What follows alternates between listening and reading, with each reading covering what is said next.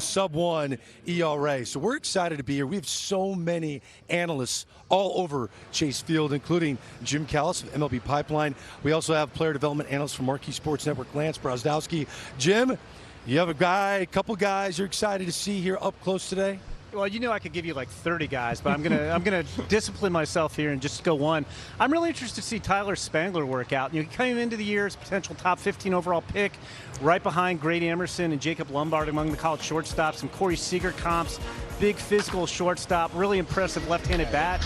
He hasn't played all year because of back problems, but he's going to take BP today. He's going to take Infield. We get to see how he moves.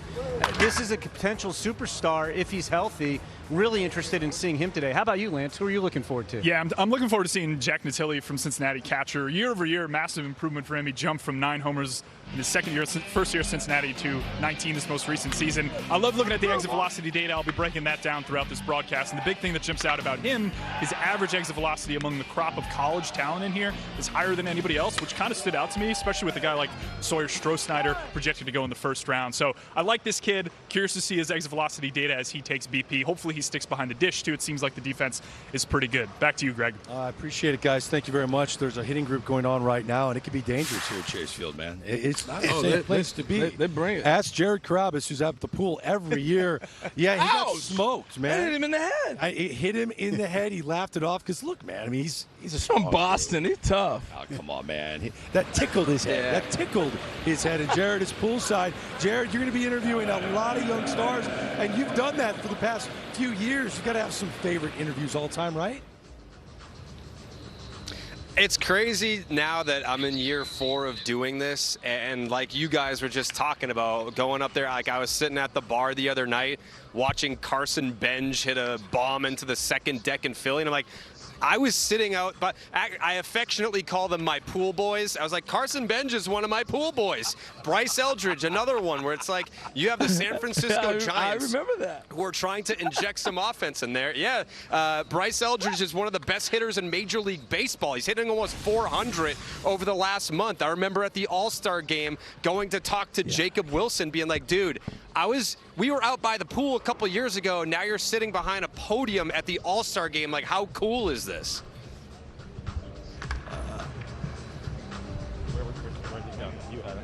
Now batting, Trey. So good. Thank you so much, Jared. We'll be checking with you throughout the afternoon. We're just getting started. Hitting Group 1 in the cage right now.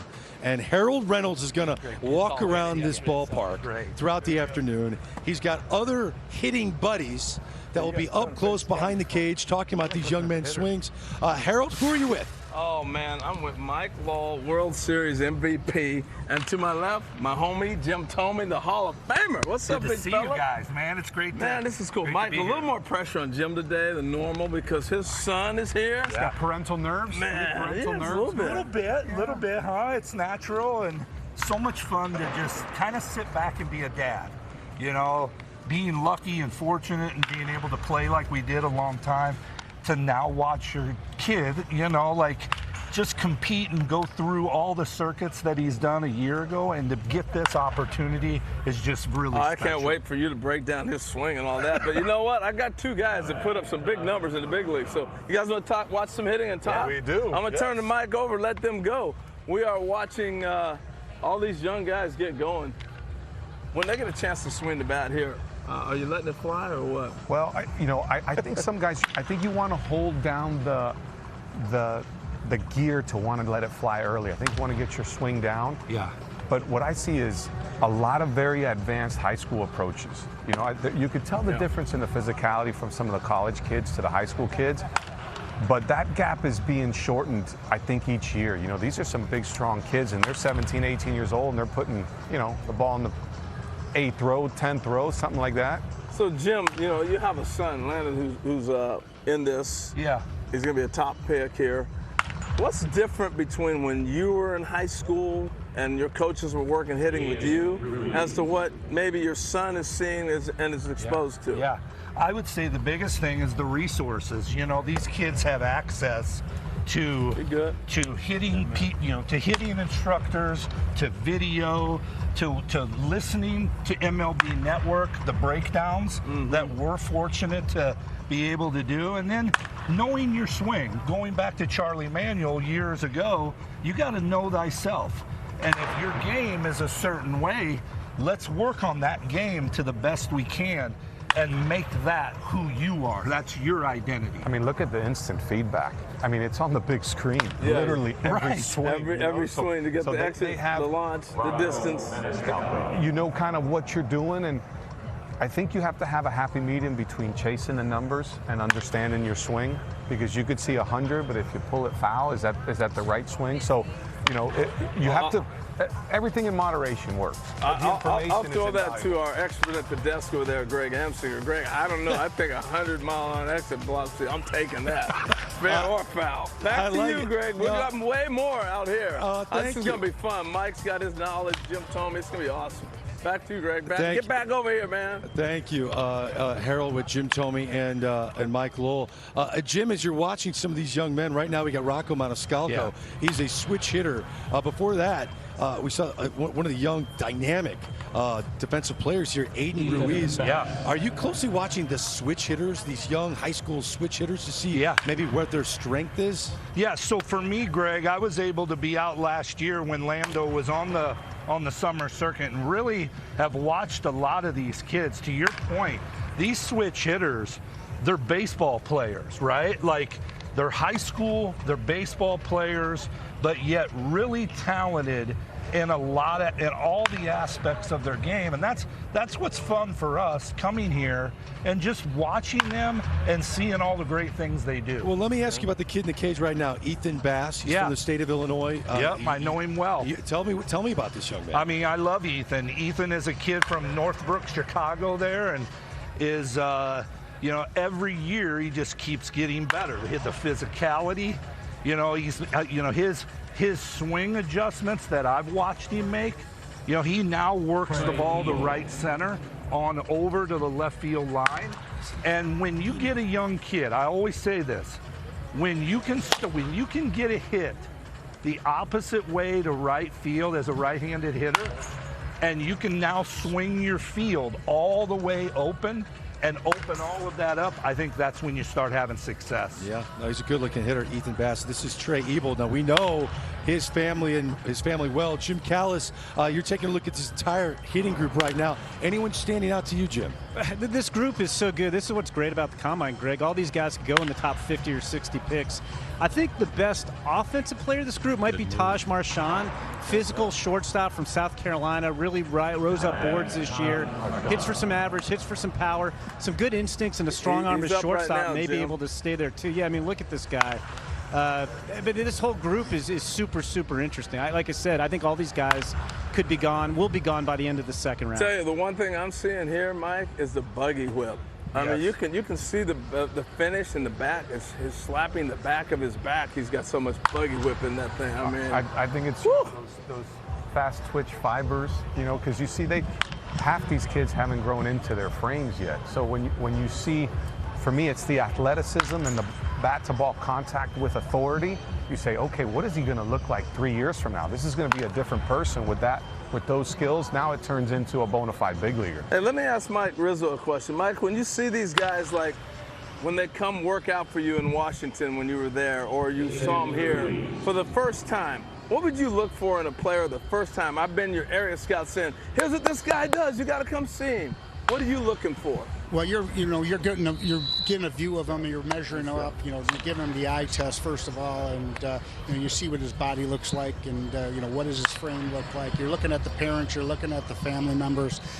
You're doing your pre-workout check on him, and then you're watching how he handles his body in the batter's box and in the field. You watch his footwork, you watch his stroke.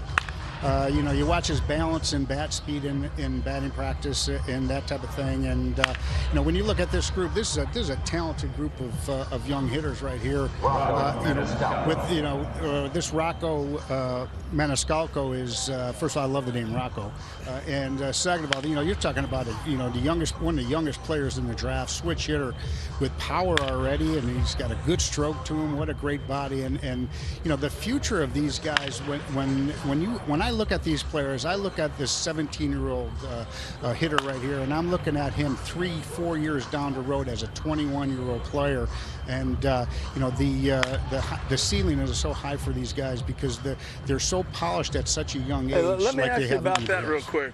Both you and Dan chime in on this question. So you just said the key to this. I'm looking at him 3 years down the road. How do you project that? Well, for me, I think you got to measure their aptitude. I think the one thing the game demands that we don't talk about enough is that they're all going to have to make some kind of adjustments as they get into the speed of pro ball.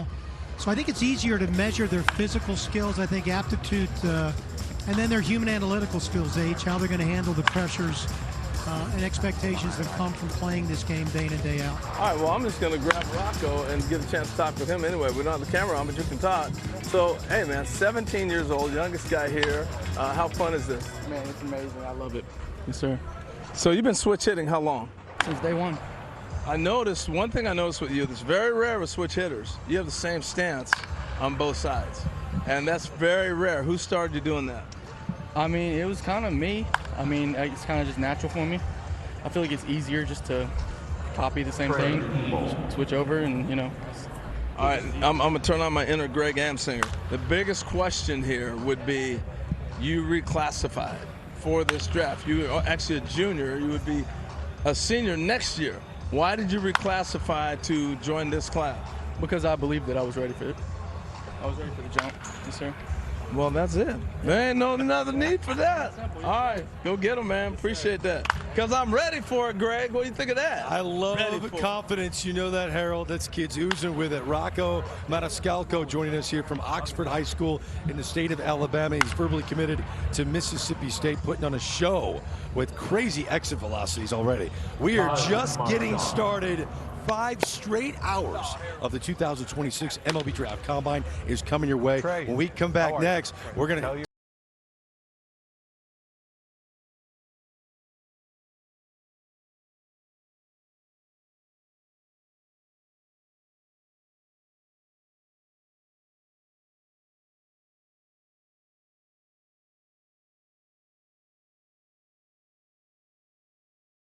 Seems like just yesterday, year one of the MLB Draft Combine, and we saw a kid named Colson Montgomery, Mr. Basketball in the state of Indiana. He proved he could play a little shortstop. He was a first-round pick, and in 145 career games, 41 home runs. Mason Miller, an obscure college, showed up, became a third-round pick by the A's in 2021. He has a 2.48 career ERA, K per 9 at 14.5. And Denzel Clark, if you remember in 2021, he had consistent distance and exit velo. He was a fourth-round pick by the A's. He's been a terrific defender over the years. As you're watching the MLB Draft Combine, a lot of data on your screen to digest.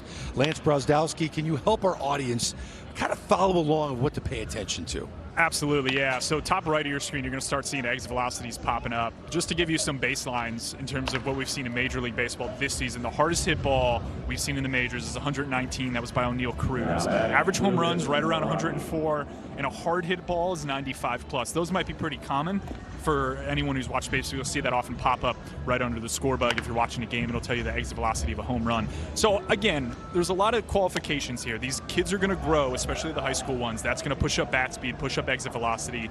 Pitch speed also matters slightly. So if you're game ready seeing 95, the ball's going to go slightly further. But it's still really important to understand the guy's ability to create raw explosiveness with his rotational power, and that's exactly what we're seeing in the exit velocity side of things. I would say you're hunting for like very good exit velocities in BP. Anything close to like the 110 area is really solid. Usually guys in Major League Baseball, or what we've seen, it's about 50% of the crop of qualified hitters have a ball 110 plus. Those guys have slugged 452, and if you don't have a ball 110, you're 393. So that's like a 60-point swing in slugging percentage. So 110 is kind of the baseline I'm looking for, but anything 105 better is good, Greg. Well done, Lance. Thank you so much for that explanation. We got hitting group 2. This is James Clark from St. John Bosco High School in California. Left-handed bat, and an interesting player. He's from the graduate of the Compton Youth Academy, Dan. And it's weird because his junior year, big numbers. This past year, not so much. Bit of a drop-off, right? Yeah, and a great summer season against elite competition. He reminds me of, the story of Bryce Terang is really interesting because he came into the year, was ranked one of the better players, didn't have a great senior year, relatively speaking, and kind of fell a little bit in the draft. And then, look what Bryce Terang is now at the big league level. So I do think that you got to be really aware of the totality of a guy's performance load, not just one snapshot of it. And because of those storylines, Mike, that's why you come to an event like this and you focus a bit more on a player like James Clark, right? Most definitely, and history is the key word when we're doing our draft models and that type of thing. We've seen these players for years, not just a snapshot of the last season or the last summer and season. Clark has been followed probably for the last 2-3 years throughout the summers and during the season. So they've got you have to have a long book of history on them. Also, the makeup aspect of it from your area scouts is also important. You get to know these guys, dig into what might have happened this year, what's the reasons for the drop-off. This is Luke Williams stepping into the cage right now. MLB.com has him 101, Baseball America number 97 draft prospect from the state of Pennsylvania. Harold's behind the cage with Mike Lowell, and we got Xavier Scruggs with you, Harold. Yes, we do. X has arrived in the building. Xavier, welcome, man. What's going on? I'm checking out these swings right now. I'm already thinking about the breakdowns that can be done right now in the studio. Harold's going to need 12 tapes. No.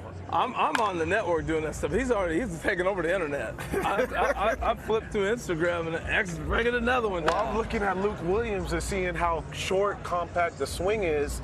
And a lot of times during batting practice, you can tell whether or not a swing is going to play in the game. Yeah. Those are the types of swings from Luke Williams that, okay, I know it's a guy I can count on, bat-to-ball skills, going to the opposite field, and using his athleticism to help him make adjustments pitch by pitch. I like it. So, Mike, last time we spoke with you, we were talking about exit velocities, and you were measuring, slowly building up to it. And I was like, no, give me 100, I don't care if it's foul. So what you thinking now that you see some hitters? Well, what I see, just like that, 101 with a good launch angle, tells me it goes over the fence. But little things. I talked to Jim Thome during Group 1. He says he likes to look at the guy's lead hip, his right hip for left-handed hitters. And I told him I'm a big stride guy.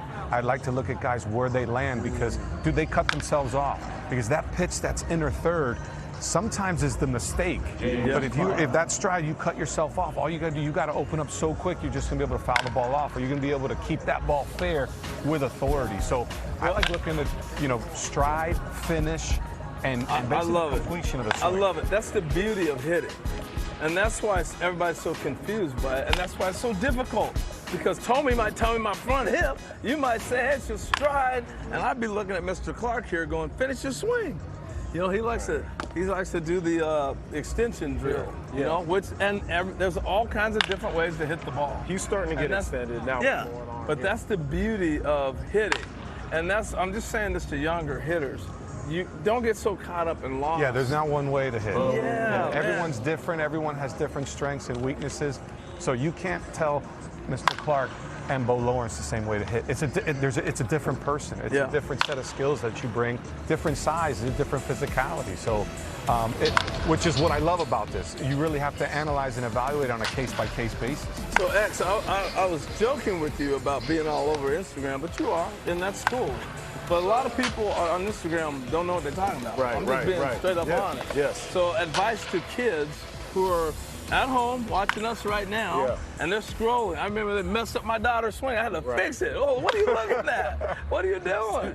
All right, so advice on using that. Well, that's the thing is social media will mess up your swing, but also mess up your mental, right? And so I think, if I'm looking at ways to get better, I want to find a lot of guys that have been there, done it, the routines of things, right? Because a lot of what they're going to learn once they get to the professional level is, how does my routine get incorporated? How do I go about making sure that step by step I can take this into the game? A lot of times we look on whatever it may be social media, we say, oh, let me duplicate that.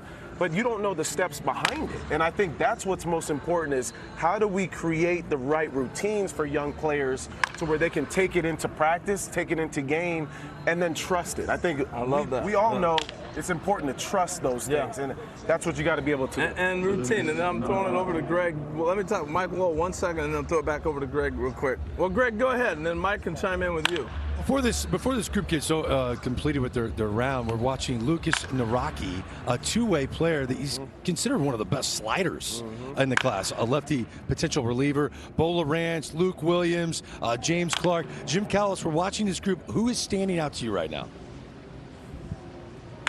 You know what's interesting to me is that Lucas Naraki, who is a very good high school hitter on the college side, I mean on the hitter side, is actually better as a pitcher. He has some of the best pitch metrics.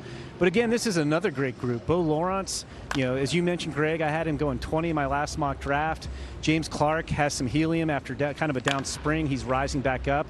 And Luke Williams is a really good athlete too. I mean, no surprise, but I mean, here at the Combine, we're seeing group after group over guys these guys are all top 50 picks if they're signable probably.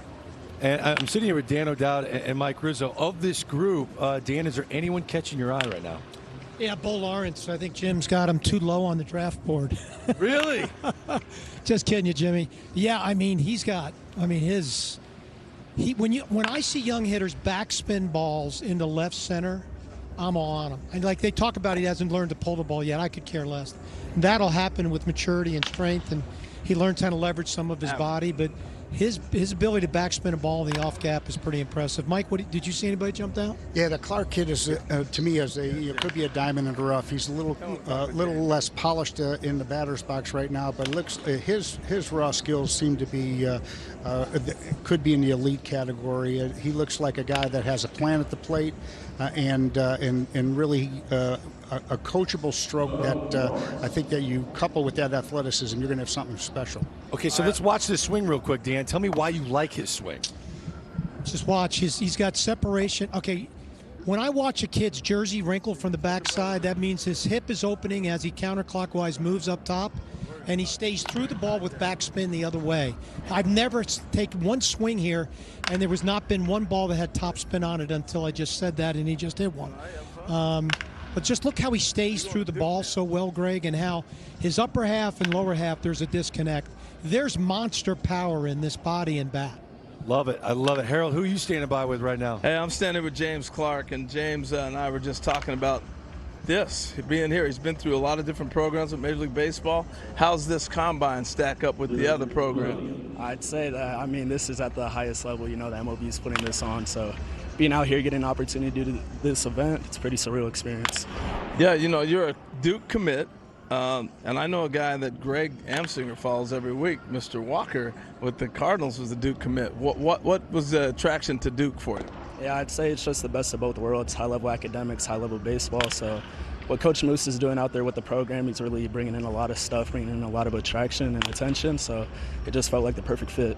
So we were talking about, you had a little bit of a struggle last year, a little bit this year. You were traveling in the beginning of the year, though, right? It took you a little bit to get going. Tell everybody a little bit of that story. Yeah, so I mean, in the summer, I was out in China and then on a vacation, so just visiting there. And then in the winter, I went to Spain with my family, so just something my parents do. They always take us on a trip out the country every Christmas break. So just getting to experience the world and just travel and see different cultures. Yeah, no, education big with his parents, taking them all over to learn culture and took them out of school to travel around. Yet he still maintained. What's your GPA? About a 4.2, 4.3. Oh, excuse me. All right, you're done from here, man. Thank you, James. Appreciate it. Back to you, Greg. That sounds like Harold Reynolds' GPA back his senior year. That's what it sounds like to me. Hey, we've already seen some incredible exit velocities. Taj Marsh put on a show already this afternoon. The youngster with crazy exit velo over 100 miles an hour. Bottom right part of your screen, you're looking at him. He's 6'2", 200 pounds. .com has him ranked as the 46th best draft prospect. Jim Callis, what else can you tell us about what you saw from Taj Marchand? Yeah, he hit a ball. I think the max exit velo was 113, and you can look at the body. There's room to add more strength. You guys were talking about it earlier. I think it's going to be 25 to 30 homer power, a lot of bat speed. It's weird. He does hit off his front foot a little bit, and if you iron that out, I think there's even more power you can get to. And the nice thing about him, too, is it's not just a bat. He's up to 92 on the mound. He has good defensive instincts. We'll see if he outgrows shortstop. I think we sometimes say that too often, and these guys sometimes stay at shortstop longer than we expect. But he's got good instincts, and I think at worst, he's a very good third baseman. He would profile there. You mentioned he's 46 on our draft list. We got another update coming, top 250 next week. He may have some upward mobility, Greg. Interesting. We were here with Mike Rizzo. Mike, when you hear Jim say he hits off his front foot a little bit, for our audience at home watching this, trying to follow along, what does that mean? Well, those are key terms to for development and improvement. We look at these strokes and we kind of see there's no perfect stroke at this point in their careers. So what we do is we try and find the intangible type of things that you can improve as he grows into his body, physicality wise and experience wise, that he could really tap into the natural power that he has. And you could see that the quick twitch in his hands and his bat. He's synced up with his lower half, and once you get him to stay back a little bit more, I think that he can launch balls even more. Tap into the power even more. There is one name that we were talking to all of our experts here at the Combine. Who did they want to see in the cage? Tyler Spangler. And coming up after the break, Spangler will jump in the cage. He's getting a lot of Corey Seager comps because of his size and that left-handed stroke. We will watch that swing. We come back live to Chase Field on MLB Network.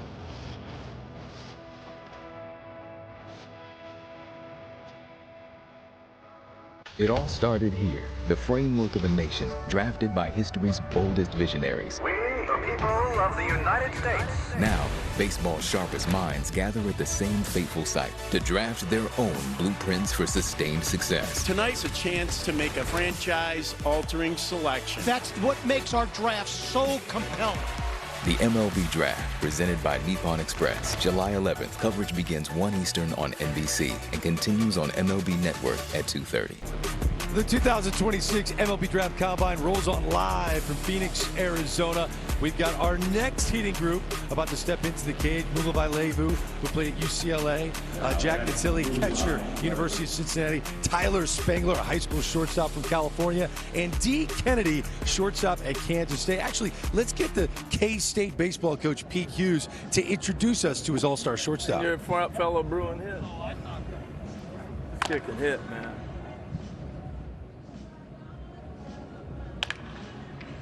Dee Kennedy had a great year for us. He's one of the most explosive players in college baseball. When you talk about Dee's skill set, you have to start with his quickness, his speed, his power. He's a little undersized, and that's all everyone wants to talk about. But for me, he's a shortstop at the next level. He can make all the plays. He's made plays on our field that I have not seen.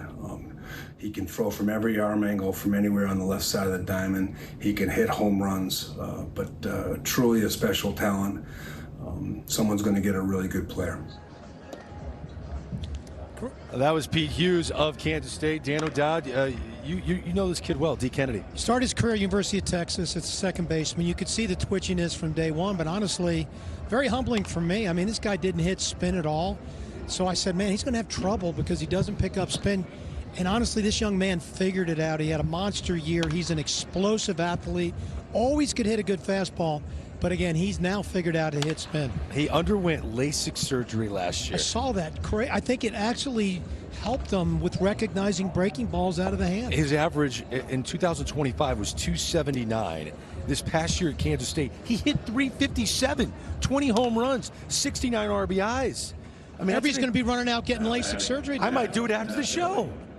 I mean, this stuff happens, Mike Rizzo. It does. A great story. It's hard to hit when you can't see it. So yeah, definitely it's something that he focused in on. No pun intended. And he looks like the real deal athletically, and he plays the middle of the field. He's got a little Junior Spivey going back in the day type of vibe to him, where he's uber athletic and he's so twitchy that he's something that the development people would love to have. Jack Natilli's in the cage right now from the University of Cincinnati. He had 339 this past year at 19 home runs. I do want to get back on the Dee Kennedy topic with Lance Brozdowski upstairs. Lance, what else do you have on Dee? Yeah, fascinating guy from the data standpoint. So there's a stat called hard hit launch angle. So essentially, hey, on the balls that you hit hard, are you lifting them properly? So the average launch angle on hard hit balls is somewhere around like 11 degrees, 12 degrees in the major leagues.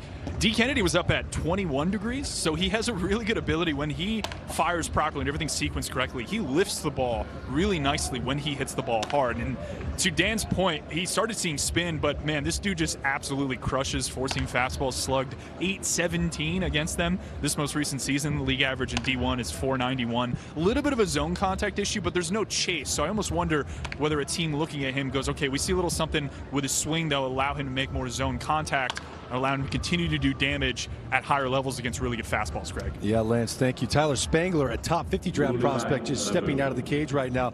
Xavier Scruggs is watching closely. He's still standing by with Mike Lowell, Hall of Famer Jim Thome. X, what did you think of Tyler Spangler? Hey, calm, polished. Tyler, you looking good over here. You taking care of business. What I love about his swing, too, is a lot of times it's easy for us to get out in front. And we try to, like during these combine type situations, we want to go get it, letting the ball travel, being calm, relaxed. And I think that's one of the things with Tyler that I really recognized early on.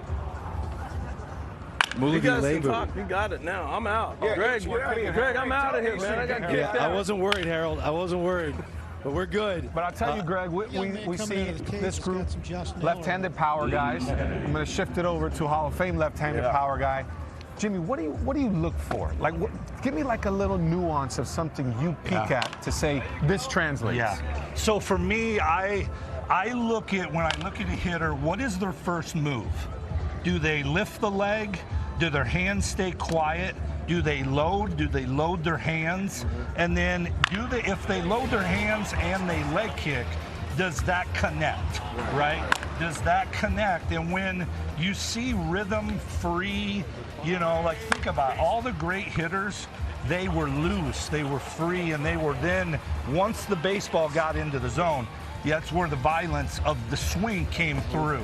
But to your point, you know, like the calmness, being calm. I remember back in the day in Cleveland, Charlie Manuel would bring us out and we would almost no stride and just work low line drives, shortstop, second base, find your hands, and then as the game speeds up, you'll be ready to go from a quiet lower half. Right. Great point. Mike, what did you do when you were in these situations to where you knew there was people watching you, evaluating you, you're not with a whole lot of guys, all eyes are on you. Mentally, how did you be able to focus and relax yourself? As an illustrious 20th round pick, when the 3 scouts were watching me play, it's all similar. It's all basic to your environment, right? For 3 scouts to watch my game, it's those nerves that you want to impress. But where do you draw the line between trying to show your skill set versus trying too hard? So what both of you guys have mentioned, I mean, everyone here wants to put on a show. Can you put on a show with what you're comfortable with, and then let that translate into, you know, whatever evaluation the spectators are doing? So I was just like, I wanted to make sure I could take advantage of the pitches that were at my strength. Once again, Jim, when we talked about the stride and everything, I was a guy who I was middle, pull side.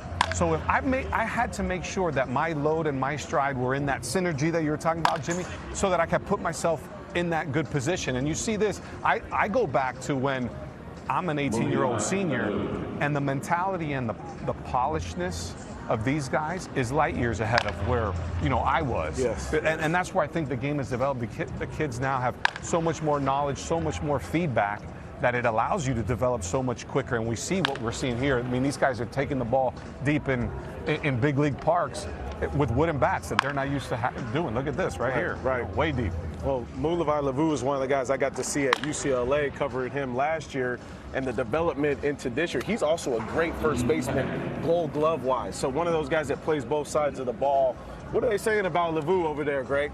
X, I think Lance Brozdowski wants to jump in. Levu, I think, is impressive right now, is he not? Yeah, no, he looks pretty good. I think it's almost the approach there that makes him a bit of a frustrating out. He swings a lot, but even though he's swinging a lot, he makes a lot of contact. So swing rate's above average. His zone whiff is below average. This gets to the point that he's very good bat on ball. The line drive rate for him as well is really another thing that jumps out. He is more of like a line drive geared hitter, I would say. His swing's interesting too. He's got those high hands, kind of bat wraps a little bit. I'd be curious on Jim Thome, Scruggs, and Lowell's kind of thoughts on whether that might be a limiter at higher levels or whether it's an advantage for him. Bat wrap? For me, I think that's fixable. You know, I'm focusing on, I want to see how, like this, I want to see how the ball jumps off your bat. And I think those nuances, when you get the 500, 600 at-bats, it kind of hones into, obviously with the right coaching, into finding the most efficient swing. I'm okay with it. I'd say, Jim, too, like when you start seeing different velocity, you know, especially at the professional level, if that bat wrap ends up becoming a question, okay, how do I calm that down a little bit? Is it bringing the hands down? Is it something that can shorten my swing? Those are the things I would think about adjustment-wise. No, there's no doubt. And speaking, we talked about first move. You know, some guys hit with a vertical bat. Some guys hit with a flat bat. Some guys go 45 degrees. To me, where the knob pulls, the first movement, inch and a half to the pull down of where you get to the baseball. Think about this. You got the outer half, middle, and in. No hitter should ever think, oh, I want to go through each location of where each pitch is. And that move, flat, vertical, or 45 degrees, when it gets to the point of direct barrel, getting the barrel there, that's when you see a really, really good hitter, I think, long term. Good stuff. Greg, yeah, it's it from one of the interesting. best, yes. I like the bat wrap concept because people can watch it right now. Levu, his teammate Rock Chalowski told us this is a big league hitter. He's going to be a star in the big leagues. Here with Dan O'Dowd, Mike Rizzo. What do you guys see? Mike, will start with you with this young man in that bat wrap. Well, he's a physical player, so that's a point in his favor. I wrote down the same thing, bat wrap, and that's something I think that he'll have to make an adjustment with in pro ball because the bat will have to travel a little bit too far for that upper velocity. But he's got a good base to hit. I like he's got a firm front side and he's got power. I think that's needs to be tapped into. But I like his stroke. His bat path is good, and he's a physical player. I'm not one that I used to get caught up on all that anymore. I don't look at that. I look at his first movement. He gets into a good slot to hit. He reminds me of Josh Naylor. I mean, I think great comp. He's so well connected with his arms to his core. I think this kid's going to hit. I think he's going to cover the entire plate. I think he's going to hit home runs. So I'm not as concerned about the bat wrap as much as what he does with his first movement to get out of it. He gets in a great slot to hit out of that. Jim Callis is standing by. This group is highly entertaining. Jim, anyone else standing out to you from this group? Yeah. The guy who I was zeroed in on, and I agree with you, it's another group where you like all the guys, but just watching how Tyler Spangler swung the bat after not playing all year with a back issue, he looked good to me. I think he took shot at Jared out there at the pool. I think he hit one into the pool area. But I thought his swing looked pretty free and easy. I don't know what you guys saw down looking at it closer, but I thought that was a positive sign.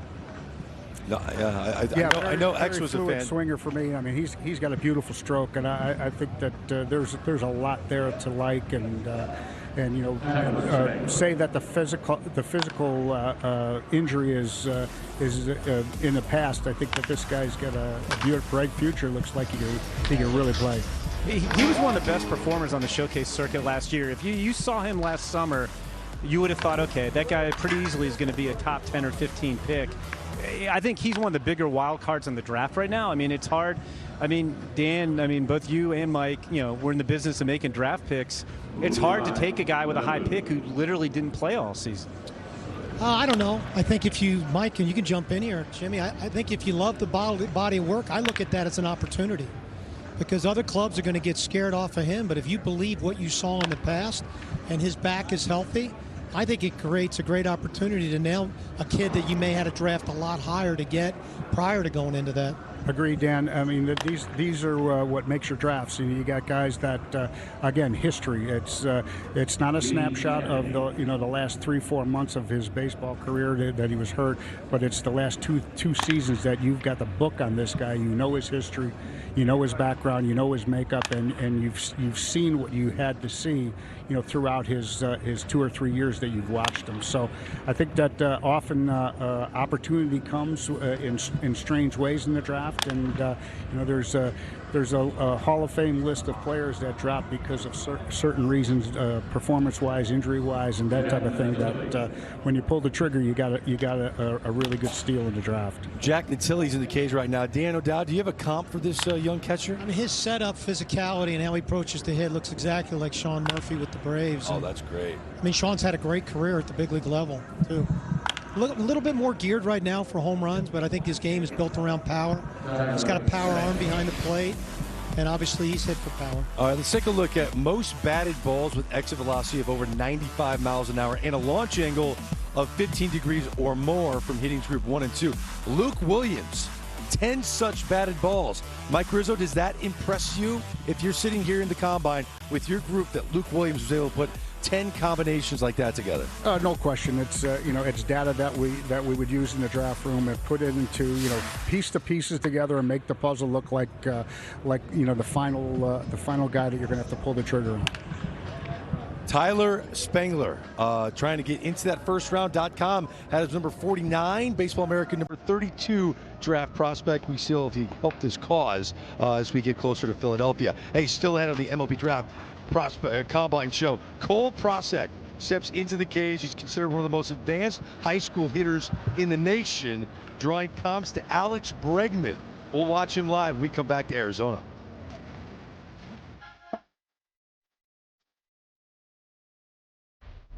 The 2026 MLB Draft Combine rolls on live from Chase Field. We got hitting group 4 in the cage right now. Cole Prosek, Archer Horn, Keon Johnson, and one of the top high school catchers in the nation, Sean Dunlap, is in the cage right now. 6'3", 205 pounds. Mike Lowell is on camera standing right behind him. That is a large catcher, Mike Lowell. What do you think? Oh, good size. When you look at this kid, I'm saying, okay, add 3 years to his timetable, what's he going to look like? I mean, that's a put-together kid at a young age. This is a good group. Physicality-wise, these are some big boys here. What do you think, H? I'm curious right now. I want to ask you guys about the development. You guys turn out to be pretty big guys, but we were all really skinny when we first started playing ball. Well, I tell people I played second base in high school and college. So I grew into my frame probably more at 21. That's why I'm so impressed when I see 18-year-olds doing what they do and the way they look, the strength, the fitness. It's a different caliber of player in today's game. What about you, Jim Thome? Because I watched you when you first broke into the big leagues, and then all of a sudden the power just happened. Yeah. For me, it was, I was a middle infielder early. When I signed, went to third base, and then about, as I got going into my career, we got Matt Williams. I shifted to first base, and it was the best. It was one of the best. See, Kenny Lofton don't realize we're on TV. How about we're live right now. This is a guy that gets so big. These are Hall of Fame guys that we need coming and going. We were talking about little guys that grew and developed, and the power in your body grew and developed. Like we're looking at 18-year-olds. What were you like as a high schooler? Punching Judy. No, I mean the size-wise. What'd you weigh? 150 pounds? I'm probably soaking wet. I was small, but I had power, I had speed, but I was a little dude. Hey, did you have bat to ball? Bat to ball skills. Always. That's what I say. I didn't so think that's too what much. I like to see here. The problem is these kids got so much going on in their head. You see the ball, you hit the ball. Just kind of keep it simple. These guys got all this stuff going on because the thing about it is the human element takes over everything else. Okay. Well, you know what? You're going to take over outfield later. We'll talk to you later on. We'll talk to Ken later in the outfield. All right, Greg, I'm sending it back to you, man. Oh, thank you. Cole Prosek in the cage right now. What a monster senior year he had. 585 average, 18 home runs at Magnolia Heights High School in the state of Mississippi. Earlier in this group, we were watching Archer Horn hit, a high schooler from the state of California, 6'2", 205, committed to Stanford. Lance, What do you got on Archer Horn? I'm sorry, Jim Callis. Who do you have on Archer Horn? Yeah, he's super interesting. He's another two-way guy. I like him more as a shortstop. I like the left-handed bat. He needs a little bit more polish, but you can see some power potential in there as well. Like with all these guys, we question, is he going to be a shortstop at the next level? We'll see. A lot of these guys stay there longer than we think. Has a good arm. He pitches. He's up to 94 off the mound. He has his feel for a changeup. He can spin a curveball, too. I guess it's not a surprise. His dad pitched at Princeton on the same staff with Chris Young, who's now running the Rangers. He's committed to Stanford. It's not the easiest sign, but I look at Archer Horn, Greg, and he's the type of guy, we keep seeing the Tigers year after year draft these left-handed hitting up-the-middle players. And I could see Archer Horn going as high as number 22 to the Tigers. Super interesting guy. I definitely do think, even though he's a two-way guy, he's more of an infielder than he is a pitcher. Yeah, right now .com has Archer Horn at number 67. He's in this group right now. Keon Johnson from First Presbyterian High School in the state of Georgia, digging in, a shortstop committed to Vanderbilt. I'm here with Dan O'Dowd, Mike Rizzo at the desk. Guys, from this group, Mike, I'll start with you. Anyone catching your eye? Well, Prosek is, looks like a real polished high school hitter. I mean, I love the way he starts his bat. He's got a great hand load and really gets in position to hit and utilizing his lower half. Ditto, man. Prosek just jumps off the chart for me out of this group. I love the swing. Cole Prosek, both of you.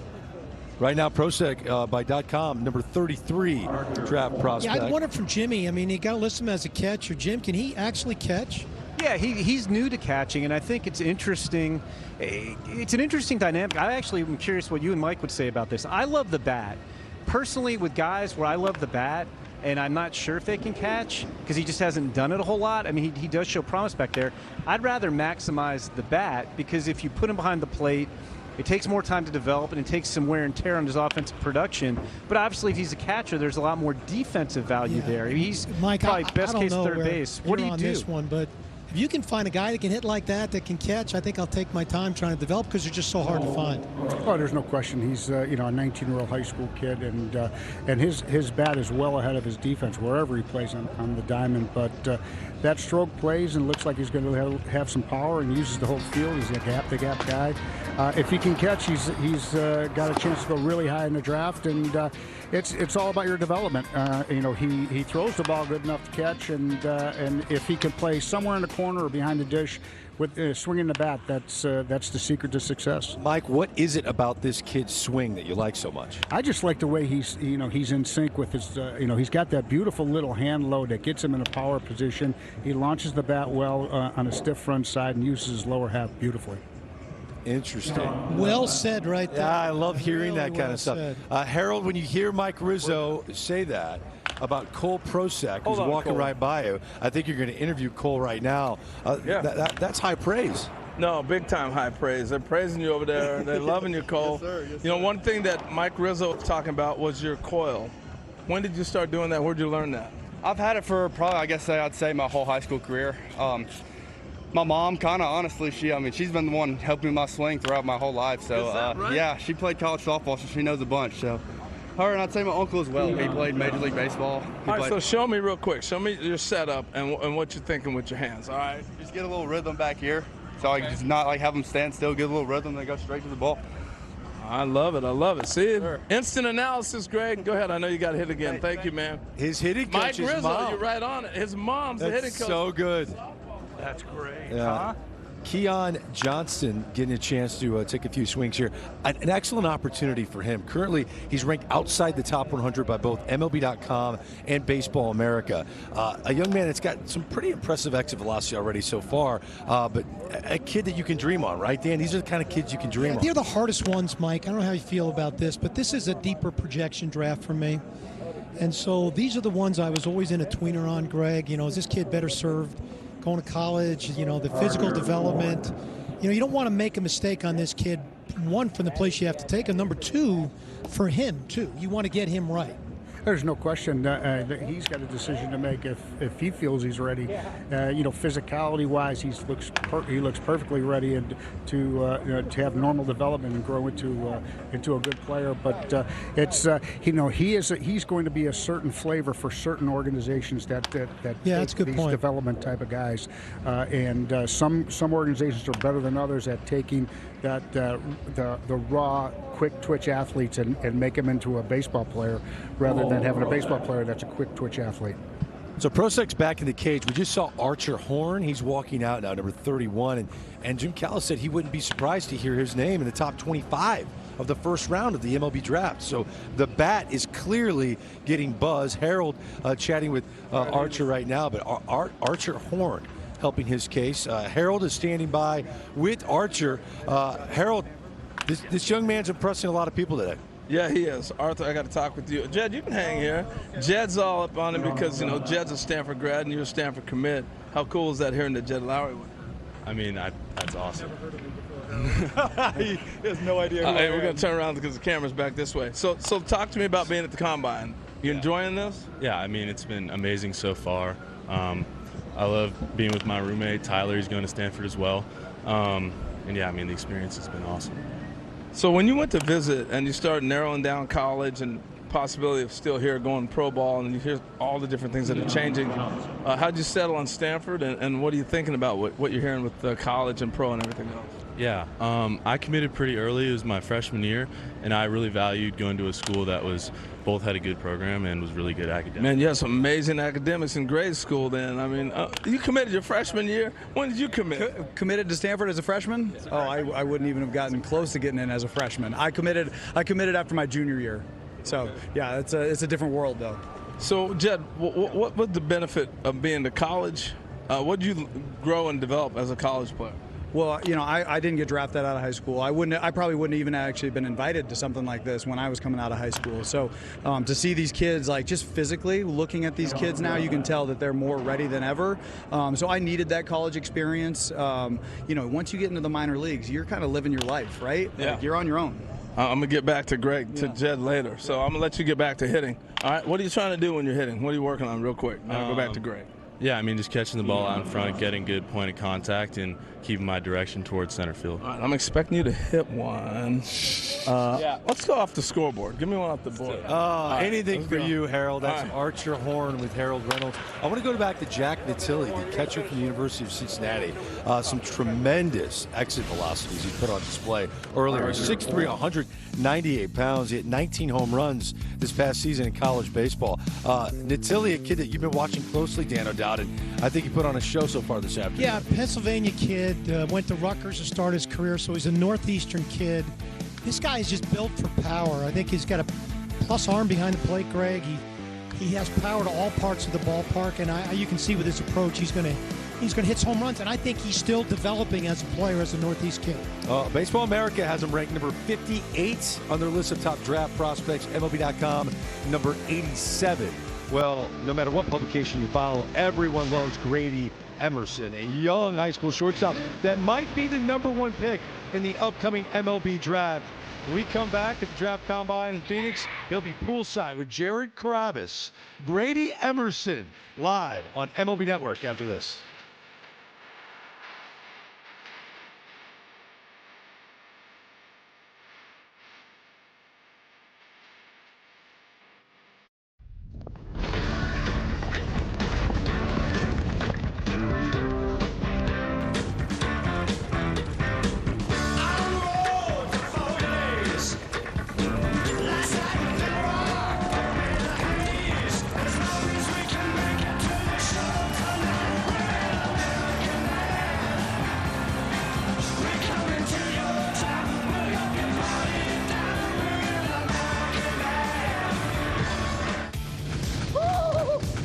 Hey, buddy, what's going on? I'm trying to run as fast as T-Mobile. Well, you better pick it up because now T-Mobile has the fastest 5G home internet. Really? Well, how's this?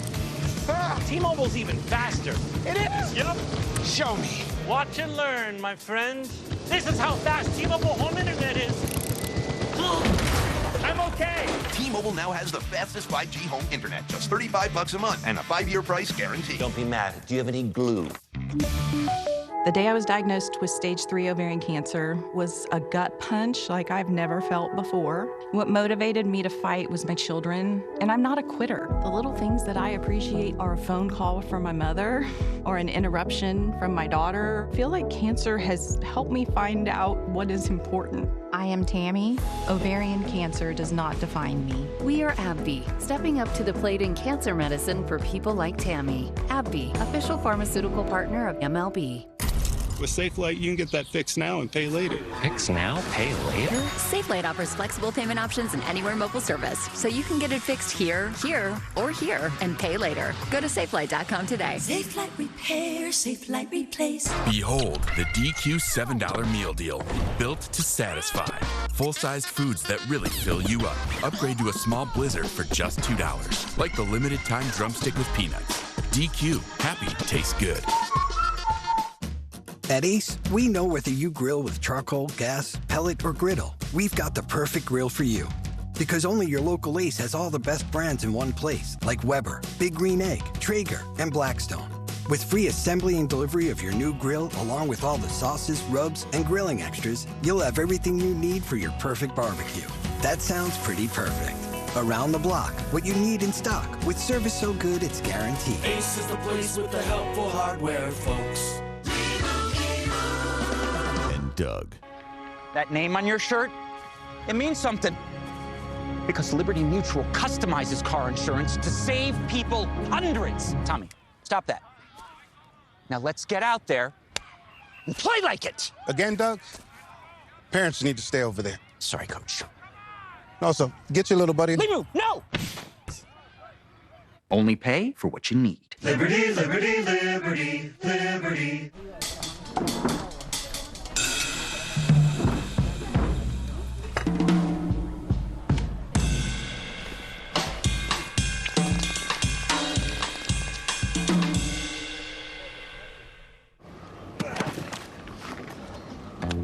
We're all unreasonable about something. For us, it's creating an uncompromisingly delicious bourbon. Handcrafted, consciously made. Maker's Mark, perfectly unreasonable.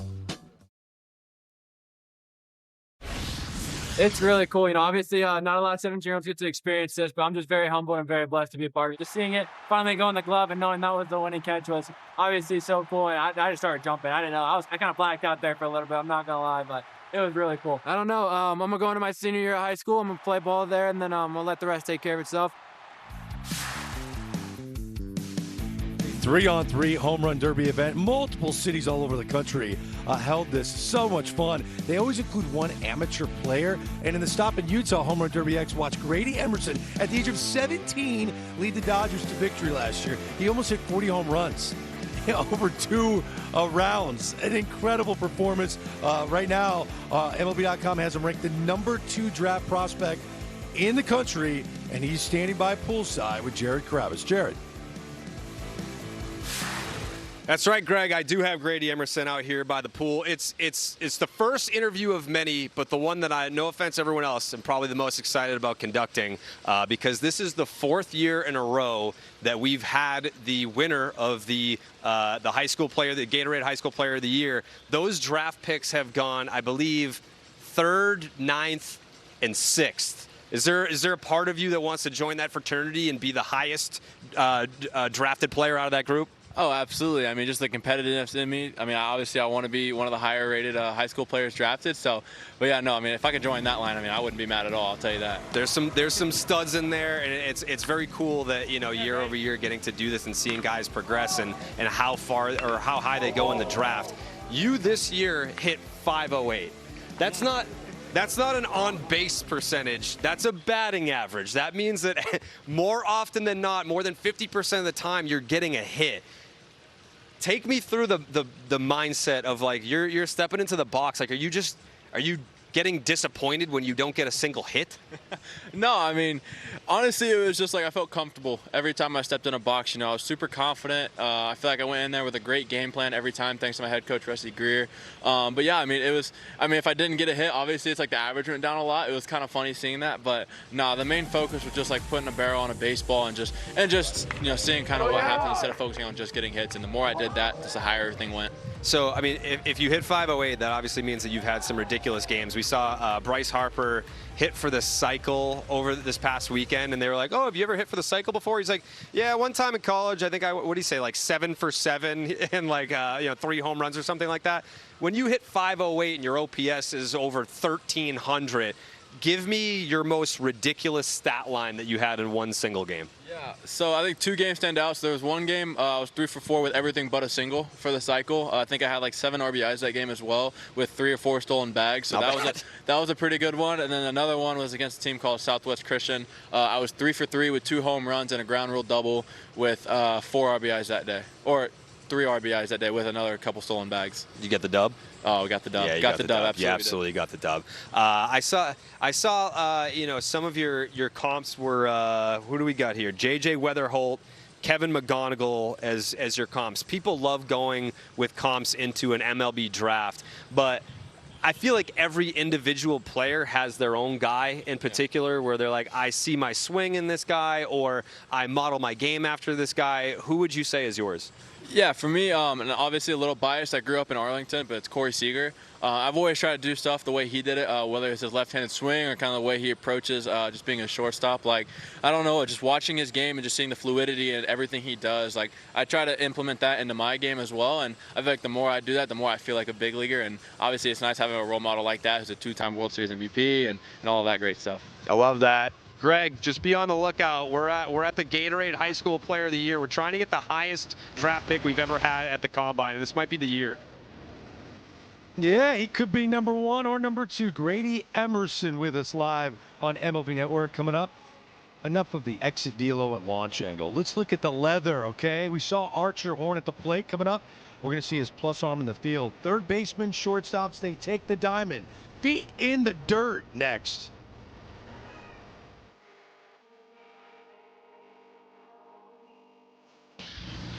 The infamous 2022 MLB Draft Combine. This tall 6'7" kid showed up from Crowder College. He had 100.7 miles an hour. Jacob Mizorowski, who took over baseball since. Nolan McLean was a position player. We didn't even watch him pitch. EZRA's barely over 3, K per 9 over 10.5 with the New York Mets. And Cam Schlittler, a 7th-round pick by the Yankees, showed up at our Combine in 2022. We've got third base and shortstop drills right now. Bo Lawrence taking ground balls at the moment. We got Mike Lowell and Harold Reynolds standing by. Serious? Harold, you're impressed with Bo Lawrence, huh? Oh, Bo can wing it, man. He can pick it, too. Mike Lowell's our third base expert, though. This is the play, huh, Mike? Yes, it is. Mike, that one hopper is now in play. That didn't used to be the play. You used to have to throw it all the way across. Well, you got to use a diamond. But that's what I like right there. Good setup, squared up the shoulders. These guys have plenty of arm strength, which is great to see. Okay, they're getting 4 right at them, 2 backhands, 1 to their left, and then a slow roller here. Yep. Get a little glimpse of everything, H. Yeah. One more, Bo. Slow roller. You're good. It should be. There you go. Atta baby. Nice job, Bo. All right. You're up, my man. Mulivai Levu. There you go. Greg, I watched this guy play at UCLA. He can swing it. I hadn't seen him play much third base, so this will be fun. This is another reason guys come to Combine. He played first base at UCLA, but clearly, you see that arm? No doubt. Well, you heard what Rock Chalowski said about him. Tell him what he said. He said this kid is going to be a big league hitter. He's a star offensive player. Just what position will he play? Just 4 corner. Jim Callis, you're upstairs. More on Mulivai Levu in terms of his defensive future. What do you think? I think with these guys, somebody mentioned earlier they thought he was a potential Gold Glover at first base. So he can play first. He's not a liability there. But you're always trying to maximize the defensive value of a player. And I could definitely see, because of his skill at first base, he moves well over there. He has some arm strength. That whoever winds up drafting him will probably run him out there at third base to see what it looks like. It doesn't hurt, especially when you break into pro ball. You want to see what guys can do, and if it doesn't work, it doesn't work. But I think he's got a chance to play third. I don't think he's played enough to where you really know, but he moves well at first base. It's all about that arm, too. And Mike Lowell, he got plenty of arm, right? Well, all these guys got plenty of arm. For me, it's arm and angle. You got to play third base in kind of a 45-degree angle where you can put yourself in the best position to be able to basically square your shoulders up after you make the play. Hey, but I'm with you. I've been impressed with Levu here. I know everyone talks about first base, but at third, plenty arm strength. Well, he's such an athlete. I mean, look at this. That's why this play right here tells you a lot. His ability to explode and throw off balance. I know he's slated as a first baseman, guys, but I'm impressed with that. I want to ask my GMs about that, though. Mike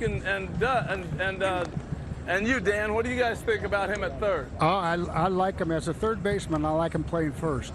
You know, he's a guy I want to see in the batter's box, be comfortable at his position. He looks like a plus defensive first baseman. Like you said, he really can throw. I like a good defensive first baseman in my infield, and a guy that'll make it more comfortable for him to hit, which is his big tool. And I'd keep him at first base. Mike, I got a question for you. When you say that, his ability to be able to at least maybe hold the fort down at third, does it add value, or if you're just stuck at first, you kind of just take that away? Of course, it. You know, we always think of guys that go to first base as the last bastion of defense. You know what I mean? To me, the first base position has really developed into a defensive position for me. I can't tell you how many shortstop have come to me when we got Adam LaRoche over at first base, and he made Ian Desmond a way better shortstop. You guys go. Take plenty of time to get your arms loose again. Okay. All right. Cole Prosek, who's nice, Cole. Hi, baby. Defensive numbers say he can play third base, shortstop, and catcher. Offensively, he's already impressed. I want to go upstairs to Lance Brzdowski. In terms of arm strength, what are we looking at here? Yeah, so you're seeing top right of your screen, arm strength. The baselines here are to think about it kind of around the diamond. So average throw speed in Major League Baseball for a third baseman is around 85 miles per hour. As you go to short, it jumps to 86. And then as we eventually get to the outfielders, it'll be more 89, 91 for center fielders, and right fielders. There's a lot of elements here that I think are relevant. Internal timing is a big one. There are a number of guys in Major League Baseball who have below average arm strength, but have been historically very good defenders. The name that always comes to mind for me is Dansby Swanson. His internal clock is unbelievable, despite the fact he's always bottom quartile in terms of throw strength. So in the mid 80s, and then as we get to the outfield, we get to the low 90s are kind of the baselines to look at. Sasaki taking ground balls at third base right now. Earlier, before we actually went on the air, he was in the cage. He was hitting moonshots from the left side. Played his college baseball at Stanford, number 91. Renaro Sasaki. Harold, I hear you talking back there. Yeah, I can't. Oh, here, they finally turned my mic back on. All right, I can't believe they would ever turn that off. Hey, I want to just jump in with Sasaki real quick, because he's not going to make a whole lot of throws here, but he's playing, obviously, showing you third base here at the Combine, and you talked about the power. But the uniqueness is he came from Japan to go to Stanford to get into this opportunity to be drafted over here. Unique talent. And most Japanese players are going to play in the pro league over there and then come over. He felt like this was the best path to get to the big leagues for him, which is very, very, very unique. And that's why a lot of eyes are on him today. Mike, go ahead. Not only unique, but the interesting opportunity that he was able to get into Stanford. You know, this is a heck of an education to pony up with some baseball skill set. So, you know, I think he's the guy who's trying to show his versatility as well. When you look at him, I don't think the prototypical third baseman. You look at his arm, but if you're in a pinch, can you put him there? Yeah, he could be resourceful, and you take it from there. But this guy, his bat's going to play. His bat's going to determine, you know, his scope and his ceiling of excellence, let's say. All right, Greg, we got a little break in the action. We're going over to short. You go ahead. Okay, yeah, Renaro Sasaki, he set the Japanese high school record with 140 career home runs. Now, Dan, no doubt you might not look at him and go, okay, third baseman. That might not be what you're thinking. He's 6'1", 270. But did you see athleticism in that round of ground balls? Average. Average, okay. Yeah, to me, he's the type of player. I wouldn't worry so much about building versatility, about getting him settled in a position and letting him become proficient in playing that position. Because I don't think a big league manager is probably going to run that over there at any point in time. And I agree with Mike, the bat's the one that's got to play. Okay. Hey, Greg, I wanted you to check out Rocco, because we've been talking about him. He's the youngest guy in the draft, and we watched him hit, switch hitter. But remember the confidence, Greg. He said, I felt like I'm ready. Are you watching him take ground balls? I am. Rocco Maniscalco from Oxford High School in Alabama. He reclassified to be a part of this draft. He a little over 17 years old on draft day. Dan O'Dowd, you see that arm? Yeah, that's pretty smooth. Look at how his feet and hands work together. And then look at how quick the transfer is. Oh, right my there. gosh, Oh, H. my Oh. Don't get too excited right there, H. Don't get too excited. Goodness. Well, he's touched 97 miles an hour. Oh, no, you didn't. Excuse me, Rock. Excuse me. Wow. You're trying to raise the bar already? You're the first guy out here. Harold, I think you're becoming the first ever Draft Combine hype man. I think he's got he's like a little fan girl out there right now. Uh-oh, he letting that one go. Sorry. Woo-wee! 95. I'm telling you. Here, I got to ask the other guys that are watching him real quick. What do y'all think of Rock so far? He's looking good. Good actions. Slinging it. He's slinging it? Yeah, he's throwing it well. Yeah, that's pretty good stuff. All right, Mr. Clark is up. Greg, I really like this intermixing back between you guys. Mike Lowell, and then he can talk with you, Greg. Go ahead and tee up Mr. Clark, Greg, and then you and Mike Lowell. You got it. James Clark, 6'1", 195. Mike Rizzo, you liked him in the cage. You think he's got a super high upside. When you're watching him take ground balls, what is it you're looking for? Yeah, he looks good. Quick twitch muscles. He's got a good first step. His feet look like a little crude, but I got a chance to really be athletic at shortstop and stay in the middle of the field. I didn't know he had that. He looks like the prototype of guy that will be a guy that player development's going to just adore when he gets into the system. Well, I tell you what, talking about player development, I got Jack Wilson out here standing here watching these guys. Matter of fact, yesterday, congratulations go out. Jack got inducted into the Pirates Hall of Fame, guys. Pretty impressive. Congrats, Jack. Thank you very much. All right, so you watched 2 high schoolers now. Yeah. I mean, the feet are amazing. I mean, just the ball flight, the thing just doesn't come down. I'm like, and I had Clark USA, so definitely, I mean, you see him as juniors going into senior year, then you see him a year later, and they're so much more physical. So it's fun to catch up with these guys again. But he looks. Where was Jacob at this time? Not here. He was just a little guy trying to go to Grand Canyon and get a spot. So. But yeah, this is always a fun event watching this, the future of baseball. How about Rocco real quick while we're wrapping up here with Clark? Oh my gosh, what a stud. What a stud. I mean, 17 years old, looking like that. Yeah, dude, that ball flight was special. Like, that's the funny thing you see. You see hands, you see feet, and you see freaking that ball just take out of his hands. It's pretty nice. I'm telling you, Mike, it's time for me to speak a little Spanish. Mucho sube. That ball is carrying. Sube? I don't know if we're going there.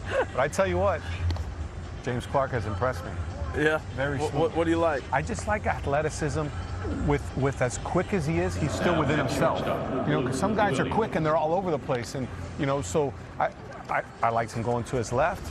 I liked him, being able to pick that ball backhand. His arm strength was more impressive than I thought. He kind of throws a little bit from his ear, but he's got really good carry. So, I take it from there. I was curious about watching Luke Williams because he swung the bat, yes, man. He was swinging that thing. He was the guy who did himself the biggest favors in the cage. There you go. That's the arm slot you want right there, Luke. You're cutting on top a little bit too much. That was beautiful. That's where you get that carry. So you're trying to gun it. I see that smile. I see it. You're going to have plenty of arm. Just get it there and get rid of it right there. There it is. There you go. Beautiful. Now you can gun it from that hole. Same ball. Let's see if you can set up and gun that thing.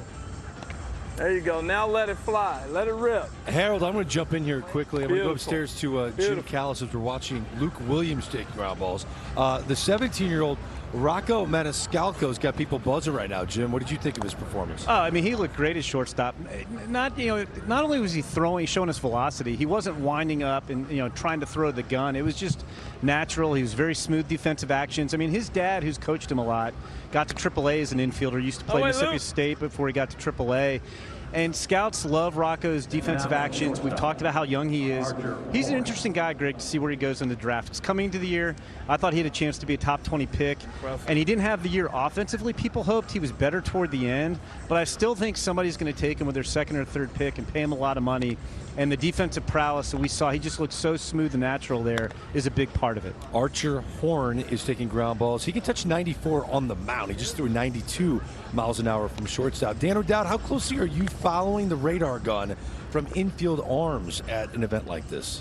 Really not at all, to be quite honest with you. I'm looking more at their actions, their body movements. I think, the game of baseball is all about how you put your bodies in position to execute a skill.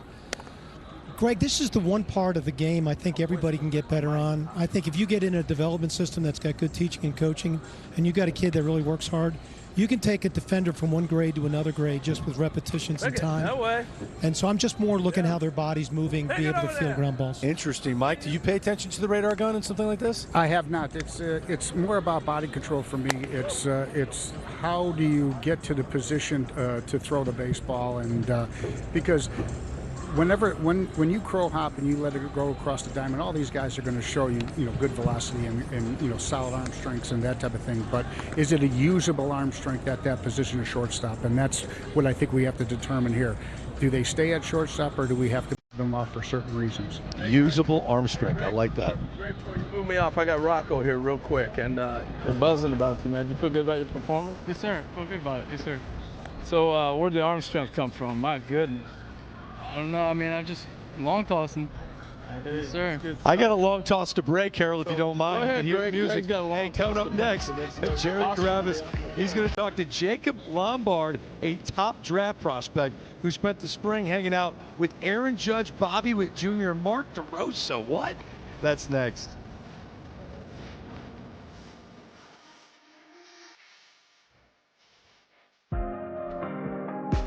The Golden Spikes Award is presented to the best amateur baseball player every season. What a start for Adley Rutschman. 3 homers for Jason Varitek.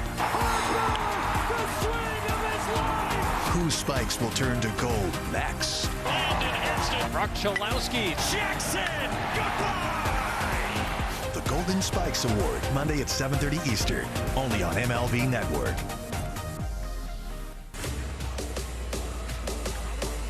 The 2026 MLB Draft Combine rolls on. We got infield group number 2 coming your way. Ethan Bass, Trey Ebel, Aiden Ruiz.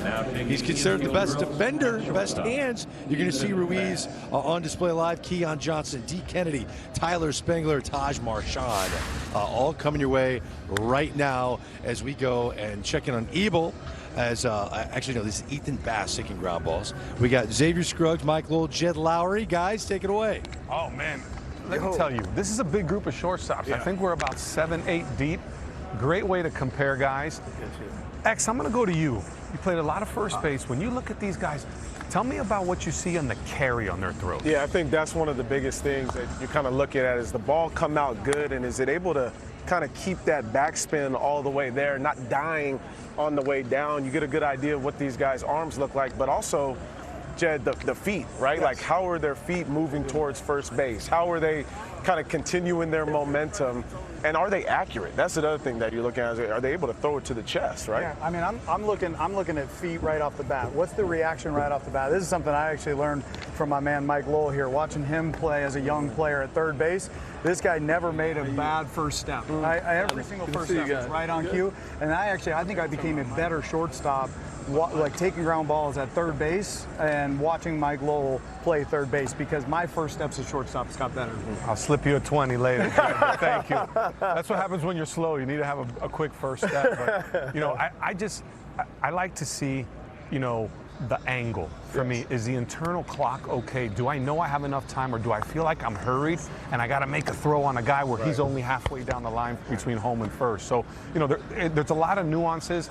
I think there's a reason why shortstop's such a premium position, and if these guys can show that physically they can stay at shortstop, I think it just adds value to their, you know, their development and obviously their draft stock. Well, and Mike and Dan were talking about earlier, that internal clock, knowing how to play this position, because you just have no room for error here, right?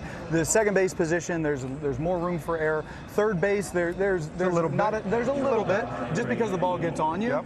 But shortstop, there's no room for error. Obviously, Trey, Corona, his brother, drafted, you know, early last year.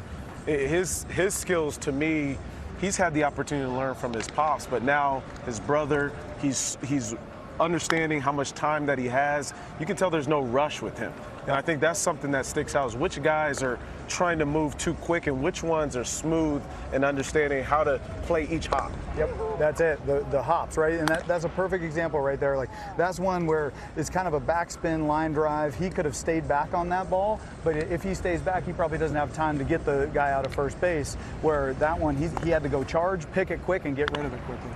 I'll tell you, I had many good conversations with his dad when pitching changes would happen. He was a third base coach over at Anaheim. Just a great baseball guy. Yes, he is. You can tell the boys are well honed in the fundamentals, and what I like is it's the throw. It's not hurried. He's in the hole, and this doesn't seem like it's a play that's a high stress play, which it really is, but he's making it look like it's not. And that last backhanded play where it's a little harder to hit, but just right there you can tell the timing of that right foot hit with the fielding at the same time puts him in a position to make a quick transfer and have a one-step throw. So I look at that backhand right there as really good timing of the footwork and getting rid of the ball. Great internal clock, Greg. That's what we got over here for now. This is 2 of probably, I think, 7 or 8 guys. Good shortstop group. Yeah, here. Trey Ebel, just 17 years old. Obviously, you guys are referring to his father, the third base coach of the Dodgers, Dino Ebel. His older brother Brady was the 32nd overall pick by the Brewers last year, the same high school. All right, so I want to go to Jim Callis next because Aiden Ruiz, switch hitter, we saw him in the cage earlier this afternoon. Is he the top defensive shortstop in this draft class? Yeah, he is, Greg. I think that's pretty much a consensus opinion when you talk to scouts. He can do it all. I mean, the thing I like best when I watch guys play and when I'm watching him in games is, yes, he can make the spectacular play, but he also makes difficult plays look easy. He's got good actions. He has range to both sides. His hands are quick. They're reliable. He has a strong arm. We've been talking about footwork. His feet are, I like the way the feet move. I think he is the best defensive shortstop. And just to give you an example of how good he is defensively, Greg, you know, we had Grady Emerson was talking to Jared earlier. They interviewed him. He's number 2 on our prospect list. I think he might be the best player in the whole draft. I love Grady Emerson as a prospect. When they were on Team USA, Grady Emerson moved to third base and Aiden Ruiz played shortstop. And Grady Emerson is a very good shortstop. And it was like an easy no-brainer decision that Aiden Ruiz was going to be the shortstop on that club. That is telling. He's number 36 according to MLB.com, number 33 according to Baseball America. I'm with Mike Rizzo, Dan O'Dowd. Mike, I'll start with you. Does he look like the best defensive shortstop in the draft class to you? He's got all the athletic abilities to play shortstop, quick first step. He's got balance to both glove side and arm side, and he throws the ball from a great angle, and he really looks like he's he's a guy that has really kind of mastered the positioning of shortstop. It's a real fresh look as a shortstop, and that athleticism right there and the balance is outstanding. I love disagreeing with Jim every time I get an opportunity to do that. So I don't know, Greg, just based upon this look, Rocco for me would be ahead of that. I mean, Rocco's had better arm strength. He had his clean glove to hand transfer. I thought he made his body worked a little bit better. So I mean, this kid is really talented, but I think I'd have Rocco ahead of him. Here's Keon Johnson, 6'2", 195 pounds. He's committed to Vanderbilt, ranked outside the top 100 right now. Interesting, Mike Lowell, Jed Lowry, Xavier Scruggs. Where do you stand on what we just saw from Aiden Ruiz? Were you guys impressed? I really like the hands. I like the footwork. I think in the arm strength category, I think some guys outshone him, but I think he's probably the type of guy that when you see him play 10, 12 games, he really starts to shine.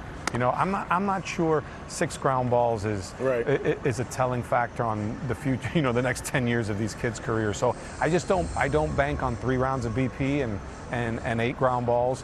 I need to see the larger scope, and as you guys mentioned, if he's the starting shortstop on Team USA with the talent they had, there's something special there. So I don't put all the stock in the world on just this showcase here. I think if anything, it can't hurt guys. I think it can definitely help them. Well, so much of it is instincts too at the position, right? And think about what they do in the game. It's hard to tell everything right here, but the instincts are so important in the game. A guy like Keon Johnson, Gatorade Player of the Year for Georgia, he's one of those guys to me that game-wise, that's where he takes off, right? The athleticism is there, and I think for you, Jed, is that something that you kind of keeping an eye on? Is just that athleticism we see at shortstop. All these guys have it. No, there's no doubt. We haven't seen a single kid that isn't athletic enough to play shortstop every day here, and I follow Mike's logic on that. The transfer on Aiden is there. I think this is a different set of circumstances. There's not a runner running down the line. You can tell that Aiden has that internal clock. He's got the smooth transfer, and I think he's probably just trying a little too hard. Sure. I'll tell you what, Keon Johnson, physicality-wise, that's the body that stays at shortstop for me. Does it translate hitting? Well, who knows? But you look at that and you're like, oh, wow. And here, Dee Kennedy, maybe not. Physically, you maybe projects a little more a second. That was really good for me. That was plus arm strength. Without a lot of effort. So, good things come in different sizes. There's not just that prototypical, you got to be 6'2", 215 and move a certain way. So that's what I like about this. You see different body types, different physicalities, and a lot of, let's call it, different abilities to play the same position. Mike, I'm going to jump in quickly. This young man had a very unique evolution defensively at Kansas State. At Texas, he was at second base. Then his sophomore year was at third base. And now this year, played shortstop. So I think you rarely see that, correct? Greg, I think that gives you an idea as to not only athleticism, but also the ability to learn quickly on the fly, right? Somebody that's adjustable to play different positions. And if you're somebody looking at bringing a player into your organization, is he able to be adjustable? Can he go to different spots if I need him to? I think that's something that stands out. Yeah, see, I look at this, and that actually doesn't surprise me, Greg, that you say that, because that's the ball right there. We were talking about angles earlier in this backhand. I'd love to see Dee go get that backhand a little bit at a quicker angle. He kind of weighted back a little bit. That's going to put a little bit more stress on the arm over the course of a season, over the course of a career. I'd like to see that reaction go a little bit more, but the athleticism is there. I think that's just a matter of reps. But Greg, to your point, usually you don't go from second to third to short. Yes, exactly. It's short maybe to third, and then guess what? Hey, go to second. You don't have enough arms. So it's probably to the physicality of him maturing as a guy, getting stronger, more arm strength, and then being adaptable, like you said, X, to be able to learn new positions. It can only increase your value. No doubt about it. I'm going to go upstairs to Jim Callis, guys, because there's a lot of eyes right now on Tyler Spangler. Jim Callis, tell us why. Yeah, this is a guy I mentioned, came out of the high school showcase circuit last summer. Right behind, in my mind, Grady Emerson and Jacob Lombard, who are probably going to go in the top 5 picks among high school shortstops. And he hasn't played all season with the back injury. So I think he's probably the position player teams were most interested in seeing work out today, just to see how free and easy he moves. He doesn't look stiff to me at all here. He looks like he's moving okay. I don't think he's necessarily cutting it, totally loose on the throws. But yeah, there's a lot of eyes on him. Dan and Mike talked about, this is an opportunity. Teams that didn't think they were going to have a chance to draft him now may get a guy who belonged in the upper half of the first round before the back issues, and may get a great value later in the draft. Mike Rizzo, do you think we're looking at a first-round pick in Tyler Spangler right now? Well, you got to see, you do your homework on the medical, and if the medical passes with flying colors, I don't see any reason that this guy, can't be some type of offensive, elite offensive player in the big leagues. Position-wise, I don't know where he plays. He reminds a little bit of Sean Green body-wise. Kyle Tucker, comes to mind. I love the left-handed stroke, and if he stays in the middle of the field, it's something special. 6'3", 195 pounds. Dan O'Dowd, do you think you're looking at a big league shortstop? Yes. Yeah, I think his movement patterns are great. I think he's got so much left, Greg, from a ceiling standpoint. I think there's a solid floor on this kid, but I think there's a huge ceiling. Sounds like he's helping himself this afternoon. I think he is. I really do. Just because of the injury history of it. He moved very well there. Xavier, who are you standing by with right now? I got Trey over here. We got Trey Ebel. I just wanted to jump in and kind of ask you, how's the day been going? And then from the shortstop position, how has your game continued to evolve? Because it's something that I've seen that looks real good right now. Yeah, what an honor to be here, man. All these great people, great teammates. So it's cool to see everybody here. And then that shortstop, man, just putting a lot of work, and got with a new trainer, been moving left and right quicker. Worked with Bryce Strang over the offseason, so that helped me tremendously on the shortstop side, and just keep going, see how much better I can get. Yeah, I'll ask you specifically about Bryce Terang. Just what did you learn? What did you take away? Obviously, his game defensively is immaculate. What are things that you took away from him? Yeah, I think just like having a good pre-pitch setup, and then just reading swings off the bat, understanding who the hitter is, how they run. That all comes into it, and then just, moving my feet, work through the ball, hit the guy in the chest. Very simple with us, so it's good. Love that. Last one for you. Seeing your brother get drafted, 32nd overall, Brewers. Is there motivation there? Like, what did you learn from him in his draft process? Oh, yeah. When on draft day, when he got selected, it flipped a switch in my head, and it made me want to work 10 times harder so I can be in the same position. So, honestly, just staying on the same routine, staying consistent, and then, whatever happens, it's all going to work out. That's awesome, man. Greg, back to you over there. Thank you very much. We're watching 17-year-old Taj Marsh, number 53, take ground balls while we watch him work. One of the top high school shortstops in the country, projected to be a top 5 pick, is Jacob Lombard. 6'3", 195 pounds, a premium athlete. So many scouts love all aspects of his game. He's poolside right now with Jared Carabas. Jared, take it away.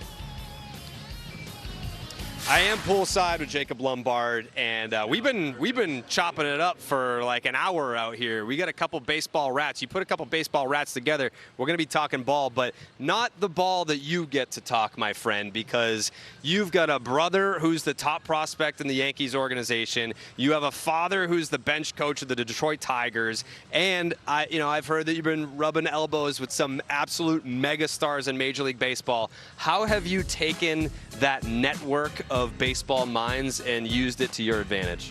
Oh, it's been awesome. I'm super blessed. I mean, some of the resources that I've been able to have throughout the career have been, nothing short of amazing. Like being able to spend some time, like you said, in Team USA with Judgy, with Bobby Witt, with Bregman, Harper. Like, it was some of the coolest experiences I've ever had. And watching Harper prepare for some of the pitchers he's going to face and speak so confidently about his swing and about his game before he steps in the box hours before the game, right? That preparation factor and seeing how all those guys prepare, it's incredible.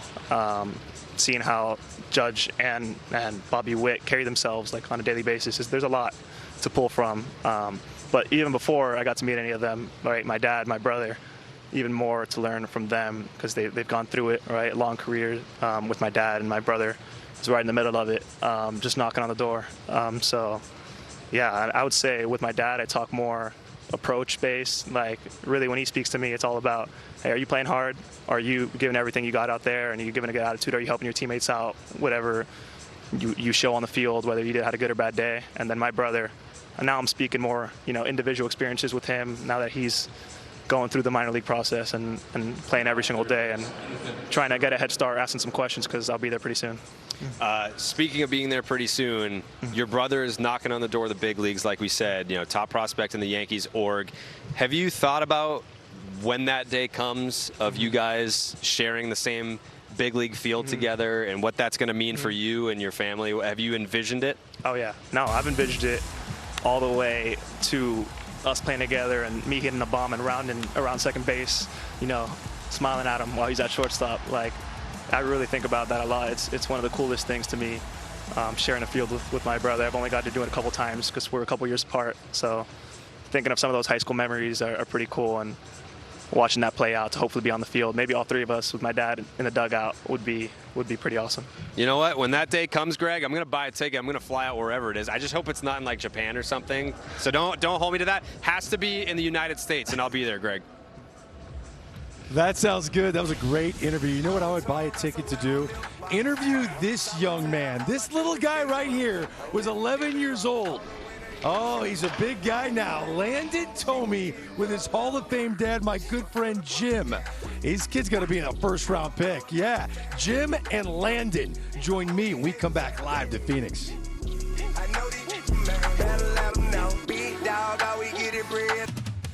Bloodlines are always connected to every MLB draft as we come back live to the 2026 MLB Draft Combine. Exclusive coverage here on MLB Network.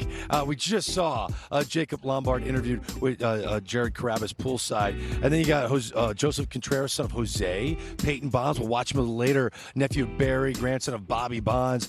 And this is a thrill for me.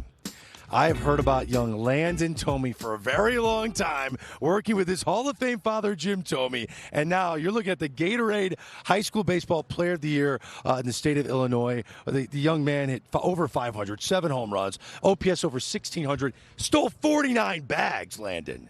Jim, 49 bases? He got the speed from his mother, no doubt about it. Landon, good to see you, man. Thanks for having me on. This is a moment for you, man, to sit here next to your father and now have your draft moment. You're here at the Combine. What are you trying to accomplish here in Arizona? Just trying to get to know as many people as I can, get tips from all the greatest players in the world, and just having fun. Blessed to be out here. Well, it's kind of a surreal moment for me, Greg, as I got to see Jimmy. I mean, it may speak to my age, but I got to see Jimmy at the same age Landon was at in the Indians development system. So, I mean, I am so happy for you guys. I mean, I really am. You're tearing up. I'm tearing up a little bit. It's just incredible. So, Elaine, I got questions for you, but I really got to ask your dad. So, like, from a dad to a dad, like, what has this experience been like? What are the emotions that a father feels for his son that's so different than what you felt for yourself as a player?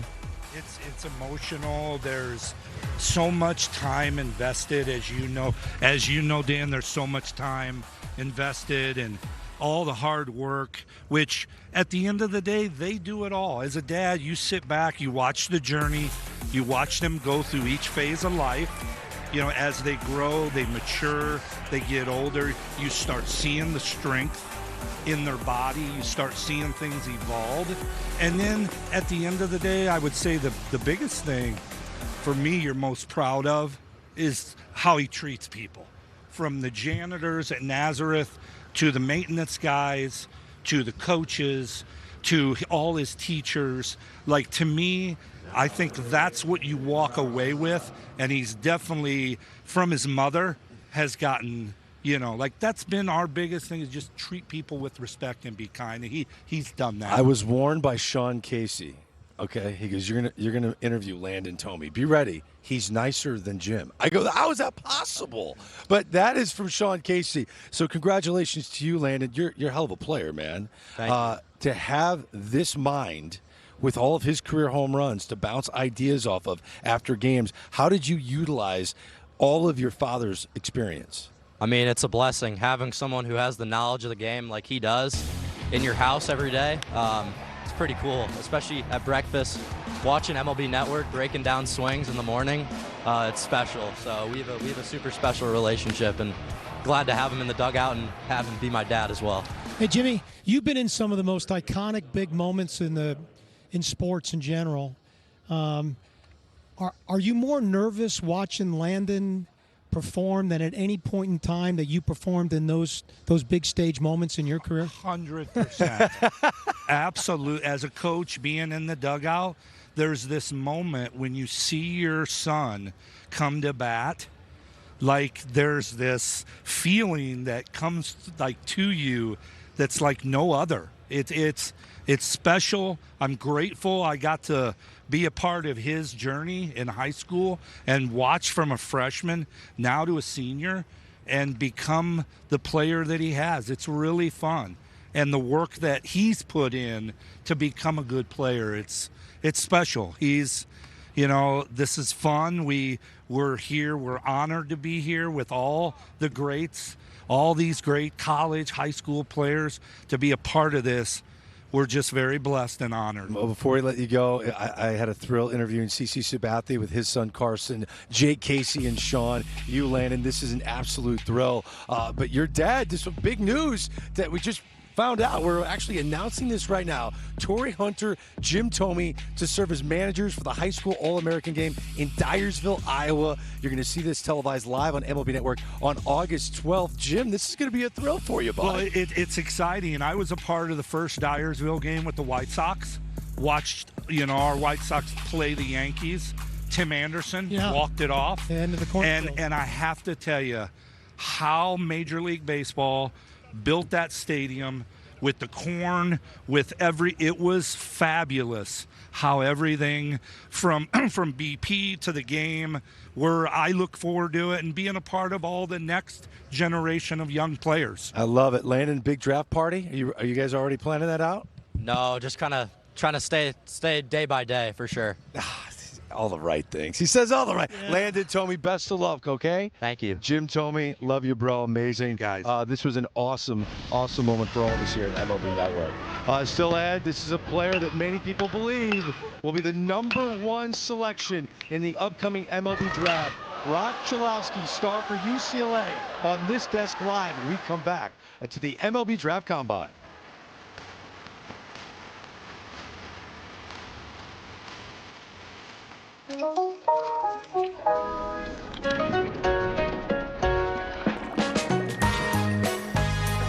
Real cocktails, perfectly mixed. Cutwater. At Ace, we know whether you grill with charcoal, gas, pellet, or griddle, we've got the perfect grill for you. Because only your local Ace has all the best brands in one place, like Weber, Big Green Egg, Traeger, and Blackstone. With free assembly and delivery of your new grill, along with all the sauces, rubs, and grilling extras, you'll have everything you need for your perfect barbecue. That sounds pretty perfect. Around the block, what you need in stock, with service so good it's guaranteed. Ace is the place with the helpful hardware, folks. Bourbon this balanced doesn't just happen. With subtle notes of bright cherry and warm vanilla, there's a method to our smoothness. Maker's Mark, perfectly unreasonable. Behold the DQ $7 meal deal, built to satisfy. Full-sized foods that really fill you up. Upgrade to a small blizzard for just $2, like the limited time drumstick with peanuts. DQ, happy tastes good. Every great day starts with your gut. Try new Dulcolax gummies for daily gut support. These stimulant-free magnesium gummies help your gut run smoothly. New Dulcolax gummies for daily gut support. Ta-da! Not what I was expecting. IKEA? IKEA. Pick up at your local store or choose from thousands of pickup locations at IKEA.us. All at a great price. IKEA, dream the possibilities.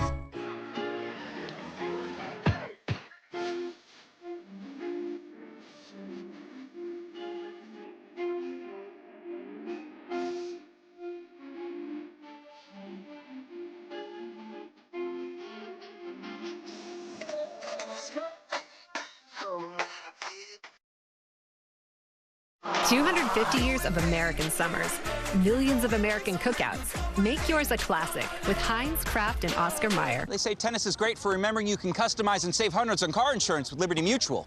Do they, Doug? My bad! Only pay for what you need. Liberty, liberty, liberty, liberty. Boom! That's a winner. I didn't think you was a baseball fan, Blake. Come on, I love homers, and this little bad boy lets me pick one for free every day of the week. I can make a pick for Moonshot Monday, Tater Tuesday, Walk-Off Wednesdays, Thumper Thursdays, Four-Bagger Fridays, and Sayonara Saturdays. How about Big Swing Sunday? Oh, nah. Another whiff by Rizzo. Yeah, let's leave the baseball stuff to us. Yeah. We watch every day. Play Daily Dinger free every day for a chance to win a profit boost. FanDuel, your home for home runs.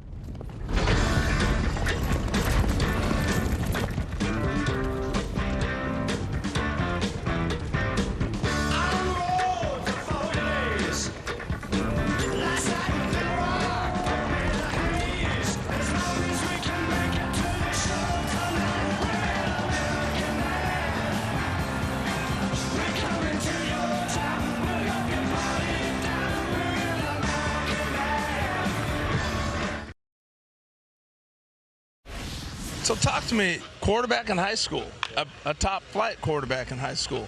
What offense did you run? Spread. We threw a lot. So, I mean, it was a lot of fun just getting to drop back and throw a bunch and just kind of have a lot of action.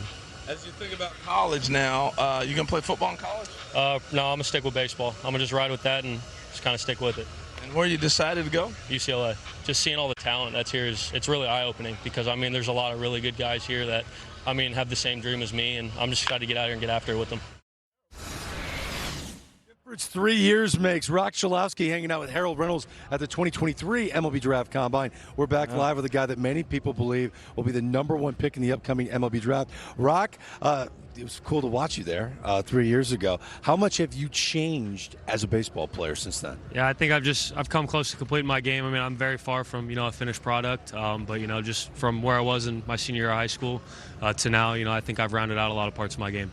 The biggest thing, Rock, we talked about this yesterday a little bit, your weight program. You put on so much muscle. Talk to me about your weight program at UCLA and how that benefited you. Yeah, I kind of always just lifted with the football team in high school when I was playing in the fall. And then once baseball started, I more so just focused on playing the game. But, once I got to school and really just got into a real lifting program to where I was doing stuff, off season, in season, to just, be in the right shape, just things took off for me. I got a lot stronger. So 5 days a week in the off season, am I right? That's 5 days a week. We were doing 4 with the team and then a 5th day on my own. And then in season, it was more so like 2 days a week with a lot of maintenance stuff, just, keep us on the field. How did you deal with the pressure after your sophomore year when you hit over 350, 23 homers, 74 RBIs? Everyone's always expecting even bigger and better numbers your junior year. You're on everyone's radar as a top 5 pick. How did you deal with those lofty expectations this year? I mean, just try and take it out of it. My main focus was, trying to take our team as far as we could go. And, just really putting everything that I had towards that, really just took off the self-expectations and, the outside noise. I'd like to ask hitters real quick. Go ahead, Greg. Their approach mentally at the plate. Do you have a mental routine? What is Rock Chalowski's mental routine at the plate? Yeah, I mean, I work off the breath, really. I try and relax myself as much as possible going into the box. You want to do a lot of things right when you get into the box, and I don't feel like you can do that unless your mind and body's fully relaxed. So I really focus on the breath, but then after that, I just build my approach off the pitcher. So when Derek Jeter was hitting, he'd walk up to the plate and he'd be looking behind home plate, and I'm like, what are you looking at? And he's learning the radar speeds and different things like that. I see you go to the plate and you're looking around. You're even standing in the box and you're still looking back. What are you looking for? Yeah, I'm looking at the pitch clock. I like to take my time to get in the box, and I like to make sure, I use as much time as I can to, collect myself and get ready for that pitch. Do you call a timeout when you get to 2 strikes every time? No timeout. We only got. It's a little different in college as opposed to the bigs. We get 3 a game for the whole team. We don't get 1 in at bat, so we really save ours unless we really need it. But if Rock Chalowski needs a timeout, I'm going to guess you get the special privileges for the timeouts. They let us pick and choose if we want to use them, but I stayed away from that unless it was late in the game and I felt like I had to. So the one thing I hear about you all the time is your teammates love you. You guys came to our network, MLB Network, when you guys came out to play Rutgers, and everything. Rock was like, okay, what do you guys want? You want burgers? You want pizza? He was like the parent Piper. When did that happen? When did you galvanize the team, and when did you become that leader without putting a C on? I would say my sophomore year. After I had a frustrating freshman year. We didn't win a lot of games, didn't play too good myself. And then just stepping into a captain role my sophomore year, I felt like it was, my obligation to, bring guys together and just really make it a better atmosphere. And, that's just something that I took pride in the last 2 years. Mulivai Levu got a chance to hit, take ground balls even at third base. And I know you really were rooting for him. You were talking about him to us yesterday when you joined us on the National Pregame Show. You watched his performance. It's on the screen right there, bottom right portion. How do you think your teammate did today? I thought he did great. He definitely he did what he was trying to do. Took some ground balls at third, too, which he didn't get the chance to do that much this year. But, he's an unbelievable athlete. He's a guy that I'm really rooting for that, I think that, he's a lot better than some people make him out to be. And I'm just really looking forward to see where his career goes. We're looking forward to see where you land on draft night in Philadelphia. Rock Chalowski, thank you so much for joining us. Best of luck, okay? Yeah, thanks for having me again. All right, UCLA superstar Rock Chalowski with us. As you can see, the catchers are getting their work in right now. We got Mike Lowell and Dan O'Dowd standing behind them. Mike, what are you noticing so far? Well, there's arm strength. I'm here with my little stopwatch here. We got some 1/8s. I'll give you this one right here.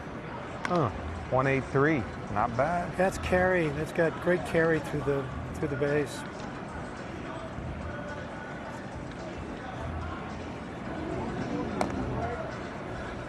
Dan is an evaluator. Mention this, knee down when you're throwing a second. Does it make any difference in today's game? I don't think so anymore, Mike. I think the game has evolved to where if you're a good athlete, you're actually going to probably get off a throw pretty quicker with more accuracy. See how they get in a preset position to throw now? Are you looking at feet more than you're looking at arm strength. Yeah, exactly. Just working how their feet move. You know, at the end of the day, it's whether you have below average arm, above average arm. If your hop times are consistently good and you're accurate, it doesn't matter as long as you throw the runner out. When you have a chance to throw the runner out. Yeah, there are so many factors for the catching position. If the pitchers are doing a good job holding on, you can have the best pop time in the world, and if they can't hold the runner on, it's not going to do anything for you. But I played with Pudge Rodriguez 1 year, and he was the one guy where I just thought his footwork was so flawless, and his ability. Like a middle infield. Yeah, it was like, and the ability and the desire to throw at every base. He literally neutralized the running game. And when you have guys with that reputation, that's such a plus factor in your whole defensive scheme. Yeah. This next young man's interesting because, you know, he was listed as a third baseman, outfielder, catcher, and he really swung the bat exceptionally well. So when I look at a catcher's arm strength, I look at ease of effort. You know, can he make quality throws under control with a lot of ease of effort? Because that's what you have to do in a game. So he's going to obviously be a little bit more cruder behind the plate than somebody who's been catching there on a full-time basis.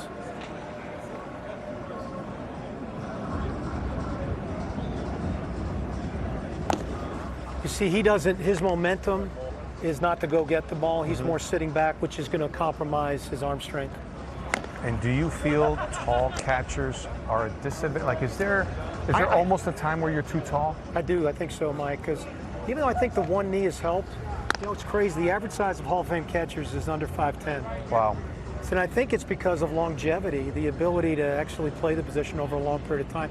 I think taller guys have a harder time staying healthy at that position. Well, it's tough evaluating on fourth throws. You know, these guys, have been looked at for, a year now plus. You know, we get a glimpse of them, but overall, I think for, you look at 18 to 20-year-old kids, this is an impressive group for sure. Yeah, you can't make decisions based on this, but you can just see how their body moves and how it works, and, things of that nature. I think it's just as much for the kids as it is for, the evaluators. They get to meet their peers, they get to see how guys can slow the games down, how other guys can't slow the game down, et cetera, et cetera. So, I think it has a lot to do with the kids and what they get out of it as much as what the talent evaluators get out of it. So now that things have gone, I think the evaluation process has gone to another level with the interview and all that. Does the interview tell you more of a story and kind of finalize the decision? I think so. I think whatever questions you have about a kid, because I try to say is like, Mike, through the course of a draft year, you're taking all these snapshots, little photos of the player. And then as you try to create the big photo, there's going to be questions you have that have to get answered. And I think the interview process allows you to address those questions directly to the player to get the answers you want to complete the photo. Can the interview cause red flags? I don't think you should overact to it. Some kids are more introverted than extroverted. Correct, yeah. I think if there's a lack of authenticity in their answers, that would be a red flag for me. Good stuff. Good stuff. Greg, you still hear us, or are we on an island by ourselves? No, absolutely. Guys, I didn't even hit you, and you got a bloody nose. No, absolutely. Cole Prosek was interesting, and Dan, I know you really value the bat. You're standing by with someone you've been wanting to chat with, Jack Natilli, University of Cincinnati catcher. We got a little bit of a health issue here. Jack's got a bloody nose, but I was told he's a tough kid, so he's going to power through it. Jack is a Northeastern kid, grew up in Pennsylvania, started his career at Rutgers. Went on to move to Cincinnati. So I always have a bias for Northeastern kids because I think they're tougher than Southern kids like my but Northeastern kids like the Red Sox, don't they? We hope. No, you're not going to get him to buy on that one. Hey, Jack, this is a really deep catching class, as you know. I mean, there's so many, especially college catchers in particular. But I am so impressed with your skill set. Kind of walk me through the type of catcher you believe you are and what you think you have a chance to become. Yeah, absolutely. Always just, striving to get a little better, but, hit the ball hard all over the field, like to hit for some power, got some arm strength, and just continuing to just get better at managing pitching staffs and controlling the game. Is that where you feel your biggest growth opportunity is on the defensive side of the game? Yeah, absolutely. I mean, made some good strides here in the last year or two, but I think when I sit down and really think about it, there's a lot of work to be done and a lot of ground to make up. Is there any player at all that you kind of compare yourself to when you watch big league games from a catching standpoint? Yeah, I watch guys like Dingler, I think is kind of a similar guy, you know, bat speed, arm Ohio strength State type kid, of guy. Yeah, Ohio guy. So, I mean, yeah, I think that's probably pretty close. Yeah, so I think Dingler's got a chance to be an all-star this year. So you're putting yourself in a category that someday you feel like what's going to separate you from the other catchers is what? I think at the end of the day, it's that ability to improve. You know, if you look at my resume, you look at my freshman year, struggled a little bit on both sides of the ball, and my ability to really kind of elevate to the level of play and go to the Cape Cod League and succeed in the NCAA. I think my ability to improve is pretty good. Hey, so Greg, we are looking at an all-star catcher here in a few years. I like that. I love the fact that Dylan Dingler was his own comp. We just talked about his breakout season he's having for the Detroit Tigers. Dan, thank you so much. That was outstanding. Hey, when we come back, let's talk pitching. Yeah, Dan Plesac, he's our pitching guru. He's going to be part of the show, and we're going to get a chance to talk to a projected top 10 pick, Gio Rojas. Get to know him. He's next. Don't go anywhere. Welcome back to the 2026 MLB Draft Combine. There is a high school that produces big leaguers. Like most schools produce like free lunches and stuff, like brownies. Stoneman Douglas High School in Florida. It's incredible. Roman Anthony, Jesus Luzardo, Kobe Mayo, Anthony Rizzo, and get ready for the next one. He joins us now, Gio Rojas. This is a 6'4" lefty. Gio, good to see you, man. Projected top 10 pick. What is it about Stoneman Douglas? What's in the water there? I don't know. I think just the coaching staff, very, very great coaching staff that they have out there. Todd Fitzgerald and Mike Simaluka, the pitching coach, and just Michael Fetterman, all the Mikes, to be honest. Yeah. And they're all rooting for you. The alums are all paying attention to the baseball program, including Jesus Luzardo, who sent this message for Gio. Watch. Gio, it's Jesus here. Wanted to wish you the best of luck, and this is just the beginning of your career, and couldn't be happier for you, seeing you grow up, along the way at Stoneman Douglas, and gonna continue rooting for you and watching you and here for you with whatever you need. But couldn't be happier for you and your family. It's a blessing, and keep doing it. How do you really have a relationship with these guys like Jesus? Yes, Jesus, me and Jesus are pretty good friends. I'll be so very honest. He comes back with this camp that he comes at our field, and with all these little kids that are around the area, they all come over here and he brings some major league players, and I get to meet some of those players, and we just have a lot of fun at that event. Okay, Gio, give me a Cliff Notes version, your style of pitching. How I pitch is just with a smile. I like to be loose and just have fun. You're playing baseball. That's the only thing I love to do out there is just be on the bump and be loose, have fun, smile, and do what I do best. Okay, if I was going to write a scouting report on you, what would you want me to say from an ability standpoint? Loose, athletic, and dominant. Do you have a guy you model because it's like a lower three-quarter slot. Is there someone you watch at the big league level and say, oh, I'm that guy? I could say Chris Sale. Chris Sale is that guy. He's pretty darn good at the game, and I feel like I've watched him growing up, and he's been a big role model for me, I would say. Did you play any other sports during high school, or just baseball? My freshman year, I played basketball. Basketball? JV. Came basketball. up to hoops game? Yeah, I had to.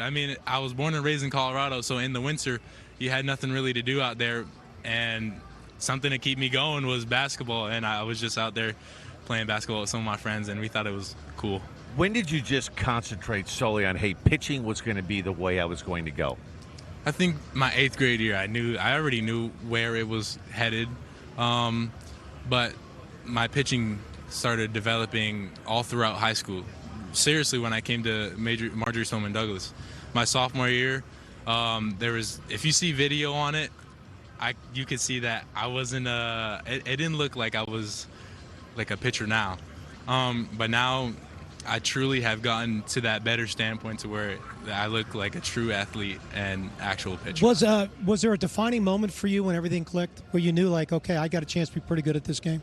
I think my junior year in high school, going into that summer, there was events that I went to, and people did start knowing my name, and I was like, oh wow, how does this guy know me? But truly, in that way, I took pride in that, and from then on, I have understood the next level. Some pitchers are so competitive. They're somewhat like showmen, right? Tarek Skubal is like a showman on the mound. It's fun to watch his antics. I kind of put you in a category like that. Do you consider yourself a bit of a showman on the mound? Yes, I'm very dominant. I don't like to lose. Like losing, I just don't like it. You know, it's not a great feeling. But being dominant and having fun and going out there to compete, and with the all amounts of confidence and having the trust behind you with the team you have, that's what gets you. I mean, yeah. Rate your pitches in order what you think your best pitch and also the pitch you need to work on the most. Okay, so fastball at 1. I mean, I blow it by some batters at times, and the curveball has been a big up. I learned my curveball actually from Carson Bowman. He actually taught me how to throw that 12-6, and I taught him a little. I mixed it in with the slider with him a little bit to teach him a little bit on that slider, but that's a good person to learn from. My changeup at 3, and then the sinker or the cutter, and then the sinker. I've been working on a cutter and 5-pitch mix. Yeah, I've been working on a cutter and sinker. Oh, you're ready to go. Yes, he is, Gio Rojas. Don't wipe that smile off your face. It's good for TV, and it's fun to watch on a big league mound. Best of luck, okay? Thank you very much. Gio Rojas, a young left-handed superstar, projected top 10 pick. You're looking at some of the best college pitchers in the upcoming MLB draft. 2 of them, Cameron Fluke and Logan Redeman, standing by poolside with Jared Carabas. Jared. Thanks, guys. I am here with Logan Redeman and Cameron Fluke. I do want to talk about this baseball savant situation. I'm assuming you guys are baseball savant guys, right? Like, we're all paying attention to that. Maybe there's other folks that look down upon it, but baseball fans, we want to know this stuff. We're nerds. If you could have a 100 percentile on baseball savant in one category, you get to make that as red hot as possible. Which category are you picking? I mean, I'd probably go fastball velo, to be honest. Yeah. Yeah. I think how we talked before, I think I might go like extension. Yeah. And explain that, because we were talking about that. We talked about Jacob Mizorowski and his extension. It's 100 percentile in Major League Baseball. Why is that so attractive to you? I think just getting closer to the hitter with, 1, the fastball, and 2, every pitch, it's only an advantage. I think it's interesting that you wouldn't pick extension because you're like 6'9". How tall are you? I'm 6'6". 6'6". That's insane. So like you don't have to worry as much about his extension. Are you paying attention to stuff like that, like extension? Yeah, definitely. I mean, VAA, all that stuff, like it's awesome. I mean, me and my coaches talked about extension, release height, getting the release height down, extension up, for sure. But fastball velo is pretty appealing to me. What's a number? Because I mean, now we're at a point in baseball where guys like Mizorowski, they're pumping 105 in the 7th inning. What's a number now that you could see that you would actually be impressed by? Like velo-wise? Yeah. I would say anything above 100 gives like raises an eye, and it's like nice. Yeah, I think if you're 100 plus, it's legit. I do want to talk pitch grips with you guys. First of all, give me your arsenal. And what's your 2-strike pitch? Like, what's like, all right, I got to get this guy. We need a punchy here. There's a guy on third. We need to put an end to this rally. What's your punch-out pitch? Yeah, so fastball, curveball, slider, change-up, splitter-ish. But I would say fastball up or slider down. Yeah, my arsenal would be fastball, change-up, slider, curveball, sweeper. For me, I think I'm kind of agreeing with Cameron. I think I'm going fastball up. Okay. Show me, both of you, your slider grip. Let's see how it compares. Yeah, this is my slider grip. Mine's a little more kind of off the four-seam across here. At what point in both of your now amateur careers, about to be professional, would you say you received the best advice? Who is it from, and how did it bring value to your journeys? I think the best thing I got was my pitching coach Williams told us that, like, facing hitters, you're in a fight, and like don't turn your back to the guy, and like you're in a fight with the guy, and you're gonna punch him in the face pretty much. I love that. I think for me it was from my pitching coach as well, Coach Savage, pretty much telling me, no matter what you have for that given day, just giving that percentage of what you have 100%. So if you're feeling 80%, giving 100% of that 80% is better than maybe feeling sorry for yourself and pitch into that 80%. Love that. All right, last question for both of you. It's the day of your big league debut. You're out on the mound. There's one celebrity that you can choose to be sitting behind home plate, maybe like a little off center so you can actually see them. They're not being blocked by the umpire or the batter. Who are you handpicking to be that celebrity that's at your big league debut? Oh, man. I'm going to have to go with Ana de Armas. I love that pick. Yes. I'm going to have to go with that one. Yes. I think in the big moment, I would want someone who's kind of going to make me, laugh. So I might choose like Kevin Hart. Okay. I mean, you're not going to be able to see him. We'll put him in the front row. All right, guys, back to you. Jared Gray, Cameron Flukie, Logan Redeman. His K/9 was at 12.7 this past year for UCLA. Tomorrow you can watch Logan on the mound as our coverage continues on MLB.com at noon Eastern for day 2 of the MLB Draft Combine. Well, day 1 rolls on after the break with a different position. We got our outfielders playing way deep, and they've got cannons for arms. You'll be watching them throw all the way to home plate. We come back live to Chase Field on MLB Network.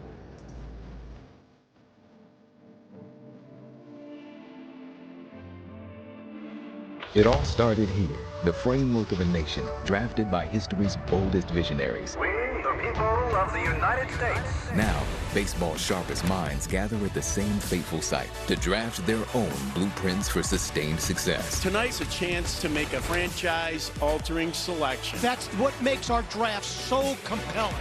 The MLB Draft, presented by Nippon Express. July 11th, coverage begins 1 Eastern on NBC and continues on MLB Network at 2:30. The 2026 MLB Draft Combine rolls on. A look back at some of the graduates of the 2023 Combine. Cole Carrig touched 102 miles an hour on this throw. Spun it into being drafted in the second round. Luke Keeschel became a second-round pick by the Twins. Hit 302 last year in 49 games, and A.J. Ewing enjoying his rookie year right now, playing center field, right field for the New York Mets. He was the number 31 ranked prospect by MLB.com coming into the season. So we're moving on to center field drills. 1 ground ball to right center. They're going to throw to second, then a ground ball. They'll throw it to third, and then 3 that are going home. Showcase that arm strength. Harold Reynolds, Xavier Scruggs, Michael Bourne, and Kenny Lofton are standing by. Yeah. Harold, take it away, bud. No, it's not Harold out there. It's X. And I'm going to refer to Kenny Lofton and Michael Bourne just about kind of the mentality, right? When you're seeing baseballs come out here, but also you trying to show something off in front of evaluators, what should be their focus out here? Kenny, I'll start with you out with them. Well, I think their focus right now should be just going out there and just trying to make the basic plays, because you try to do too much. You try to, you end up doing something wrong. But just go out there and say, I'm just going to put the ball right where I need to put it, catch it, and just throw it out there, and that's it. Just keep it simple right now.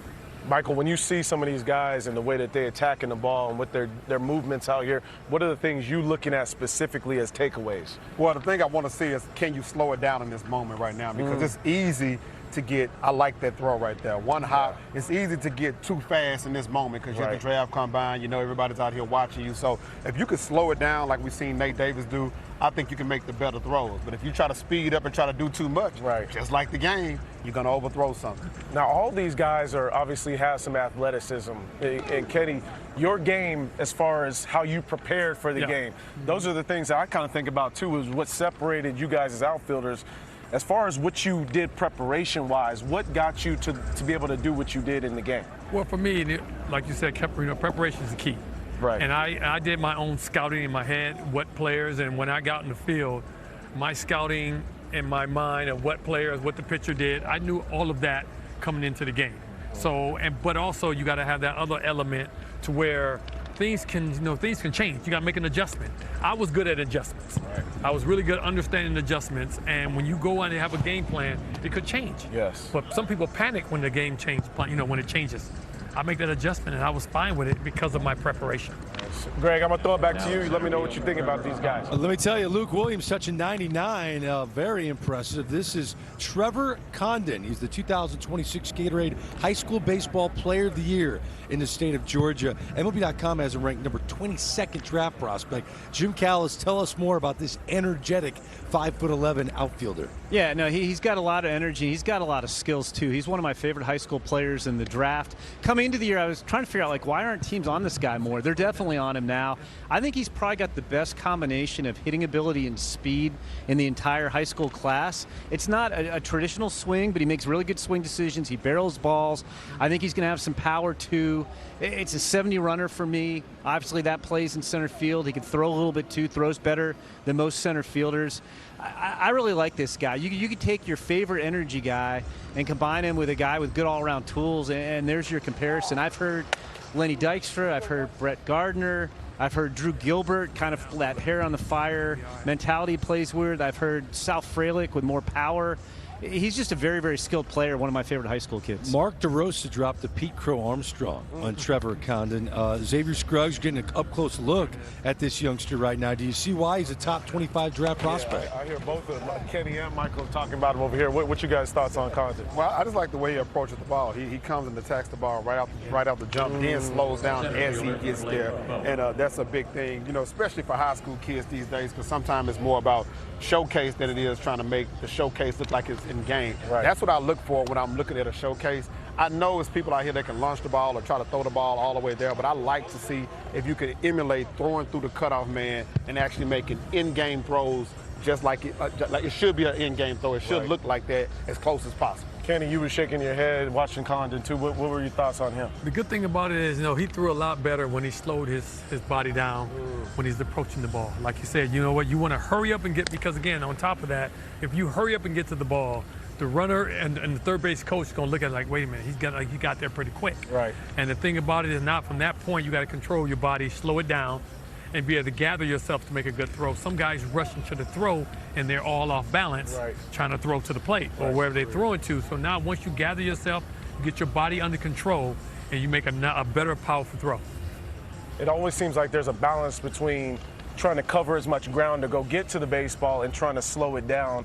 And that's obviously what's important about taking pregame reps, right? Being able to see live baseballs off the bat. I feel like that's something that helped me just as a corner outfielder. I agree with you, Xavier. And the one thing I want to piggyback off is what Kenny was talking about earlier. He knew how to make adjustments. You also, as a young kid, have to learn a routine. Right. Whether it's, you know, before the game. My routine was different than Ken's. Yours was different than mine. But you have to figure out your routine that gets you prepared for the game, whether it's taking extra ground balls, whether it's taking fly balls, whether it's in the cage. But as a young player, you have to figure that out as you go. Yeah. And you have to know if you have a strong enough arm, you don't have to charge the ball hard every time. But when I first came up, I had to work on my arm a lot. So I would always try to cut down the distance and get there a little bit quicker. And that would always work for me. Kenny, what were some of the adjustments you felt like that you had to make over the course of your career, if you had to make any adjustments? Well, it wasn't so much making adjustments. Stop it. No. Stop it. Somebody said if you had to make any adjustments. But no, I think the adjustment for me is because I like to understand what my pitching is doing and what the hitter said. I always prepare what the pitcher is doing, because again, pitchers, sometimes they can hit their spot, sometimes they can't. Right. And I was a guy who looked at the pitcher and saw what he was doing that day, and I made my adjustments to how I wanted to play a certain position, because I don't like this stuff. They got these things on there, the card that tell no, because the adjustments is going to happen throughout the game. Right. The pitcher might not be doing exactly what he was supposed to be doing, and for me, I'm going to see that. And once I see that, I make my adjustments of how I'm supposed to play the pull side or the opposite field side. That's how I made my adjustments. And if I had to back up a little bit because this guy was floating some seeds out there, I might have to back up. Right. But again, that's what I meant by the game dictates. Because you know what, you have your pregame meeting, you talk about what guys do, and you know the players, you know. But if somebody new, you say, okay, this is what he does. Right. But again, if my pitcher is throwing what he's supposed to do, I'm gonna make an adjustment to that. Yes. He's a pull hitter. He ain't hitting this 99 right now. He ain't pulling that.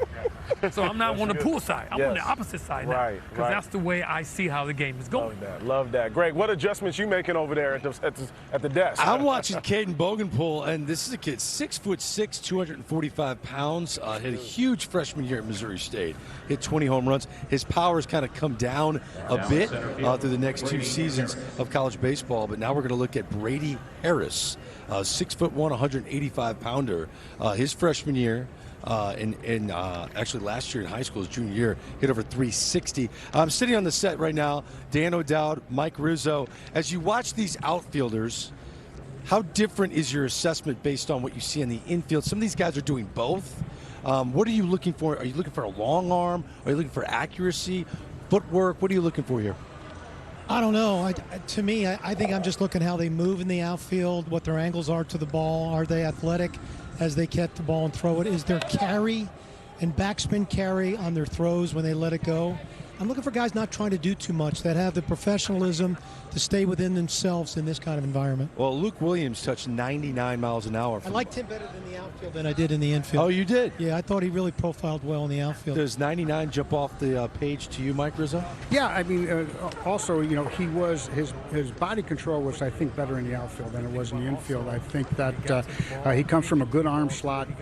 Feet were underneath him. He had good rhythm and good direction with his throws. I think he spiked one throw for trying to overcook it, but his throws were pretty true and straight on with some velocity to it. Brady Harris, according to MLB.com, rated 160 draft prospect.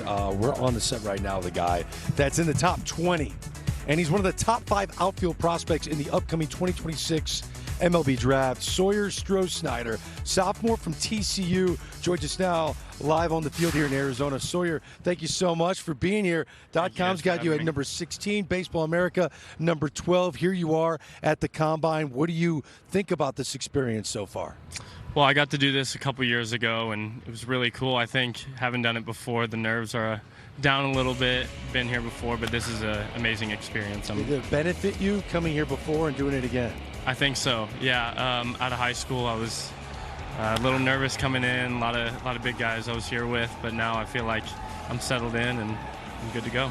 Hey, Sawyer, you're one of my favorite players in this year's draft, for whatever that means to you, but it's your athleticism that, kind of blows me away a little bit. Walk me back. You were a 3-sport athlete in high school besides baseball. Walk me through the other sports that you played. Yes, sir. Yeah, I played basketball 3 years of high school. Cut that out my senior year because of baseball, and then I also did high jump. So walk me through that one. Like, how did you pick that one up? Yeah, I've always been trying to dunk since I was young, trying to jump, and when going into track, they made me run, so I was like, I might as well jump as well. So carried that through high school and jumped 6'8" was my PR. Wow, that's pretty good, like really good. That's pretty good. Question is that I always ask prospective draft choices: who do you try to emulate as a big leaguer that you see yourself in? And if you were a major league scout, who would you put your player comp to? I think it's changed a ton throughout my career. A player I've always looked at is Bryce Harper. I just love the way he plays the game so hard. So I think Bryce Harper is someone I've definitely looked at for swing and how to play the game hard. Someone I'd compare myself to. I think a couple years ago, I live in Texas. I'm around the Arlington area, and I think Evan Carter was a guy who I looked at a couple years ago in their World Series run. Hey, Sawyer, I always try to ask one hard question so you know. Walk me through this year. There's the disconnect for me coming off the year you had your freshman year. You had the ankle problem. I don't know if it was fully healed. I know college baseball is a short sample size. Like, you have a month that's not great in college baseball. It's almost impossible to run your numbers back up again. But was there something specific about this year and some of the struggles that you had that you really learned something from that you're going to be able to move forward with? Yeah, for sure. I think I was just a little bit alone trying to do everything on my own. I need to lean on some other guys and get some help. I think trying to do it all myself and not relying on my teammates to help me out too. I think when you're struggling and you're not doing as much as you think you should be, just allowing yourself to know that you're good enough, know that your teammates are going to pick you up, and you don't have to do too much. Your overall experience at TCU, how would you describe it? It was incredible. I loved my coaches, my teammates, the community. It's an amazing school. School's a little tough, but that definitely helped me and excelled my college experience. Sawyer Stroider, best of luck. We're going to hear your name called more than likely day one in Philadelphia at the MLB Draft. Best of luck, okay? Thank you, sir. All right. So fun to talk to all these future stars in Major League Baseball because, as you saw, these draft combine graduates get to the big leagues quickly. We've been peppering it throughout the entire broadcast. We are rolling through about halfway through our 5 hours of live coverage of the 2026 MLB Draft Combine. Back with more right after this.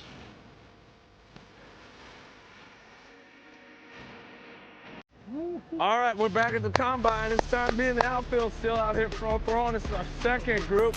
If you didn't meet them the first time around, here's our experts going to be out here. Mr. Michael Bourne patrolled center field for a number of years. Xavier Scrubs, you see him all the time on TV. And Kenny Lo-Fi Lofton. I got the Soul Patrol, Greg. We're out here rolling and patrolling. All right, guys, what are we seeing? Michael, pick us up. Well, with that one, good throw, but I actually like the angle to come back a little bit deeper if he could. He went straight across as he did it. And yeah, right now you better get it in the game. It's not going to happen. All right, X, I've been telling these guys, let it fly. Let it go. I mean, that's what they're here for, right? Like, they want to show it off a little bit, but I love how Kenny and Michael have been talking about the angles, but also cutting down the length once you get to the ball, being able to slow things down a little bit. Those are the things that I think can give you an advantage game speed-wise. And I think, Kenny, what you were talking about as far as even using the right feet, being able to get to a certain spot. Yes. Talk a little bit about how you like to receive the ball going down and get it. So for me, I would like to receive it off of my right leg with my glove side. Being left-handed. Coming down and being left-handed, be able to stay in front of it, because you still be able to move it here and there. Once you come up, I come up and take my crow hop. It's almost like a woo! Let it go! Take a crow hop forward and just go through. But I always like to get all my momentum going forward. Right. All right, Greg, impressive throws so far. Yeah, Alex Weingartner. He was the Gatorade High School Player of the Year in the state of New Jersey. All right, now my man coming up right now, Mr. Murphy. They're telling me this is the best arm out here.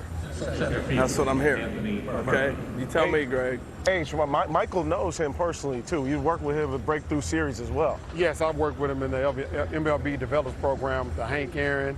And the Breakthrough Series, you know, we had some days where we were going. Well, if he don't throw the ball or field it wrong, that's on you, Mike. No, it ain't. He gonna take care of business though. He got an arm. He actually pitches also too. Throws 94 off the mound. So okay. He's just not an outfielder. He can also get on the bump. But he's committed to LSU. Put in some tremendous work through the Hank Aaron MLB developed the Breakthrough Series. He played with the program the last couple of years. And so, Michael, tell us what they do in the develops. What we talk about that all the time. MLB develops or RBI or Dream Series. What are some of the things you guys do? If I'm a kid showing up, what's my day going to look like? Your day is going to be long, first of all. It's going to be like a minor league day. It's going to be very long, from 8 to 4 pretty much. So we get out there, we get stretched out, then we have drills in the morning. We break down infielders, outfielders. Of course, I'm with the outfielders. So we do tennis ball drills, we do cone drills. You know, we take balls off the bat, and we get that all done early in the morning. Do your hitting, and then in the afternoon is when you play your game. So they're getting some work in. They get some real work, and they get the chance to see what it's like to play pro ball. If you say you want to play pro ball, this is what it's going to look like. Right. They might be young, but hey, they have to go get the job done. The biggest thing is putting in the hours. Yes, sir, it is. That's the big thing. All right, Greg, our next guy, you want to introduce Mr. Wilson? This is, I think, Anthony's last throw here, Anthony Murphy. Yeah, Anthony Murphy, he's touched 97 I was in wrong. this round. My bad, Greg. I'm wrong. It was 90. I said 94. Yeah, I'm shorting the man. He just ended with another 97-mile-an-hour throw. That was 97 miles an hour right there? It was. Wow. Yes, it was. You told him to let it eat, eh? Yeah, he did. Let it go. Here's 19-year-old Noah Wilson. .com has him at number 94. Baseball America at number 59. So, Jim Callis, what more can you tell us about Noah Wilson? Yeah, Noah Wilson's got one of the better power-speed combinations in this year's high school class. There is some debate about his hitting ability. It's big exit velocities, kind of inconsistent contact on the showcase circuit, especially against breaking balls and changeups. But I've talked to some scouts that like the hand-eye coordination. They think they can iron out the swing a little bit, get more consistent. I mean, this is a potential 30-30 guy. It's 70 speed on the 20 to 80 scouting scale. Dang. It's probably close to 70 raw power. He can hit the ball a long way. He's a legit center fielder. The arm, he's not a big-time arm strength guy. That's not his strongest suit by any means. But he, like I said, you are not going to find many better power-speed combinations in this class. And I do think that a team that believes more in his bat will pay him very handsomely not to go to Vanderbilt. Hey, Jim, I tell you what, there's a lot of high school guys that are top players in the country this year. It's kind of flipping a little bit. What do you think of what I just said? I missed what you said, other than him slipping. Man, Jim, it was eloquent, too, man. It was awesome. I said there's a lot of high school players in this year's draft, and it's almost flipping. We've seen so many college players in the past 3 drafts. What do you think these high school guys measure up? I said it even better this time. Yes, you did. It's a really deep high school class, Harold. And one of the things I was just talking to somebody a couple minutes ago. People are coming by the side set and talking to us while Lance and I are up here. A lot of the top high school players are participating in the Combine this year. A lot of guys we're going to see taken in the first round have been taking BP, have been working out on the field. And I love it. I do too. It's great seeing these guys. You're seeing the Bo Lawrences and the Taj Marshons and the Trevor Condans and the Archer Horns and the James Clarks and on and on and on. We're seeing a lot of these guys in action. It's been great fun. And I'm going to throw something over to Greg to you guys at the desk real quick.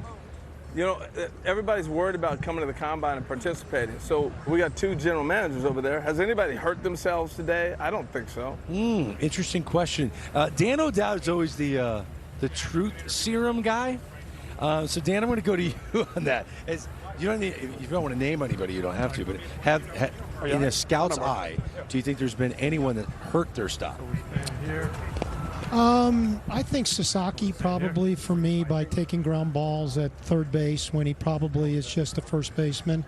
I think there's strengths to a player, Greg, and I think you need to build on the strengths and not really worry about what the weaknesses may be, because I think when clubs make an evaluation, Mike, you can jump in here if you feel I'm wrong.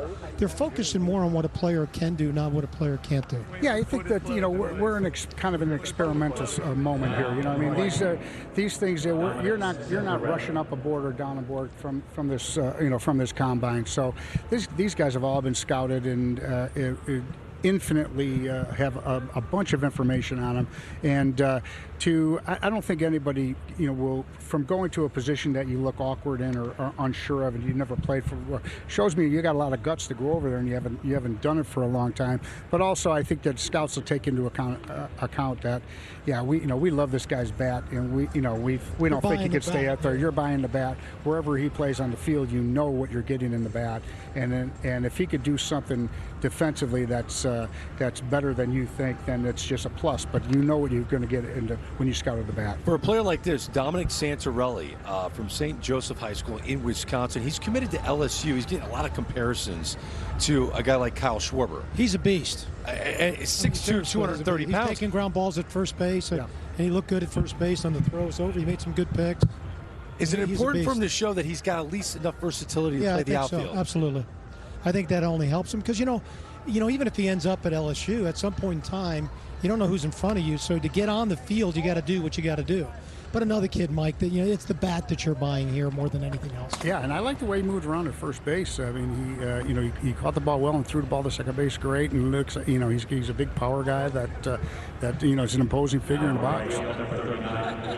As we move on in our high school outfield drills, it's fun to watch all these different players because you got a guy like Mulivai Levu, who's eventually going to try to come out here and take ground balls in the outfield to showcase arm strength. Will Adams is 18 years old. He's out there right now from Hoover High School in Alabama. He was the Player of the Year, the Gatorade High School Player of the Year in Alabama. Hit 13 home runs. Crazy numbers in 36 high school games. Nuts numbers, yeah. Yeah, he drove in 52 runs in 36 games. He was also pitching. .coms that got him ranked 103, Baseball America 101 in terms of draft prospects. So it's going to be fun to see a player like this kind of maybe burst into a round 2 or round 3 with an opportunity. Yeah, and Greg, a lot of it's going to come down to signability, as Mike knows too. The signability plays a huge part because clubs use the bonus pool as an opportunity to access in the aggregate as much talent as they possibly can. So this kid, for an example, there's not a huge separator from him and someone else, and he's a little bit more signable. He may get bumped up the board because then they're going to use that available money in their cap space to try to add more talent throughout the draft. So, you know what else is crazy, Mike, when we've watched this? The one thing that jumps to mind is how unbelievable our sport is for guys that have all different shapes and sizes. You see huge physical guys and not physical guys, and yet they all play the game at an exceptionally high level. Yeah, it's that's the beauty of our game of baseball. They're all shapes and sizes. They're big burly guys that can mash. There's the speed guys that play the middle of the field, and it's all about maximizing your body, your skill set, and your physical tools to exceed what everyone's expectations are, and to get taken high in the draft and to have yourself a career. Greg, I think this young man's really helped himself here today because, the one thing about college baseball that we have to come to grips with, they're there to win more than develop. Some of the better programs do both exceptionally well, but the focus is on winning, and I get it. There's a lot at stake. So this young man played first base the whole year. It's not that he couldn't play third. It's that they needed him to play first. He was exceptional. So he looked really good taking ground balls today. Short sample size, but his actions looked fine. Now he's in the outfield fielding ball, so he is showing some versatility to what we already know is a lethal bat. Mulivai Levu right now in the outfield. .com has him at number 79, same ranking by Baseball America.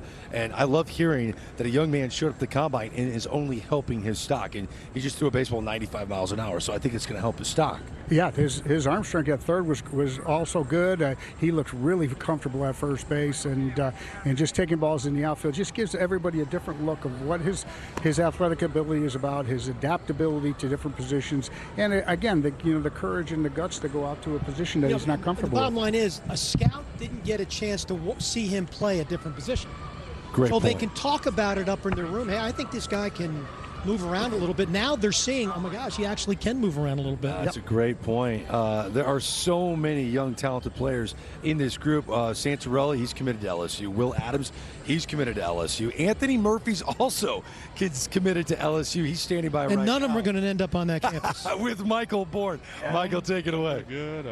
What's going on? You're hot, Michael. Go, Michael. I am hot. So how y'all doing? I'm here with Mr. Anthony Murphy, who I've been able to coach in the Breakthrough Series and Hank Aaron. Actually played against him, but talk about how your development was great coming in, because I feel like your biggest jump was from your sophomore to junior year when you went to the program. You was able to stay there and get some of the coaching from Lou Collier and Marquise and make that jump. That big jump actually prepared you to be here.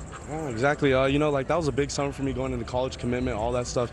So I feel like going multiple years, like freshman year to sophomore year to junior year, just kind of prepared me. And that summer I really matured and kind of put it all together, kind of figured it out, and really just really getting in depth with the coaches, really asking more questions. I feel like that summer helped me a lot, and just having the good coaches to be around, Hank Aaron, Breakthrough, all these events to help me ask questions and stuff like that. So another thing I want to talk about is your work ethic. They always raved on your work ethic. I got the chance to work with you, and one thing I want to commend you is we was inside. We had already did a full day, and you and Nate were basically at competition, going against each other every time.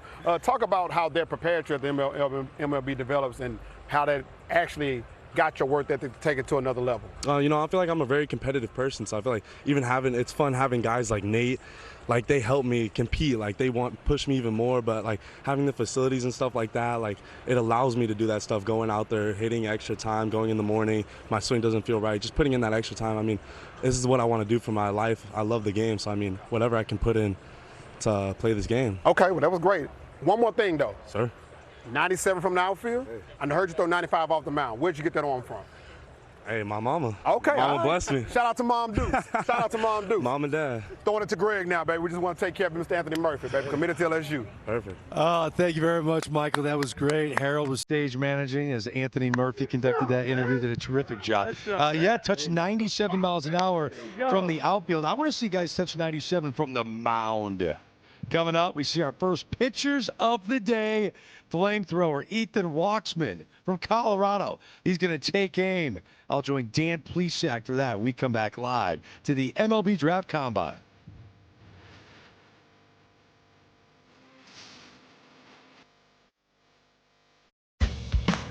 America, this tournament might be fought on the pitch, but it'll be won in the backyard barbecues.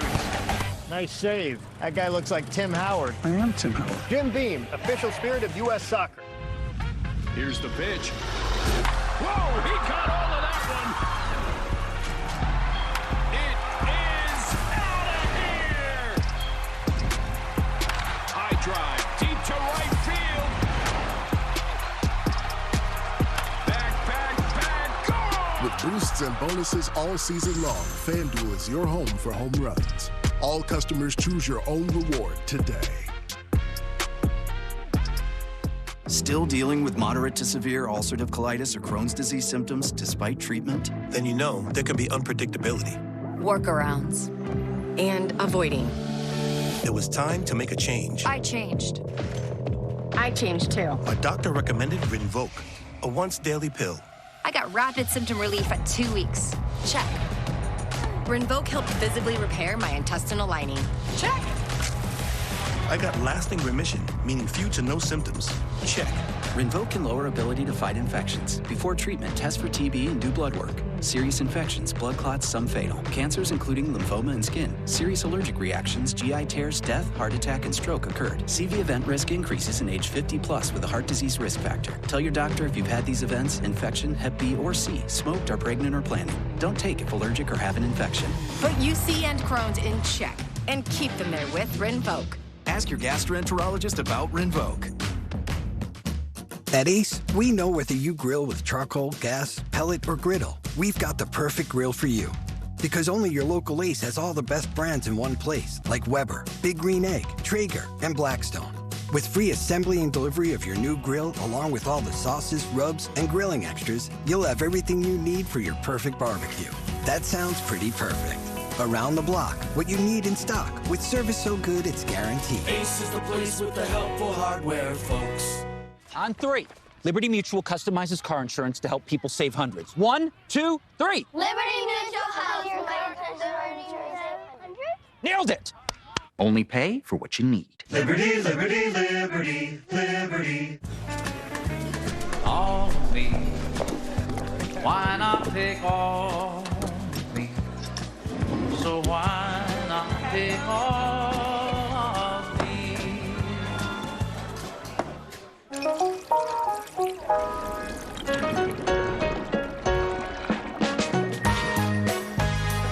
Real cocktails, perfectly mixed. Cutwater. Every great day starts with your gut.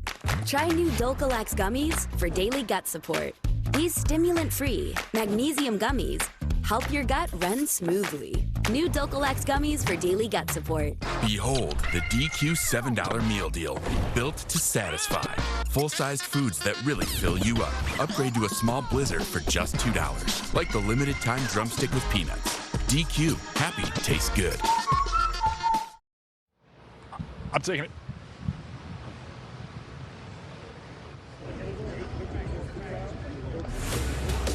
Welcome back to the Draft Combine. Lance Brodowski here alongside Jim Callis. We're getting excited for some of the pitchers that are about to throw. We got a bunch of high school guys going, as well as one Georgia arm. Lance Brodowski alongside Jim Callis. Jim, I'm interested from your perspective, but let me hit on it first, just what we're looking for with some of these guys. For me, it really comes back to the velocity development side of things. A lot of teams here are conversing with players and understanding what they've been exposed to from a strength program standpoint, from a throwing program standpoint, understanding how much velocity there is to put back on a guy overall. I also think spin capacity is a really important thing. If you can't spin the ball, the paths to go down for quality breaking ball shape is somewhat limited. So those are the two elements I'm taking a look at. What about you? No, I think that's very well said. I mean, these guys have been scouted. They've been scouted before they got here. So I don't think what they're necessarily going to show on the mound is going to be eye-opening, shocking. We're not going to see Jacob Mizorowski today, unfortunately. Those only come around every couple of years. But like it's not watching these guys and then talking to them about how they go about what they're doing. And like you said, how much velocity exactly could be left in the tank?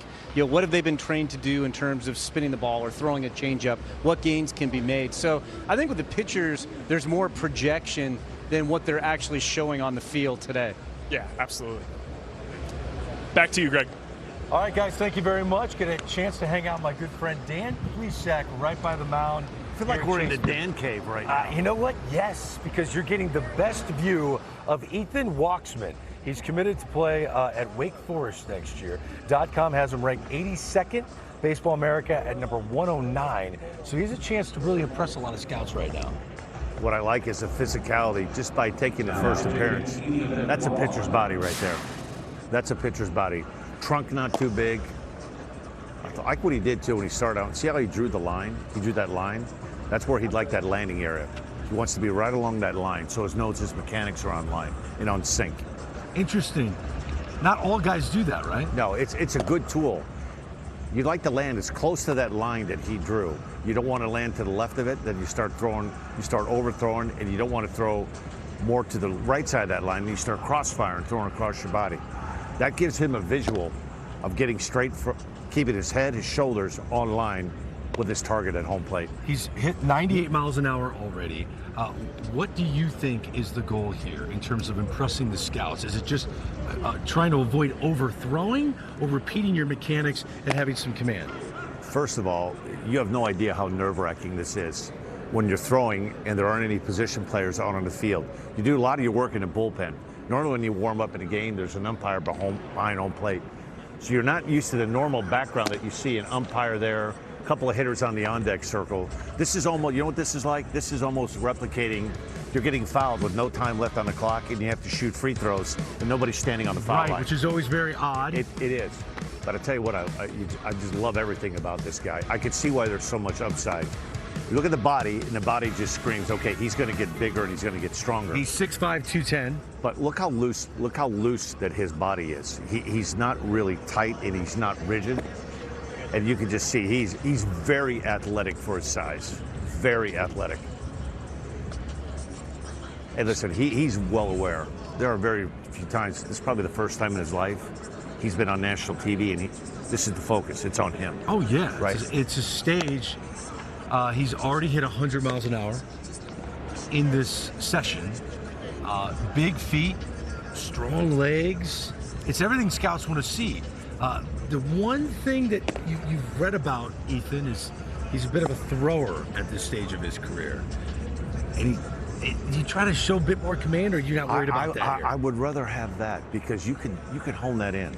Interesting. I'd rather have the physical skills than a guy that's really polished. You almost have to look at him like a blank canvas. You're going to paint a picture of what you'd like a pitcher to be.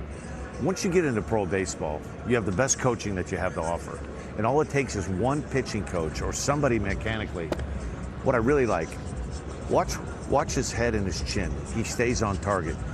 You have a difficult time throwing strikes consistently. For him, he would be tugging his head towards the first base dugout. When you watch him throw, watch his head and his chin. He's on line. Yeah. He's on line with everything. There's no recoil. Listen, as a pitcher, you're constantly tinkering with mechanics. It never ends. Greg Maddux, his rookie year to his last year, you're always tinkering. And this is the part of the canvas right now. You're seeing this raw picture. If you're looking at upside, physicality, and what you have to have the talent to blend that talent together. If you can't throw 98 miles an hour, you either have it or you don't. You can't teach it. You can't teach arm speed. And when you watch him throw, I could see now why everybody's in love with him. You think his mechanics are easily repeatable? I'm not so worried about that because he has not even scratched the surface of where he's going to be. He has the physical skills. You could take this painting and you could paint this painting any way you want it.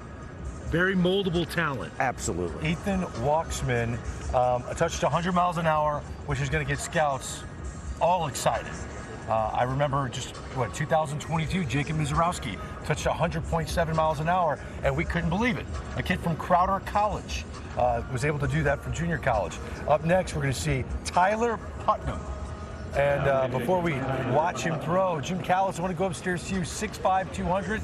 Tell us about this right-hander. Yeah, he's super athletic, super projectable. Got a late start on the diamond this spring because he was playing basketball. A little inconsistent, so I mean, like a lot of young guys, he needs to get more consistent and reliable with repeating the delivery and executing his pitches. But it's really good stuff. I mean, he's mid-90s with arm side run on the fastball. He's touched 98 at times. He can flash some good sliders. They need more reliability. he has like actually more consistency with the changeup. Has a nice fade to it. 97 with his first pitch. I think his best days are ahead of him, and it's just a question with him. Do you pay him now, or are you going to pay him after 3 years at Tennessee? Tyler Putnam on the mound right now, 18 years old from Battle High School in the state of Missouri. While we watch him work, let's go poolside. Jared Carabas is with another guest. Jared, take it away. Yeah, Greg, we have Tyler Bell out here, who is no stranger to the Major League Baseball draft. This is your second crack at it. I wanted to ask you how you think you've evolved as a player and as a person since the first time that you were draft eligible. Yeah, I really think the maturity piece. Going to school and moving away for the first time, being with a new group of guys, new group of coaches and stuff like that. And I think that Kentucky, not just college, but Kentucky was really good for me in that piece. They really look at it as like a student, person, player aspect. That's how they approach everything. And, being the best student you can be allows you to be the best person. And if you have those two taken care of, it really shows on the field. We were talking a little bit before about how you have over 20 meetings lined up with Major League Baseball teams as the draft quickly approaches next month. What's one question that you're hoping someone in the team that's going to draft you, what are you hoping that they will ask you? Yeah, I really hope that they, touch on the teammate piece and how much of a leader I become, especially going into this year. I really approached my game and just the whole team aspect as trying to become a different kind of a leader with a little bit more of a vocal role, just because I knew everybody was going to look up to me and hear my voice a lot more. So, putting that into every day, being a consistent person, walking into the locker room. I give a lot of props to Devin Burks. He was a 5-year guy at Kentucky, and that was his whole game, was being a very consistent person. Everybody loved whenever he walked into the locker room and brought that kind of the energy. And, that's just kind of the role I wanted to step into and become more of that leader aspect on the team. You play MLB The Show. Yes, sir. It's a great addiction to have. I want to know, out of the guys that carve you up in that game, is there someone where you're like, I can't wait to get to the real show to see what that looks like in the batter's box in real life? Noah Schultz, man. I can't hit him on the show. Chicago-based kid. I would love to face him. Greg, I can't hit anybody in the show. I'll be honest. Not very good at that game. More of a GoldenEye on N64 kind of guy. I don't blame you. I got to tell you, Noah Schultz is nasty, though. I mean, that arm slot, being that tall, incredible. We're watching Tyler Putnam. He's touched 98. He had 97.7 with a sinker that was running in on what would be a right-handed hitter, Dan. Yeah. Nice changeup. I'm impressed. What about you? Great arm side run. Another big guy, 6'5", right? I'll tell you what I like about him. Keeps right on line, right on direction towards home plate. Hit 98. Good sink on the changeup and a couple of good breaking balls, too. His last pitch touched 99 miles an hour. Tyler Putnam is about to join us here right by the mound. We're going to interview him. The Gatorade Missouri High School Baseball Player of the Year. Tyler, congratulations, outstanding. I'm going to let you hold this close to your mouth there. Yeah. Okay, so all eyes on you just now. How do you think it went? I think it went pretty good. I really wanted to come out here and showcase my shapes. I got some new sliders that I've added this year, and so with that new addition, I just wanted to showcase those and really show some good shapes and good velocities out of those. I'm really happy with where velocity was at today. Pretty quick bullpen as you can see, but I'm a little bit gassed. Yeah, that was fun. I'm going to talk a little, let you catch your breath. I was telling Greg, when you're out there throwing on a mound, there's no umpire, there's nobody on the on-deck circle. Yeah. This is the closest you're going to feel to like shooting free throws when the clock's expired. You're out there by yourself. Does it feel lonely when you're out there today showcasing? I can at times, but I really just try and go out there and do my thing, not get in my head too much. Obviously, there's no defense behind me today, but if there was, just full trust in those guys that they're going to get the job done. Just execute my pitches and control what I can control. So, when did you start singling in? Like, okay, pitching was going to be my career path. It wasn't early on. Mic up a little more, yeah. It was late. I didn't start getting on the mound and taking it seriously till probably I was 13 or 14. Started seeing some arm talent peak out, and that's when I took it seriously and got in with a pitching coach. And it's just been consistent jumps in velocity and pitch execution, over the course of the last 4 years. So it's been really fun. You're athletic. Did you play in any other sports? I did. I played basketball in high school all 4 years. Do you think it helped you? Oh, yeah, 100%. You know, I owe Learn how to move your body around. I owe a ton, you know, of my success on the mound to, you know, what happens on the basketball court and just maintaining that explosiveness and being able to get down the mound and just be athletic more than anything else. I was impressed with your changeup. You throw it a lot during the season? You know, I haven't a ton this year, but as the season went on, I just got more and more comfortable with it. Threw it a ton in my last outing of the year, and it was at its best. And so I'm really glad that, you know, it was good today. I think that's been a pitch in the works for me over the last couple of years that's really starting to shine now. So you have a pitcher you base your game on? A guy that you look at, you're watching the big leagues? I don't really have any guys that I base my game off of, but I do like, you know, some Tyler Glasnow comparisons, maybe even a little Paul Skeens, something like that. Just guys with big athletic frames that can really get down the mound and, you know, can showcase a big-time hitter. You hit over 480 with 12 bombs. Are you a two-way guy or are you only a pitcher? I'm signed to university as a two-way guy, but just a pitcher in the draft. You know, I love to hit. Hitting was my first love. I actually used to be a catcher, believe it or not. So, get the arm strength. You know, I had a really good career, high school career at the plate, and so I'm super happy with that. And you know, was able to win some big time awards in the state of Missouri this year. So I was super thrilled. Tyler Putnam, excellent work. You hit 99 in your last pitch. Congratulations, best of luck on draft day. Okay. I appreciate you guys. All right, there you have him. The Gatorade Missouri High School Player of the Year. Put on a show. Terrific changeup, by the way. Dan and I aren't moving anywhere. We're going to sit right by the mound. We have more youngsters on the hill showcasing their stuff at the 2026 MLB Draft Combine, which continues live right after this.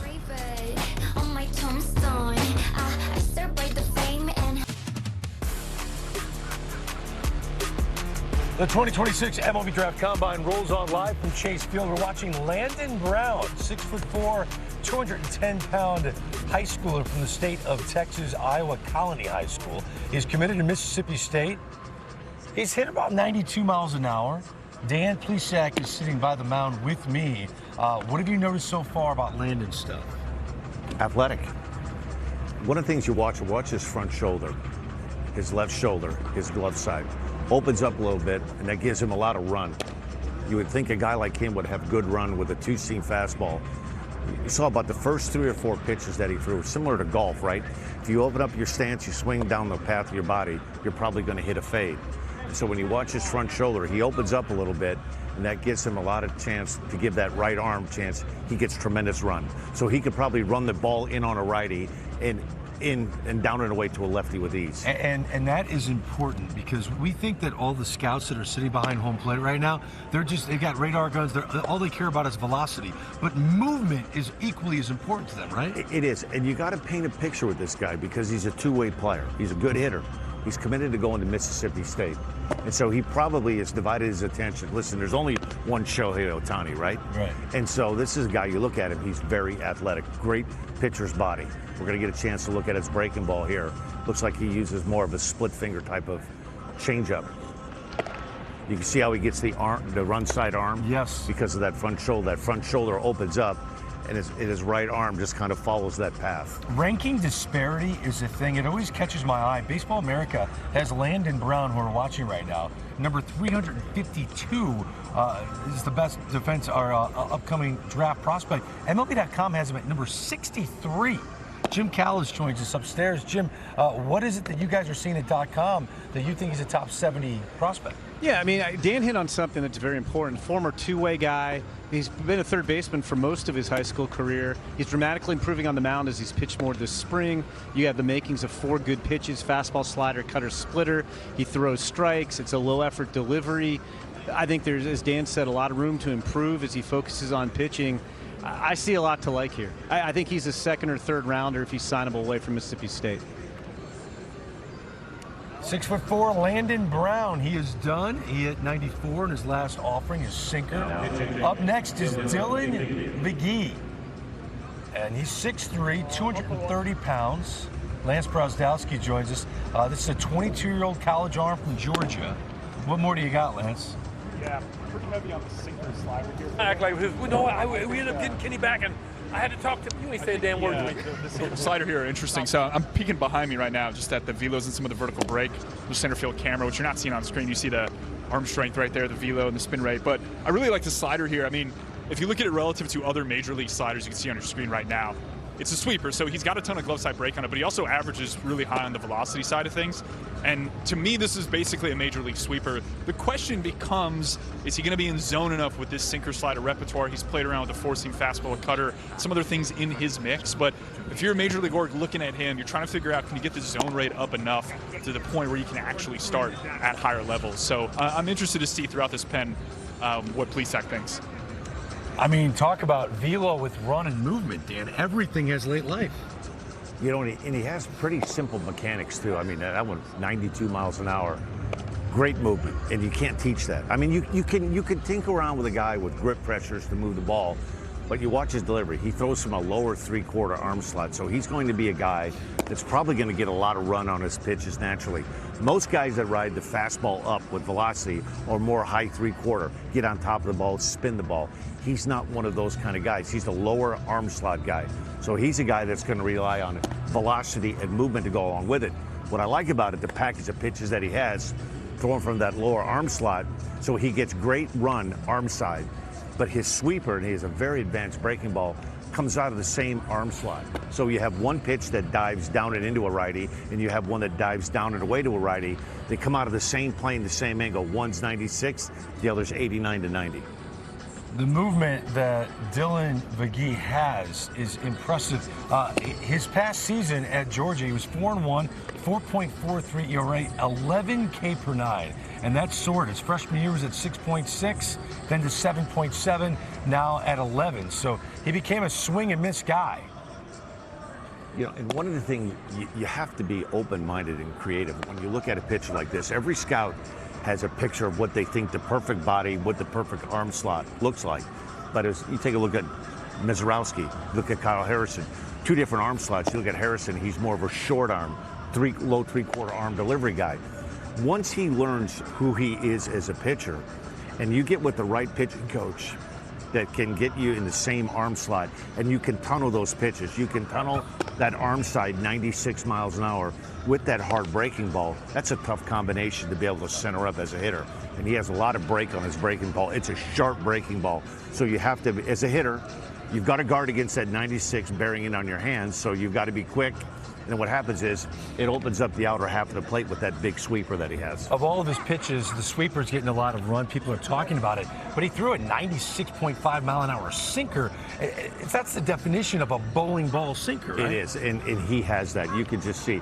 You can often watch where a catcher catches it. Like you see a little bit of recoil in that glove from the catcher. He has a terrific arm. Dylan McGee on the mound for us here today, playing for a pitcher for the University of Georgia.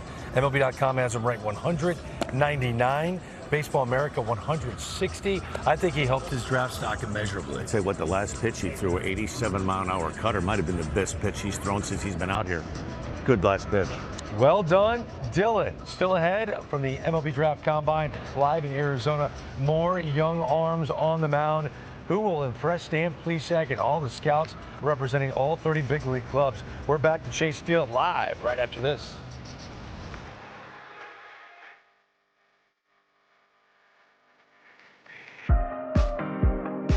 The Golden Spikes Award is presented to the best amateur baseball player every season. What a start for Adley Rutschman. 3 homers for Jason Varitek. The swing of his life. Whose spikes will turn to gold next? Landon Thome. Brock Chalowski. Jackson. Goodbye. The Golden Spikes Award, Monday at 7:30 Eastern, only on MLB Network.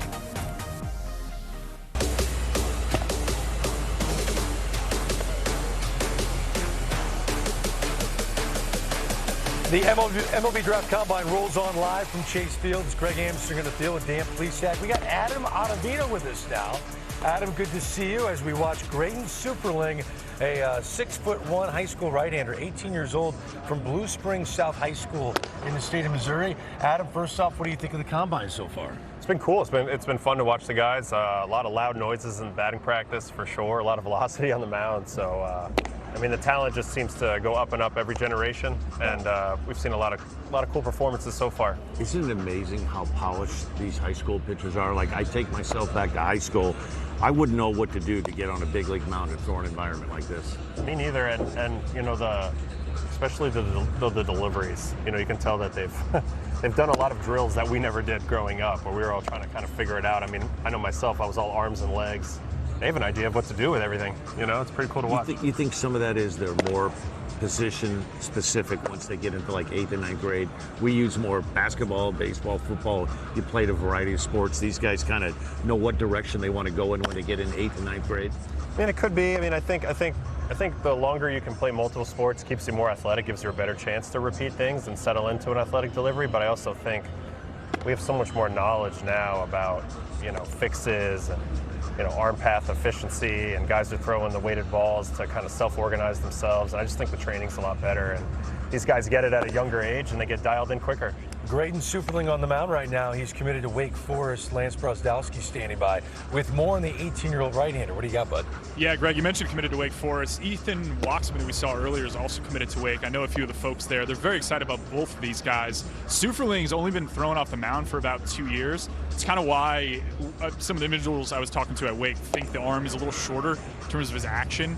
That messes up a little bit in terms of the timing in his delivery. It makes it a bit more sensitive to how he's transferring energy through his chain. But I do think it's interesting with a high school kid like this who doesn't have a lot of experience throwing to think about more like the long-term velocity development if he were to go to a huge, really impressive D1 program like Wake Forest. The contents of his throwing program, you know, really pushing him such that long-term you could have him sitting mid to upper 90s where he'd be successful as a major leaguer. Yeah, that's interesting, Lance, because Wake Forest has become a bit of a pitching factory, Adam, and in some cases, college might benefit a young arm like this. Would you agree? Yeah, totally. I mean, the resources put into the top colleges now on the player development side, it's nothing like it used to be.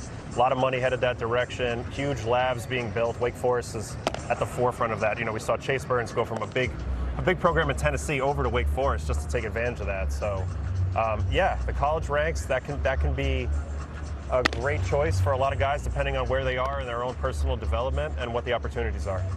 Dan, you're looking at this young man's mechanics. Some scouts think that they would have to be refined. Anything that you're noticing? You know, I'm not as much of a stickler when you're talking about an 18-year-old mechanics, because you can help shape that and blend that. I mean, you're always looking, you know, to keep that chain, to get that fluidity through your motion. But what I do like, watch when he gets under, he throws. There's not a lot of recoil. Watch how often on MLB I talk about, watch his right hand. It almost gets to his left wallet pocket. See how he finishes through the ball? Yep. He's not a guy that short arms the ball and a lot of recoil. There's a lot to work with that right there. Graydon Superling, he has finished.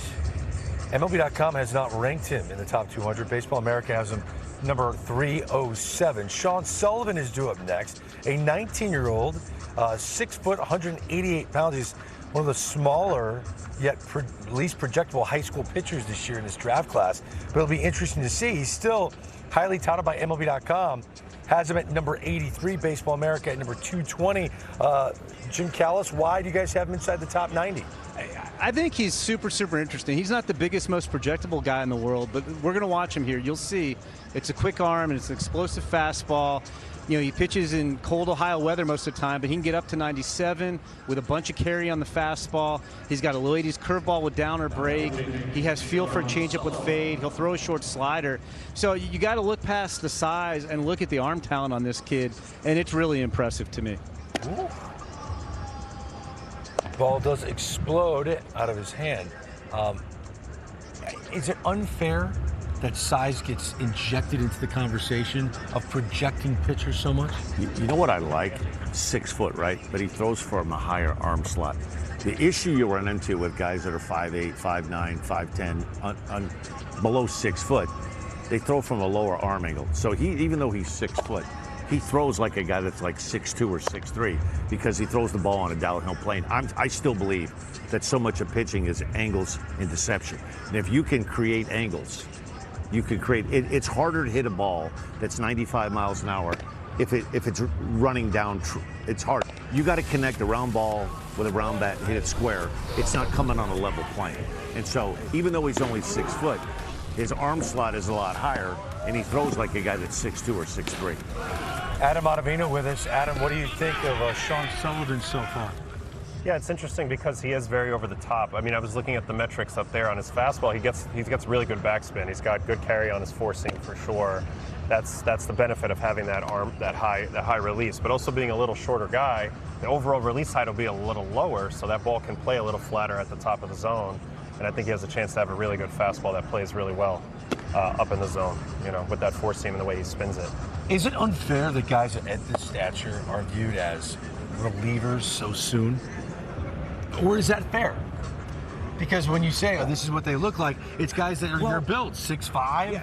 See, what I have a hard time wrapping my arms around, we're critiquing a guy that's 18 years old. But you have to. This is the combine. I get it. But in some ways, it's unfair to grade the fastball, the changeup, the slider. It's 9 grade, it's 8 grade, it's big league ready. I understand that. He hasn't even begun to understand his body as a pitcher. Even though he's been through training, obviously, when you watch him, he's worked with somebody on mechanics. We haven't seen any of the pitchers we've seen. One of the things you look out for is a guy that swings his leg back. Because if you swing the leg back, you have to swing it forward. And all the pitchers that we've seen pretty much pick that front leg up, boom. There's not a lot of wasted motion taking it back. It's pretty much up and it's down. And so they're able to stay around the plate more. And I just think this, one thing you watch baseball, great players, great pitchers come in a lot of different shapes and sizes. You have Altuve, you have Judge, you have Framber Valdez, you have big guys, you have small guys. The bottom line is, can you create a package of pitches that plays within the strike zone? Can you spin it? Can you get some movement? And all the guys we've seen, they all have upside. But it's hard. I guess you have to look at it open-minded and say, okay, I'm taking a guy that's in Ohio, so cold weather guy, probably doesn't spend a whole lot of time year-round throwing outdoors. You can throw indoors all you want in a climate controlled off of a rubber mound, but getting game action and actually throwing off a real mound, putting a real pair of cleats on, is an entirely different animal. And you can see good breaking ball, able to command it, good curveball. Showed a good split too. A couple pitches ago, some really nasty drop on his split for sure. Just to add to that with the height conversation, I mean, I don't think that there's any absolutes there. Obviously, we used to think, oh, bigger guy, likely to be more durable, but I don't think that's based on any sort of absolute reality there. I think the great athletes come in all different packages, especially in our sport. Does it add to deception, though? It can, because anything that you're doing that's outside of the aggregated norm, is good. You want to get as far away from mediocre as possible. So as far away from average as possible. So really tall, really short, really extreme arm angle, one way or the other, all those things can help you be a little different. Sean Sullivan is complete. We're moving on to Grayson Willoughby, 6'2" right-hander, 19 years old, from Trinity High School in the state of Kentucky. He's committed to the Wildcats in the state. He would be draft eligible 2028 as a sophomore. We shall see if he gets to the University of Kentucky at Lexington.com has him 197th, Baseball America 215th. Came out of the chute, his first pitch was 98 miles an hour. Yeah, I was going to say, you can see right away he's a little more whippy than the last two we just watched. I mean, there's a lot of flow in that delivery right there. Maybe not as efficient and as dialed in terms of easy strike throwing, I think, but he's creating a lot of force there. What do we think of his delivery? It's unique, right? It's different. If you watch him, he gets really long down the mound. A lot of guys we've seen, the front leg comes straight up. Watch it. He gets down the mound. He's almost landing further than anybody that's ever thrown. You see that landing area in front of the dirt there. He's almost to the front edge. So he's getting his heel almost to where of the toe of the pitchers that were before him. So he's a long striding guy. Incredible extension. And Adam, you dive into pitching metrics all the time. Extension like that helps him in what way? Makes your fastball look faster than the number. So if you're throwing 93 but you have an above average extension, it might play 94, it might play 95, and that plays a little bit of a trick on the batter. You're just closer to the plate. And even at the highest levels of the game, Mizorowski's got the best fastball velocity, but he also has the most extension. So anytime you can release a little bit closer, it makes it that much more challenging in a game where reaction time's at a premium. You go back, a guy that you get to watch a lot doing Yankee coverage, Cam Schlittler. We had him at the Combine a few years ago, tall, lanky guy. And you look at Cam Schlittler from 4 or 5 years ago, and you look at the same guy. the same body, but different mechanics, and he's kind of grown into himself. And so I think as a scout, you almost have to step back and project, like, okay, what is this body type going to be like in 2 or 3 years, right? Is he going to get bigger? Is he going to get stronger? Can we improve these mechanics? Can we get him a little bit more compact? You see how he gets stretched out? Movement on everything, by the way. Nothing he throws is straight. Everything's moving all over the place, that's for sure. Coming out hot, too. Yep, which is a plus in case people are watching going, oh, get it over the plate. The scouts are looking for movement. This next pitch here is his changeup. You got to look at, see what his changeup looks like.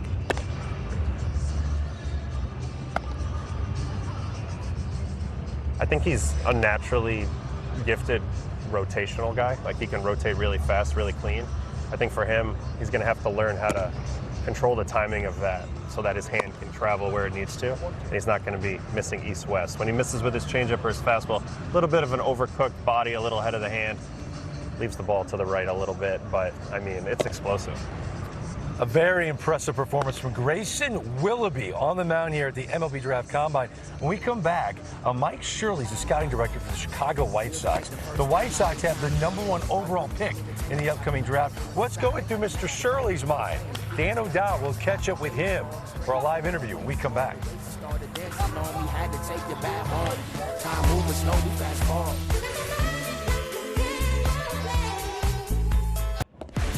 MLB Network's exclusive live coverage of the Draft Combine rolls on from Arizona. Tyler Bremner, who's the #2 overall pick in last year's MLB Draft out of UC Santa Barbara. Is there a chance we could see the same kind of thing in 2026 in Philadelphia? Jackson Flora goes to UC Santa Barbara, and he's standing by with Jim and Lance. Guys, take it away.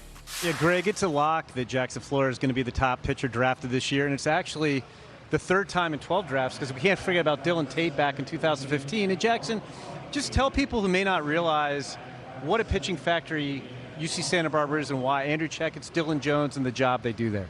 Yeah, I think it all starts, with the culture that we built at Santa Barbara of guys, working hard all the time. And, I think there's a lot of respect for the coaches as well, for Coach Jones and Coach Checkett's, that, pitchers realize how knowledgeable they are and how much that they can help them, that they listen and they do the work. Everything is very individualistic. They're not cookie-cuttering guys trying to turn everybody into the same pitcher. And it's, pitching to your strengths, making your strengths better, and giving you the knowledge and the opportunity to help yourself and go make yourself better. To your point on individualization, Tyler Bremner selected as the first pitcher in last year's draft. He's a very different arm than you. He's more of your pronator, throws hard, really good changeup feel. You're kind of the opposite. You cut your fastball, your breaking balls are sick. Talk me through your mix. Yeah, the four-seam fastball has kind of been a big focus this year, trying to get more ride, like that cut ride that you were talking about. Get more swing and misses at the top of the zone, work at the bottom of the zone early in counts. Probably my favorite pitch is that hard slider. I love throwing that thing. I could throw it 100 times in a row, which is kind of like a more elevated slider. It spins really well, still gets good horizontal movement on it. And then the sweeping slider is kind of where, you kind of get like a little bit more speed differential. It's in the low 80s, high 70s a lot of the time, and that can kind of change guys' eye levels. And it's good, too, when guys see the same spin kind of twice, but it's 2 different pitches, so they may think, oh, that's a hard slider, and now it's a sweeper, and it's out of the zone, or, oh, that's a sweeper, it's going to run off the plate, and it's not, it's the hard slider. So it's kind of good to have those 2 different sliders that play really well off each other. And then probably the biggest pitch of the year was the kick changeup, which was, another thing that Checkett's and Coach Jones helped me. They're like, dude, your low-hanging fruit is the changeup. That's going to make you such a better pitcher, and we really went to work on it in the fall and in the winter before the season, and it turned into a weapon this year. That's just killing spin on the pitch, getting it to drop. I like it a lot because I can still throw it hard. I don't have to slow down my arm or anything like that, so that pitch has been awesome. What kind of reactions do you see from hitters? Because I want to say, if I have the numbers right, I think you threw like maybe 2% changeups as a sophomore, and it's like 15% changeups. And when you were on our podcast a couple weeks ago, you were talking about there was a game early on where you threw 34 changeups or something. Yeah. What are hitters reacting? Because if I'm hitting against you, I got to have slider in the back of my mind, and you can carve me up with the four seam, and all of a sudden I see this kick change. I'm like, oh my god. Yeah, I think that's why it was so effective. Is just because I didn't throw very many changeups my freshman or sophomore year, and teams were prepared to face fastballs and sliders, and then, once I'm able to be comfortable and mix in the kick changeup, now they can't really sit or start guessing on pitches, and they kind of have to react a little more. So, I'm not a hitter, so I don't know what they're thinking, but that pitch was awesome this year. 2 quick ones for you before we get you out of here. Hitter you're most excited to face in the show, and who do you comp your game to as a pitcher? The hitters I'm most excited to face, well, I hope I get to face some Santa Barbara hitters that were drafted out of my freshman year. A lot of those guys had my number when I was a freshman in the fall. Aaron Parker, Ivan Bredauer, those guys that were drafted out of Santa Barbara, so it'd be fun to face those dudes. And then a pitcher that I comp myself to, I think a pitcher that I enjoy watching is Hunter Green, just because he has the hard fastball, hard slider, and I think the splitter and the kick change are kind of comparable to each other. I love watching Matt Brash throw sliders. I could watch him till my eyes bleed. So I think that, those are 2 guys that I enjoy watching pitch for sure. Well, thanks a lot, Jackson. Yeah, absolutely. Thank you. So it is up to Sam Antonacci, who had a go-ahead RBI single in the 7th. Sam Antonacci, last chance, liner to center, it gets through! Montgomery scores, a throw at the plate, save! White Sox walk it off!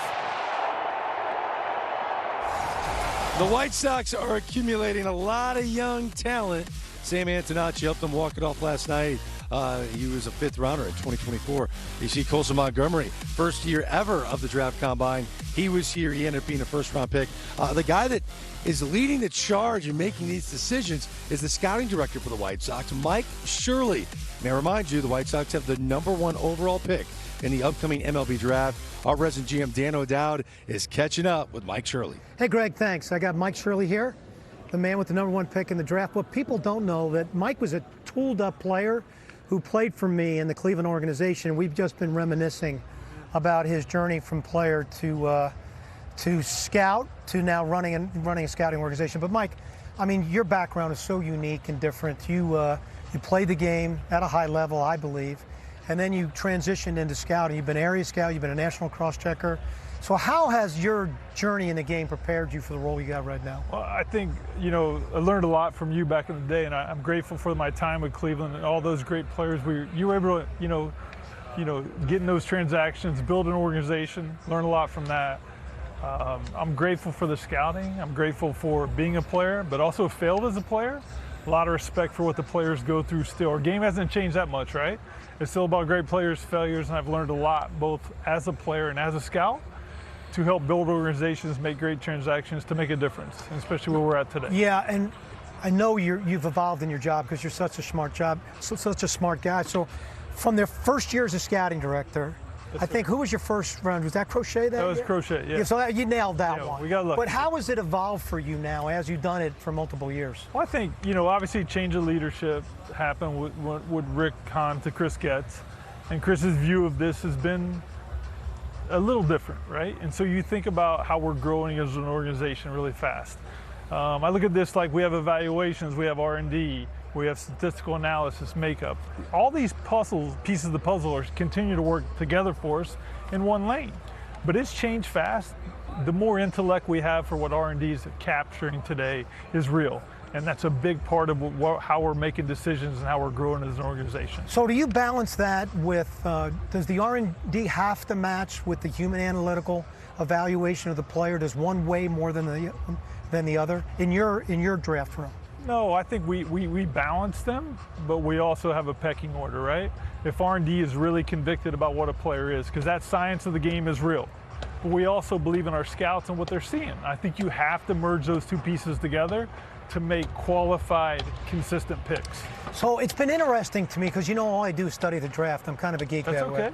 And so, like, you went pitching heavy, and I know you talked about I'm going to lean into what we're good on, and yet now you've gone middle of the diamond, excuse me, really focus on athletes. So is it best player available, or is it some philosophical approach that changes year to year? And I think this is what happened with Chris's leadership. He's into middle of the field players, left-handed hitters. These traits that we prefer are our target points now. And I do think that how well Paul Janisch and Ryan Fuller and Brian Bennister's led our player development front, I think we're qualified to develop players on both sides of the ball. So it's a collaborative process. So you're head of pitching, you're head of hitting. Amen. Works with you when you make decisions then. Correct. I mean, I think we're all working as a unit. I think when you look at the White Sox turnaround, systems thinking, people believing in the same cause. He brought a bunch of qualified people in, very intelligent, and these guys wanted to be better together. You get this collective movement starting to happen. You see our results change really fast. So again,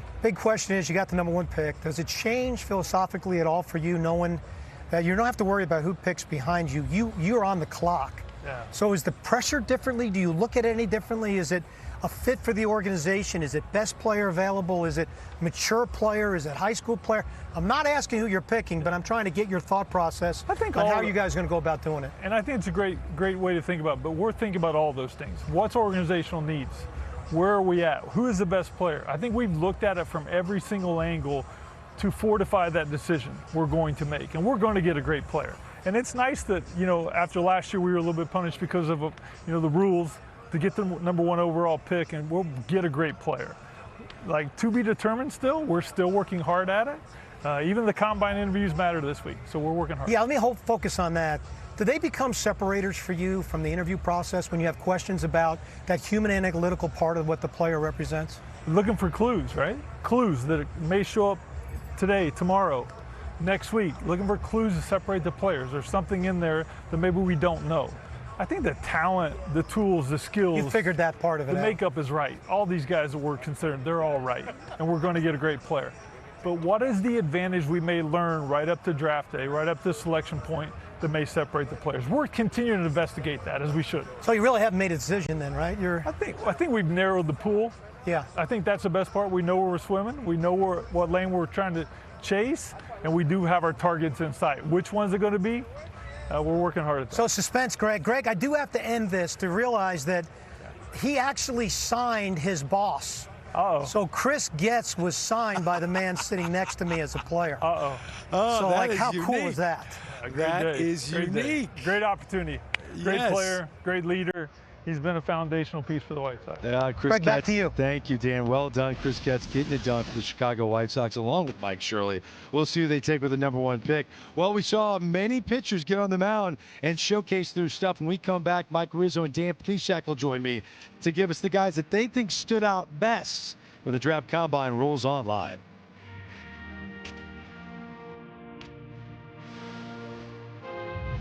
Here's the pitch.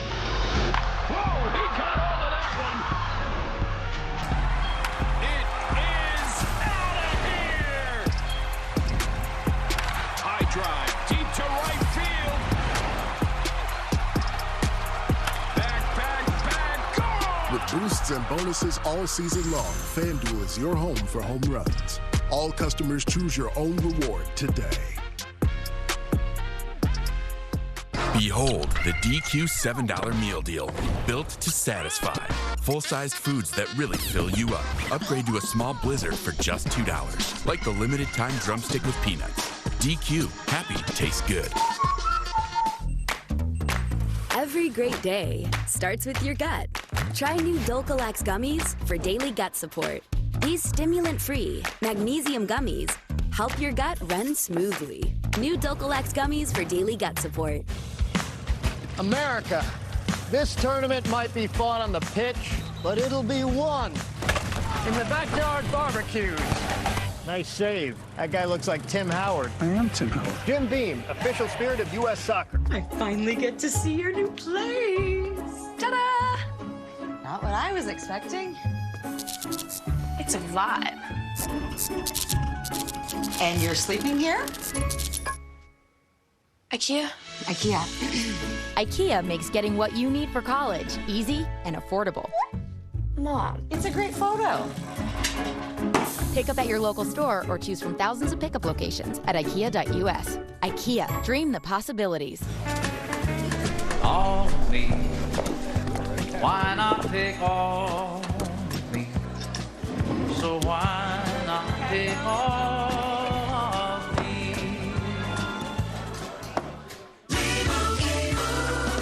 And Doug. I'm I'm glad we could all play today. They say tennis is great for remembering you can customize and save hundreds on car insurance with Liberty Mutual. Do they, Doug? Well, I say it. Limu, ball me.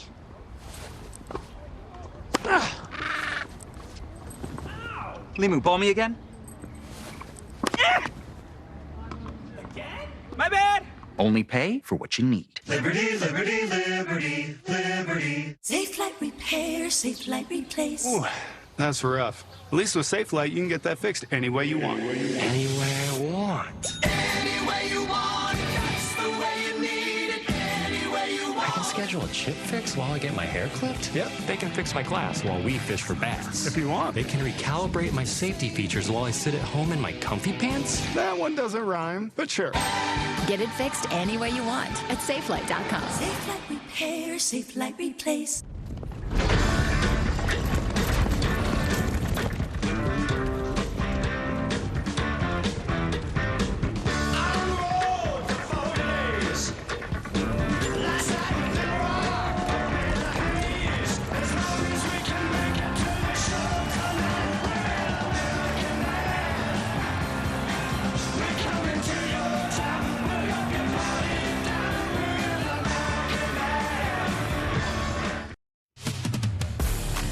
Let's look back at the 2024 MLB Draft Combine.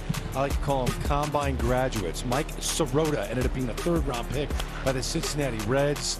He's the number 39 ranked prospect right now in the Dodgers system. OPS in the minors this season over 1,000. Sam Antonacci's already in the big leagues. We saw him in the World Baseball Classic. He had a walk-off last night. And Dylan Volantis, potential first-round pick in the 2027 MLB Draft. We're back here on the set. Dan O'Dowd, great interview, Mike Shirley. That was awesome. Yeah, he made it easy. Yeah, Mike Rizzo's with us, and Dan Plesac. Dan, it was fun sitting there by the mound, watching all these pitchers throw. Was there a guy that stood out the most to you? Tyler Putnam. I just think this is a guy that you're looking at a blank canvas of a guy that's very athletic, and you would hope with good coaching and getting with the right pitching coach mechanics. I just thought he had tremendous upside. Ball really came out of his hand, nice and loose and free and easy. You look at his body, he's a guy that has yet to grow into himself, and there's a lot I look at a young pitcher like this and I say, okay, what is he going to be like in 2 or 3 years when he puts on 10 or 15 pounds? He refines his mechanics. One of the things I like, kept his head, kept his chin on target, on line with home plate. I mean, 97-mile-an-hour sinker. Look at the four-seamer at 97. His breaking ball, slider, slash sweeper is good now. It's only going to get better when he dedicates himself to this profession of pitching. I thought he had tremendous upside. He boosted his stock, you think? No question. Now, I asked both of our GMs here which guy stood out the most, and both of them said Ethan Waxman without hesitation. Mike, why did you like him so much? Well, I mean, he passes the eye test. It's a pretty easy choice for me. You know, a big physical pitcher with a good body, lands soft on his front side. He's got easy gas, and you know, his secondary stuff is on the come, but he throws a spiked curveball with good velocity. I think he needs to eliminate a couple of pitches until he masters fastball command. But he comes at you with fastball and tickling triple digits and a good breaking pitch. And, you know, he has that little glove tap there that kind of gets him out of sync at times. But I think that, you know, this is what they look like as number one starters in the big leagues. And I think that you got a guy with some elite ceiling with this one. I thought he had natural cut on his ball. I felt bad for Jack Natilli not having catch the guy before. I thought he was going to get killed back there. He had to switch gloves. Well, it was hard because, you know, they don't get a chance to warm these guys up. Yeah, just the ease of effort, Danny. You know, like he got 99, but he wasn't like he was out there trying to throw 99. I thought he had a feel to spin a breaking ball. I think there's more extension out front, so I actually think there's more in there. I think he's kind of raw. So I think there's way more upside in this guy than what he even showed today. I think of the pitchers that I saw throw, he was the most physically imposing. When you think of what will be a year or two down the line. You touched on it, Mike. He has that look of a frontline starter. The way he carries himself, his chest is out, his body language was terrific. And I'll tell you what, his package of pitches, and he's just learning now. He scratched the surface of what he could be. You know, you always kind of get me thinking about the best pitch. And if there's a guy that can throw one dominant pitch, you should pay attention. Dylan Vague, the junior from Georgia, he threw a 96.5 mile an hour sinker. It's the second pitch coming up. You'll see it right here. This is 96.5. This is a bowling ball. And if he just got on a mound and only threw this one pitch and can repeat it, Dan, no doubt. I mean, actually, but he runs that sweeper away, too. To me, he was the second most impressive guy for me here. And it's easy and loose. It's a unique mic. It's a unique slot. So it's a really uncomfortable at-bat. Yeah, it really does. Yeah, he reminded me a little bit of Brandon Webb. You know, he had a cinder block sinker and that sweeping breaking ball, and a guy that really showed that he's got some power to that pitch, but it's also a pitch that is really going to be tough on right-handed hitters to hit. Yeah, it's easy to dream on him, Greg. I think that was a really good call. Yeah, you love him too. I did. You know, you hear that word, that verbiage now, tunneling, right? He throws from that lower three-quarter arm slot, but that arm side run on that sinker and that sweeper to go along with it, coming out of that same tunnel, that's a great combo. You can see why his K/9 jumped to 11 this past season for the Georgia Bulldogs. Well, this is always my favorite segment of every Draft Combine show. These are the previous draft prospects that were interviewed by Dan O'Dowd, who asks all the tough questions. This is such a snapshot of what these kids have to actually literally deal with when they do these interviews. So let's move it forward to the two young players Dan O'Dowd recently sat down with, Liam Peterson and Zion Rose. I can't wait for this. Dan O'Dowd interviewing two up-and-coming stars. Watch. I'm here with two exciting draft prospects today. I'm so excited to talk to you guys. I got Zion Rose on my left and Liam Peterson on my right. So you're kind of a polarizing figure in the scouting community, as you know, because the ceiling is just incredible. And yet at times there's a gap between the performance and the gifts that you show up on the mound with every day. So when I say that, how do you react to that? I can't sit here and disagree with you. Like, I certainly am not happy with the way I have performed. But like you said, like, I know what I can be, and I know what I will be, and I know that. And what is that going to be? When the product is all said and done, how do you envision yourself? I mean, I see myself, you know, I don't want to sound cocky or anything coming off as this, but I think I really have the potential to be, you know, a Cy Young top-end starter in the MLB. And I don't mean that in a cocky way. I just think, you know, you got to be confident in yourself, and I know what I have, and I know that I haven't necessarily showed that in my performances so far, but I really do think I'm close to getting where I want to be. I think the big thing for me is my mechanics, one. I think I just need to kind of clean them up and figure some things out in that department, and then also my command. I think those two go hand in hand. Yeah, once you get your mechanics clean, your command will come back. Yeah, so I think those two are the biggest factors. I'm really confident in my stuff. I think my stuff can compete with anyone. Well, you also, I believe you were a part of MLB development. That's so cool what's happened in our game. Can you walk us through how that experience kind of, you know, made you start to believe in how good a player you had a chance to be? Oh, it was amazing. I was just telling my driver we passed Tempe where the Angels play, and just the memories are coming back from Dream Series and being out there with them, Lenny Webster and all them, all those coaches, all those guys. And like you said, it was just a big confidence builder in terms of being with these coaches, learning from them, being with these players, these great players, and knowing like I got a system of people that have been through this and are teaching me these ways. Yeah, so walk through what it meant to play with Team USA on your jersey and representing your country and getting to travel overseas, winning. What was that experience like for you guys? Yeah, I mean, that was probably like the coolest thing I think I've ever done in my baseball career. It's always been my dream to, you know, wear the colors and play for my country.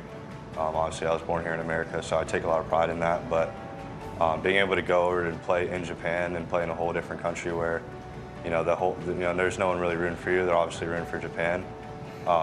It was really cool.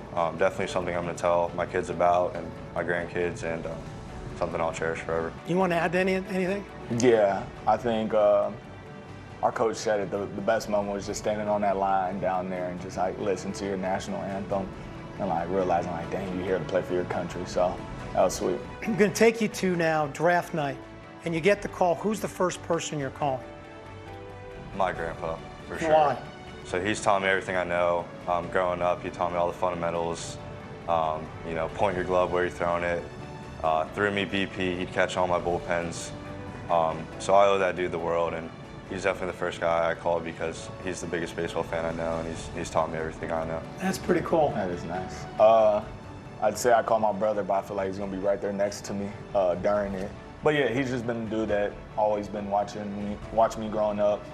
I practiced with him, me and my friends, like whenever I wanted to go to the field, whenever I wanted to hit, like he's like, yeah, let's go do it. So without him, I really wouldn't be here. Congratulations to both of you. Hope you guys realize that, you know, when you started out playing T-ball and, you know, when you were little, you know how hard it is to get to this stage of your career? Like, you're the chosen few. And I'm so excited now. I get a chance now to sit and watch you progress in your career, and I can't wait to do that. Thank you so much for doing this. Appreciate you. Of course. Thank you for having me. Thank you. Dan O'Dowd, outstanding work. I love the first question to Liam Peterson. I mean, you jumped right into it, talking about everyone loves the stuff, but he didn't get the results, and he was very candid in that answer. Yeah, he was great. I was really impressed with the way he answered. It came across with so much authenticity, and, you know, I think players, as you know, Mike, players that can self-evaluate well are players that have a chance to get better. Yeah, it was a wonderful interview. These two guys are extremely eloquent and well prepared for the profession. I'll tell you, the Team USA thing, we really have to recognize that brings these guys together with a lifelong bond that just transforms even when they play on different teams. No, you could tell, and it was outstanding. I always look forward to it. I could tell you enjoy doing those interviews. So well done, Dan O'Dowd. Hey, still ahead, we're going to let the outfielders take some BP. Why not? Trevor Condan is one of the top 25 draft prospects in the land. He is here. He already threw 98 miles an hour from the outfield. What will he do? Taking BP. You'll watch it live. We come back to Phoenix on MLB Network.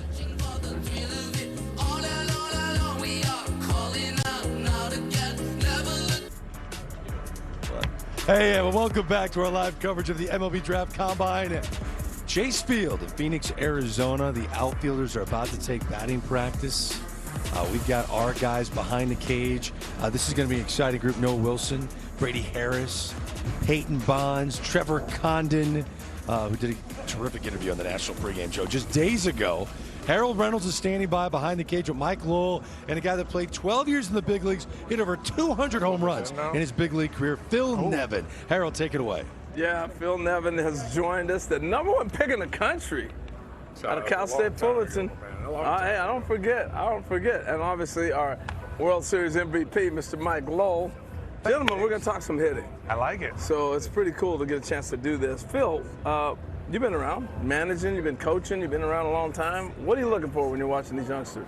Well, I mean, it just depends on the player, really. I like to get to the open side, see bat pass, see hand strengths. I mean, there's certain things you kind of look for with younger players, I think, when you're looking at the high school guys, as opposed to more of the college guys that are going to be a little closer to your finished product. But I actually love getting out here and watching BP. Yeah, it's kind of fun. Go out and scout a game. It's one of my favorite things to do is get there early and watch these guys head out on the field. So you know what I'm going to do? I'm going to step out the way. We're going to watch some hitting. Mike Lowell's going to take this thing. Come on, Mike. All right, I like it.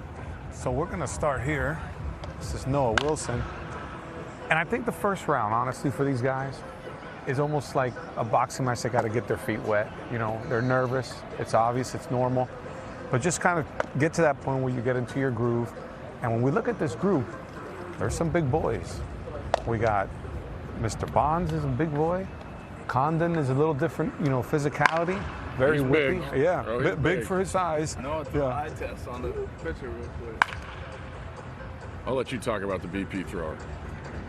Well, I just want strikes. Yeah. Strikes, middle in, work it maybe a couple out of third, and they'll get their hacks in. But it's a little bit like calming their heart rate, right, Phil? I mean, they're excited. They know a lot of eyes are on them, and they want to show what they got. Yeah, I mean, when you said it first, when you start your BP round, you kind of like work the ball the other way, work around the field, and I think where these kids get into when you get to these showcases is like, I just want to sit in the launch from the beginning to impress people, but I think they understand by now that when we're watching this, we do want to see them move it around the field and show some back control, and then when we let them release it a little bit later on, show us some things too. I didn't know Brady had that. First ball, opposite field, left field line. Do you look at lower half? I do. Are you a big lower half guy? I do, and you go over here, you see, head movement too. You know, you obviously want to build up speed to gain that power, but you don't want to do it at the expense of, a lot of head movement where you're not going to be able to see the ball and track the ball and follow and control the zone.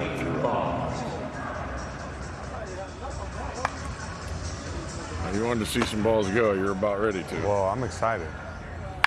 Oh, wow. Oh, that sounds different. He's got a different sound. Yeah. He's a big kid. He can hit, too. That's to hit the Peyton's place right there.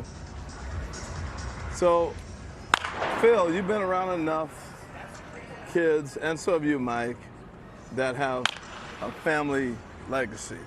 Got to live up to, and they put this pressure on themselves. What do you think about Peyton? How he's handling everything and how he would handle it? What's your advice? You have a son playing who had to follow your tracks, Phil. I got two. Yes, I forgot about that. It's tough, especially for him. That's a different stage that his dad played on, and Mike and I both know we played a lot of first, and a lot of balls went flying over our head. Thankfully, they weren't at us.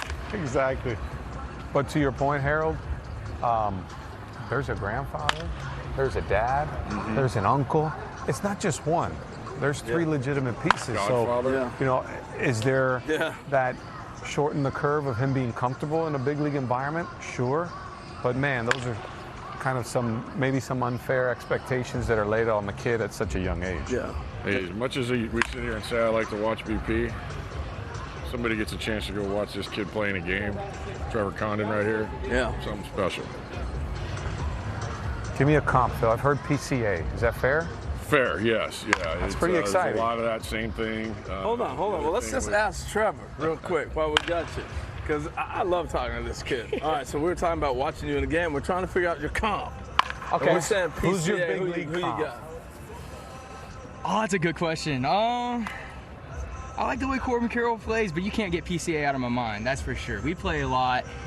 We play a lot alike, so I'm gonna have to go with PCA because of what y'all said, and just like after watching it, we look so much alike out there. The energy, the smile, the compassion.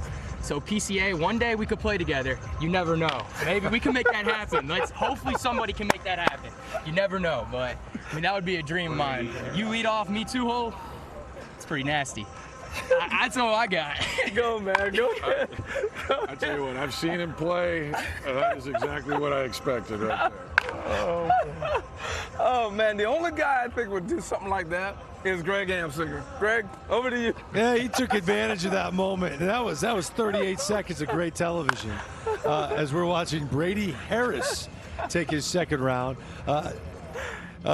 Jim Callis, Trevor Condan decided, you know what, I'm a top 25 talent. I'm still going to come here and strut my stuff. That's got to impress some scouts here today, right? Yeah, I think that actually has opened my eyes more than anything this year. The biggest story to me, besides the individual performances at the Combine, is that so many of the top high school players are actually coming out here and taking infield, taking BP, taking outfield, whatever. I was talking to an agent about it, and he said, look, these guys are used to doing this. What's the downside? This isn't hard for them to come out and do if they're going to be here anyway, talking to teams. And you got to love Trevor Condan, not just the personality, but the player he is. Like I said earlier, I think it's one of the best combinations, maybe the best combination of hitting ability and speed in this entire high school class. And with the PCA comp, I'm not saying he's going to be better than PCA, but at this level of this stage of their careers, people were worried, how much impact is PCA really going to have? He was an extreme hit over power guy. And while Trevor Condan's hit over power, he's got some juice in that bat too. He's a really impressive player. I want Dan O'Dowd and Mike Rizzo to weigh in as we're watching Trevor Condan take BP. What do we think of his swing, Dan? What do you think? I like his position of his hands. I mean, he's going to work a little uphill from there, but he gets some really good lag on the backside. See how his bat stays behind his backside as he begins to move forward with his front hip. So this is a pretty exciting player, Mike, for me. He is. He plays with a little air of arrogance and some swagger to him, which I really like. And he's got a lightning bat through the zone. I like he stays back on the backside, and he got great barrel awareness. And I think that you're right. That's a good call. That's important, and he can really manipulate the bat head. And I think that I agree with Jim. I think right now he's hit over power, but I see that power tool coming on strong. You know, that's a good point, is that we have this debate in the industry about hit first power. I mean, Mike and I have been doing this a long time. If you find somebody who finds the barrel a lot, eventually the power is going to come. They'll figure out getting plus counts. They'll leverage their movement patterns a little bit better. They'll know what their nitro zones are. But it's hard to take a guy with tremendous power and turn him into a good hitter. Interesting. Great analysis all afternoon. All of our guys here watching some of these young stars get in the cage. Brady Harris taking his cuts now. We're going to step aside. We have another group of outfielders that will take batting practice live from the 2026 MLB Draft Combine, which continues after this.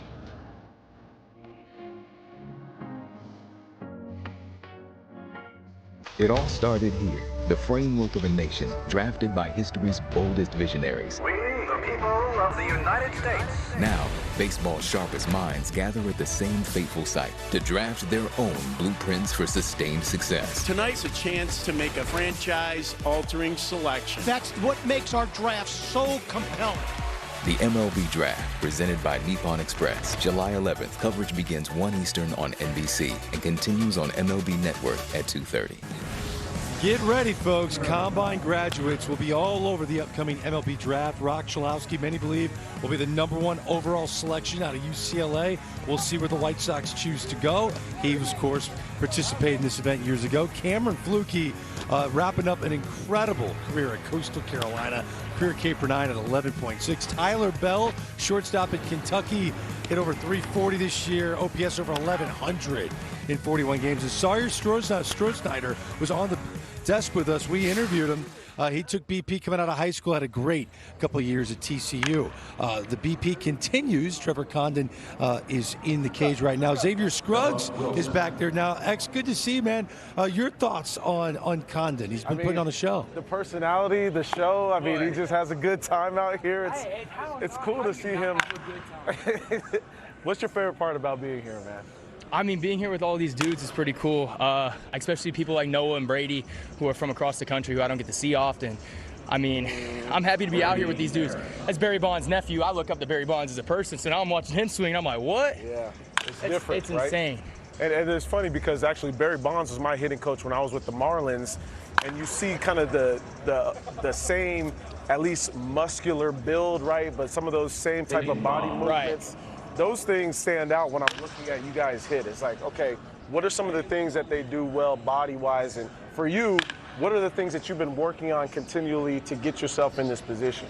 Honestly, just being who I am and staying true to what I do. And what I do is just practice every day. I run, I lift, and I do what I believe is what it takes to be the best. And that's who I want to be one day. I want to be like that of the names of Barry Bonds, Babe Ruth, leave a legacy behind. No matter what legacy that is, that's who I want to be. I believe that's what God put me on this earth to do. I love that, man. Go do your thing. I don't want to disrupt you, man. Go do your thing, man. The best round of the day.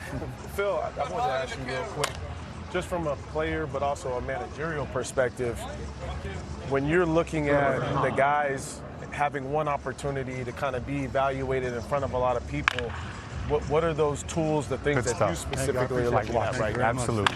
Really, you just want them to be themselves. I mean, when you're trying to do this, it's hard for them not to come out here and want to try to do too much. Impresses, you don't want to hit balls in the second deck, but a player like this here, like a swing like that, to me, impresses me more than the ball he hit first into the bullpen over here. Right. He knows his game. He understands what's going to make him great, and it's really hard not to. It's really hard not to like this kid when he's walking around you. I just went out and scouted him a couple times, and this is the exact personality I thought I was going to get when I met him. So this is pretty cool to be down here with these guys. Development-wise, what are the things that they need to be prepared for going into organization and getting ready for the next level? I think, we all went through it. The biggest adjustment is, the wood bat, but then going out and playing every day and understand what it takes on your body and the toll. And I think the training and the things that these kids are able to do, even at the high school level, and every kid we talk to right now has a trainer, they have a hitting coach, and so they're already kind of being groomed to be able to do this. And even though they're only playing a few games a week, they practice a lot too. They hit, this from being around the game now, that these guys are taking 1,000 swings a day, and they're running. They're out on the field all the time, which is great. They're learning the game. the physical part of the game. You know, it's tougher for us in a travel ball setting or a showcase setting to see. You know, at the end of the day, we all want to see players that play winning baseball. Right, right. The instincts, the little details that come along with that. Yeah, and so, you know, when I go out and watch a player, and I've learned this from some of the, you know, Riz is one of the guys that I spoke to when I got the job, and I have such a great respect for him because of his background and what he did in this game. I talked to him, I picked his brain, and you know, if I get sent to go see one player, I have such a greater appreciation for, and I really didn't know this part of it, being on this side of it, the area scouts, the ones that go out and find these kids and then send somebody like me. I got the easy job, right? Like, I go out and watch Trevor Condan play. All right, good player. You know what I mean? If it's Grady, if it's Rock, if it's Von Lackey, I mean, like, they're good players. I mean, it's not hard for me to go in and see that, but for me, it's watching them in the dugout. It's watching them around their teammates. It's watching them in big situations in a game and how they react, how they respond to failure. I mean, because we're all going to do that, right? Yeah, absolutely. Greg, you heard it best over here. Yeah, and I love what Phil was saying about Mike Rizzo and picking his brain. Mike's got so much knowledge, along with Dan O'Dowd. And you know, the two of you guys have so many things on your plate when it comes to evaluating young talent. Watching Dan interview 2 draft prospects, that's a huge component of it. Why is it so important to sit in a room and talk to these young? You've seen them play games, you've seen them at the Combine, but Mike, what do you get out of that interview process? The human element. You know, this game, you know, we've it's an analytical game, it's a performance game, but there's a human element that is, I think, separates good from average from good from great, and I think that that's a key part of the puzzle that we incorporate with makeup and the human element. And you want to see these guys with their hair down and away from that formal setting of you know, executive player, scout player, where, you know, they're always buttoned up and you know, they're trying to, you don't want them acting, you want them being themselves and being human. Well, in my interview with Mike Shirley, I think he summed it up well. He said the interview process, it comes down to these top players, Greg. The separators are just really hard because you've gotten their ability right, but there might be one nugget that comes up in a discussion that resonates that's your type of player. And so I think the human analytical part of the game is still the holy grail. Yeah. I think it's one locks players, as Mike's talk said, was so well to be good, to be great.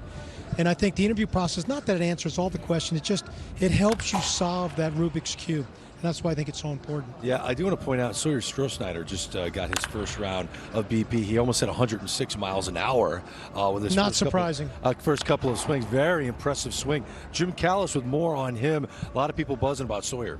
Yeah, and I mean, he was one of the best all-around athletes in the 2024 high school class. He's one of the best all-around athletes in this year's college class. Some of the best tools you're going to see. It's plus power, it's plus speed, it's at least solid arm strength. He has a chance to play center field. You know, he talked about it when you guys interviewed him at the desk. His hitting statistics dipped toward the end of the year. He got a little bit impatient, I think, but there's a lot of upside with Sawyer Stroider. I know Lance, from a data standpoint, what jumps out at you about him? 90th percentile. He's a velocity for him, which is looking at those 10% of the hardest hit balls. Where's that area? How hard are you hitting him? He's way up there. He's well above the D1 average, about 8 miles per hour over, which is really strong. He's on the ground a little bit, and I think he's chasing a little more. So there's some elements of his game that I'm very curious to see how a major league organization would polish him up, just to get him a little more in zone where you know you could do damage, and also get him to lift a bit more. But the raw tools, the explosiveness, his ability to rotate, like Bogenpole here is a good example of a guy who rotate really hard, just needs to lift the ball a bit more, Jim. Yeah, he has a nice swing. You like the left-handed swing, and the thing that makes you feel good about being able to make some adjustments, he makes contact in the zone. I think it's more about making those swing decisions, swinging at better pitches and making better contact. This guy could be a stud at the big league level. I mean, he's probably going to go in the top, I'd say 10 to 20 picks in the draft. You got him ranked number 16 overall, Sawyer Stroider, who's in the cage once again. I know, Dan, you like everything you're seeing. Tell me why. Yeah, well, I mean, there's just not a lot of effort in his swing. It's a really pretty left-handed swing, and I like the way he really moves well in the box. Look at that swing, Greg. Mike, that was so explosive to the ball. Short, compact with, and he's got. That round, Greg, he worked a little around the ball. First round, he didn't. I'll be anxious to see what adjustments he makes into the next round. This young man is a physical freak as a high school player. Blake Bowen? I mean, it is enormous. It looks 6'3", like Troy 225. Glaus. It's like Troy Glaus in there. Oh, that's a great comp. I mean, look at the size of him, Mike, as a high school player. Yeah, he's a huge physical specimen, and you know, he knows what to do with the raw power, and he's got good extension when he hits through it, and you know, he's got some power to all fields.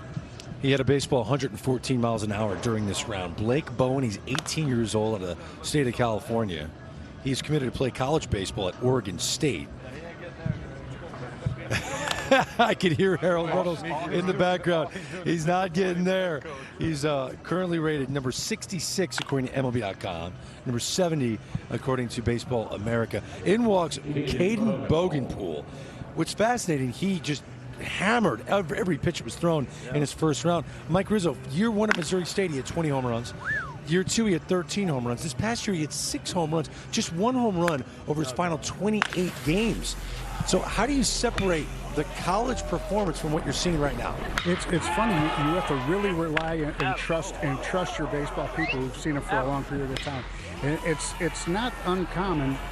It's not common, but it does happen with certain players that they hit better with the wooden bats than they do with the aluminum.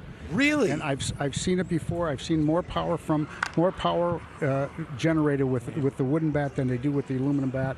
And you know, this could be one of those cases. I mean, he's swinging it with a little bit of effort, but he's sending the ball a long way. There's some length in his swing. You know, longer levered guys, if they get out of sync, and Mike knows this well, sometimes in college seasons it's hard to get back in sync, and it's a really short season. It's less than, you know, a little more 200 at bats. So it really, you get off to a bad start, it can really kind of downfall on you pretty quickly. It's got to be hard to swing with football pads under your shirt, like Caden Bogenpool. It's a little big, I would say that. He's 6'6", 245 pounds. He's standing by right now at Harold. Harold, take it away. 6'6", 245. They're saying you got football pads under there. I'm starting to believe it. Hey, Caden, we met years ago. At least I knew you were in the Power Showcase. You hit a ball how far in high school? 503 feet. Yeah, but it was down in Miami with might have been a little juice bats, juice balls, but I still went 503. So. Yeah, Brian Domenico's home run showcase down there. Look, you're swinging the heck out of the bat and the ball. One thing Mike Rizzo brought up was with the wooden bat, and sometimes bigger guys and advanced hitters hit better with wood. How do you feel swinging the wooden bat? I mean, it feels great in my hands. Went to a drop 2, so it's a little different feel than a drop 3, but I'm loving this thing. It's treating me well. So. Drop 2, man. You're strong, huh? Yeah. I guess you have to be. Phil, come here for a second. All right. So, Phil, when you watch a big guy like this, you play with some big. What's the challenges for him moving forward that he continues to hit well? Well, the long levers are, you know, something that when you look at big guys, it might be taking a little bit longer to develop, but watching him and how short he is to the ball and the impact he has on it. But he's also moving the ball the other way, which I like to see. You enjoying this? Oh, it's awesome. Love it. All right, get back and finish the show for us, all right? Okay, thank you. All right, I got both your questions. Great comments out of you, Mike Rizzo, and Dan O'Dowd about the levers, and Phil put the point on it. And Greg, yeah, he got shoulder pads on. I felt them. I got to tell you, this is one of the most impressive groups that has taken BP today. I don't know if you guys agree. Certainly from a physicality standpoint. I mean, again, I am still blown away that I'm watching a younger Troy Glaus hit in the cage right now. Blake Bowen, just 18 years old, taking his cuts. We're going to step aside in our coverage of the MLB Draft Combine. When we come back from the top outfielders in the upcoming draft class, Drew Burress will be poolside with Jerry Kravitz when we return to Phoenix.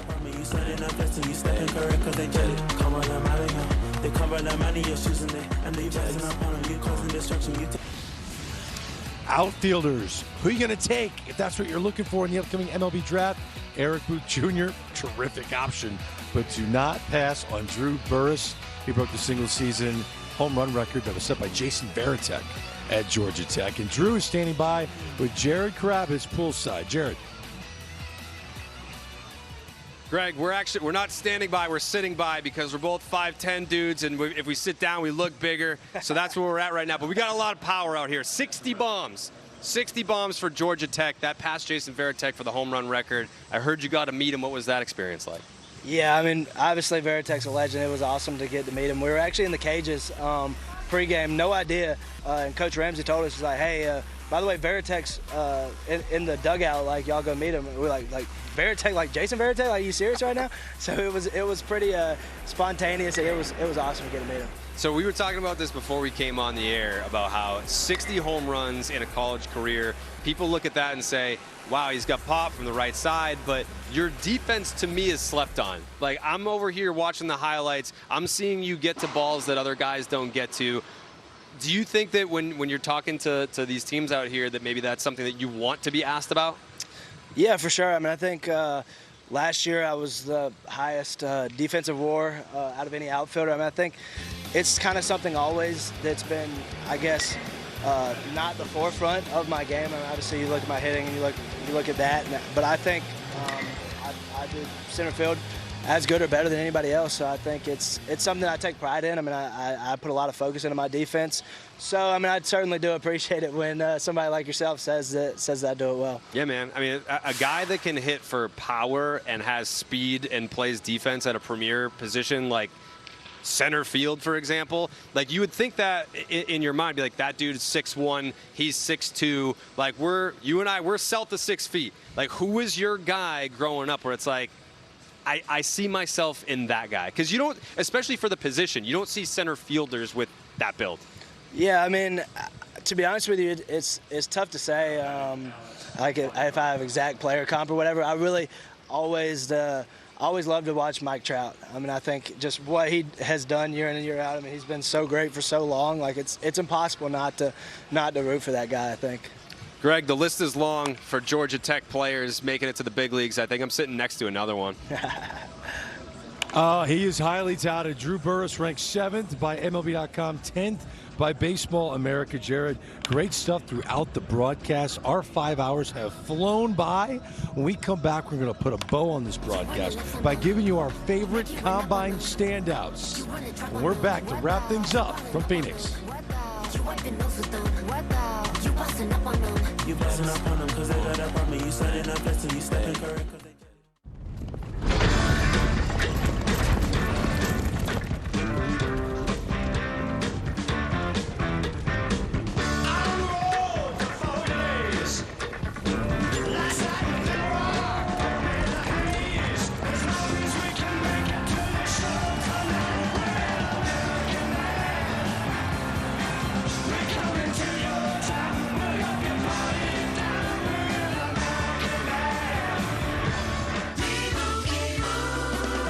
Doug. That name on your shirt, it means something. Because Liberty Mutual customizes car insurance to save people hundreds. Tommy, stop that. Now let's get out there and play like it. Again, Doug? Parents need to stay over there. Sorry, Coach. Also, get your little buddy. Levu, no! Only pay for what you need. Liberty, liberty, liberty, liberty.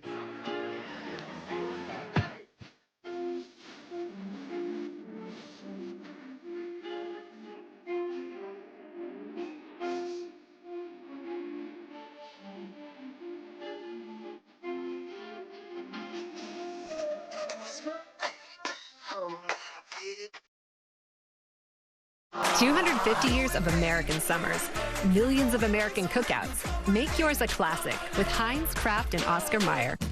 At Ace, we know whether you grill with charcoal, gas, pellet, or griddle, we've got the perfect grill for you.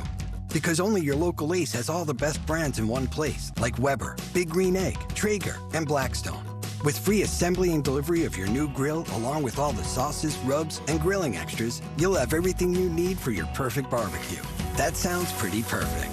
Around the block, what you need in stock, with service so good it's guaranteed. Ace is the place with the helpful hardware, folks.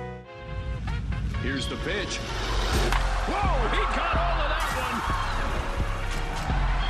It is out of here. High drive, deep to right field. Back, With boosts and bonuses all season long, FanDuel is your home for home runs. All customers choose your own reward today. Every great day starts with your gut.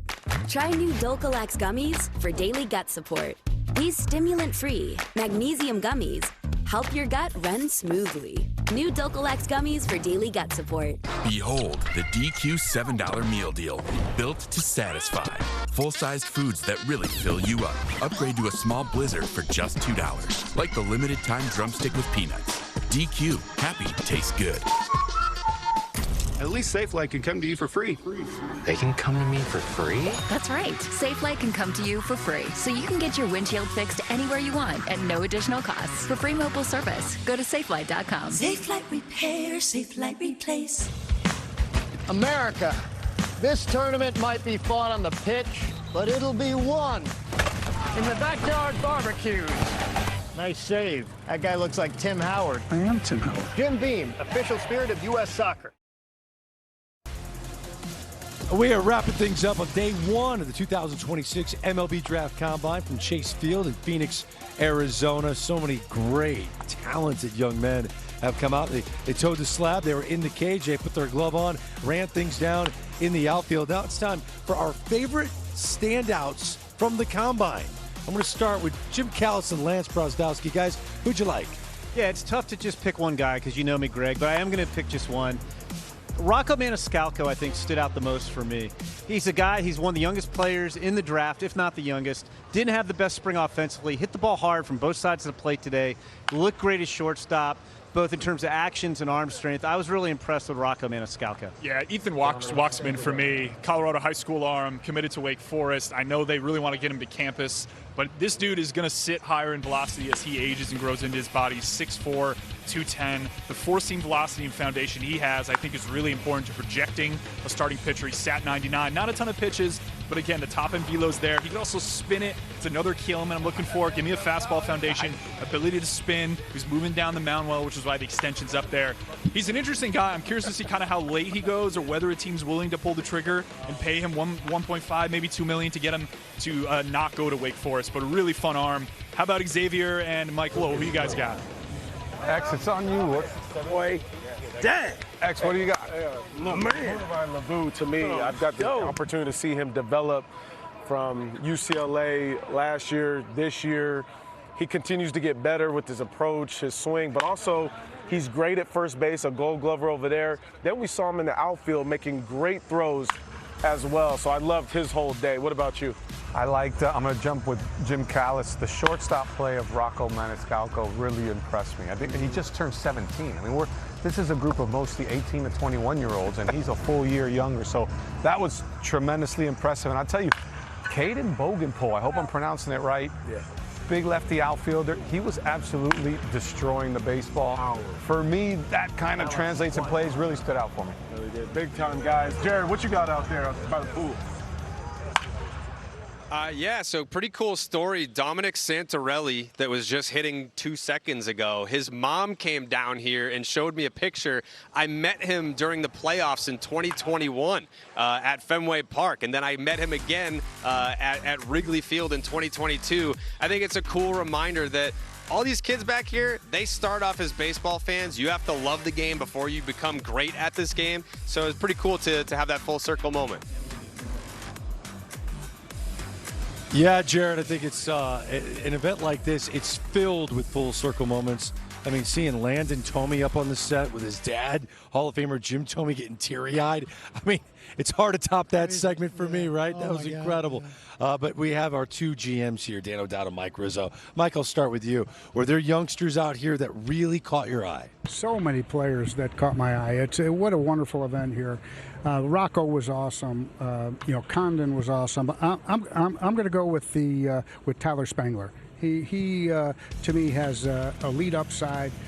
We got to do our medical check on him, make sure he's healthy. But this guy's got a chance to be a guy that can really swing the bat. He's athletic enough to play in the middle of the field somewhere. And if not, he reminds me a little bit of Sean Green body-wise and stroke-wise. And he's going to play somewhere, but he's going to be a big performer in that batter's box. They bring things to life, don't they, Mike? I love that. You ask and you get.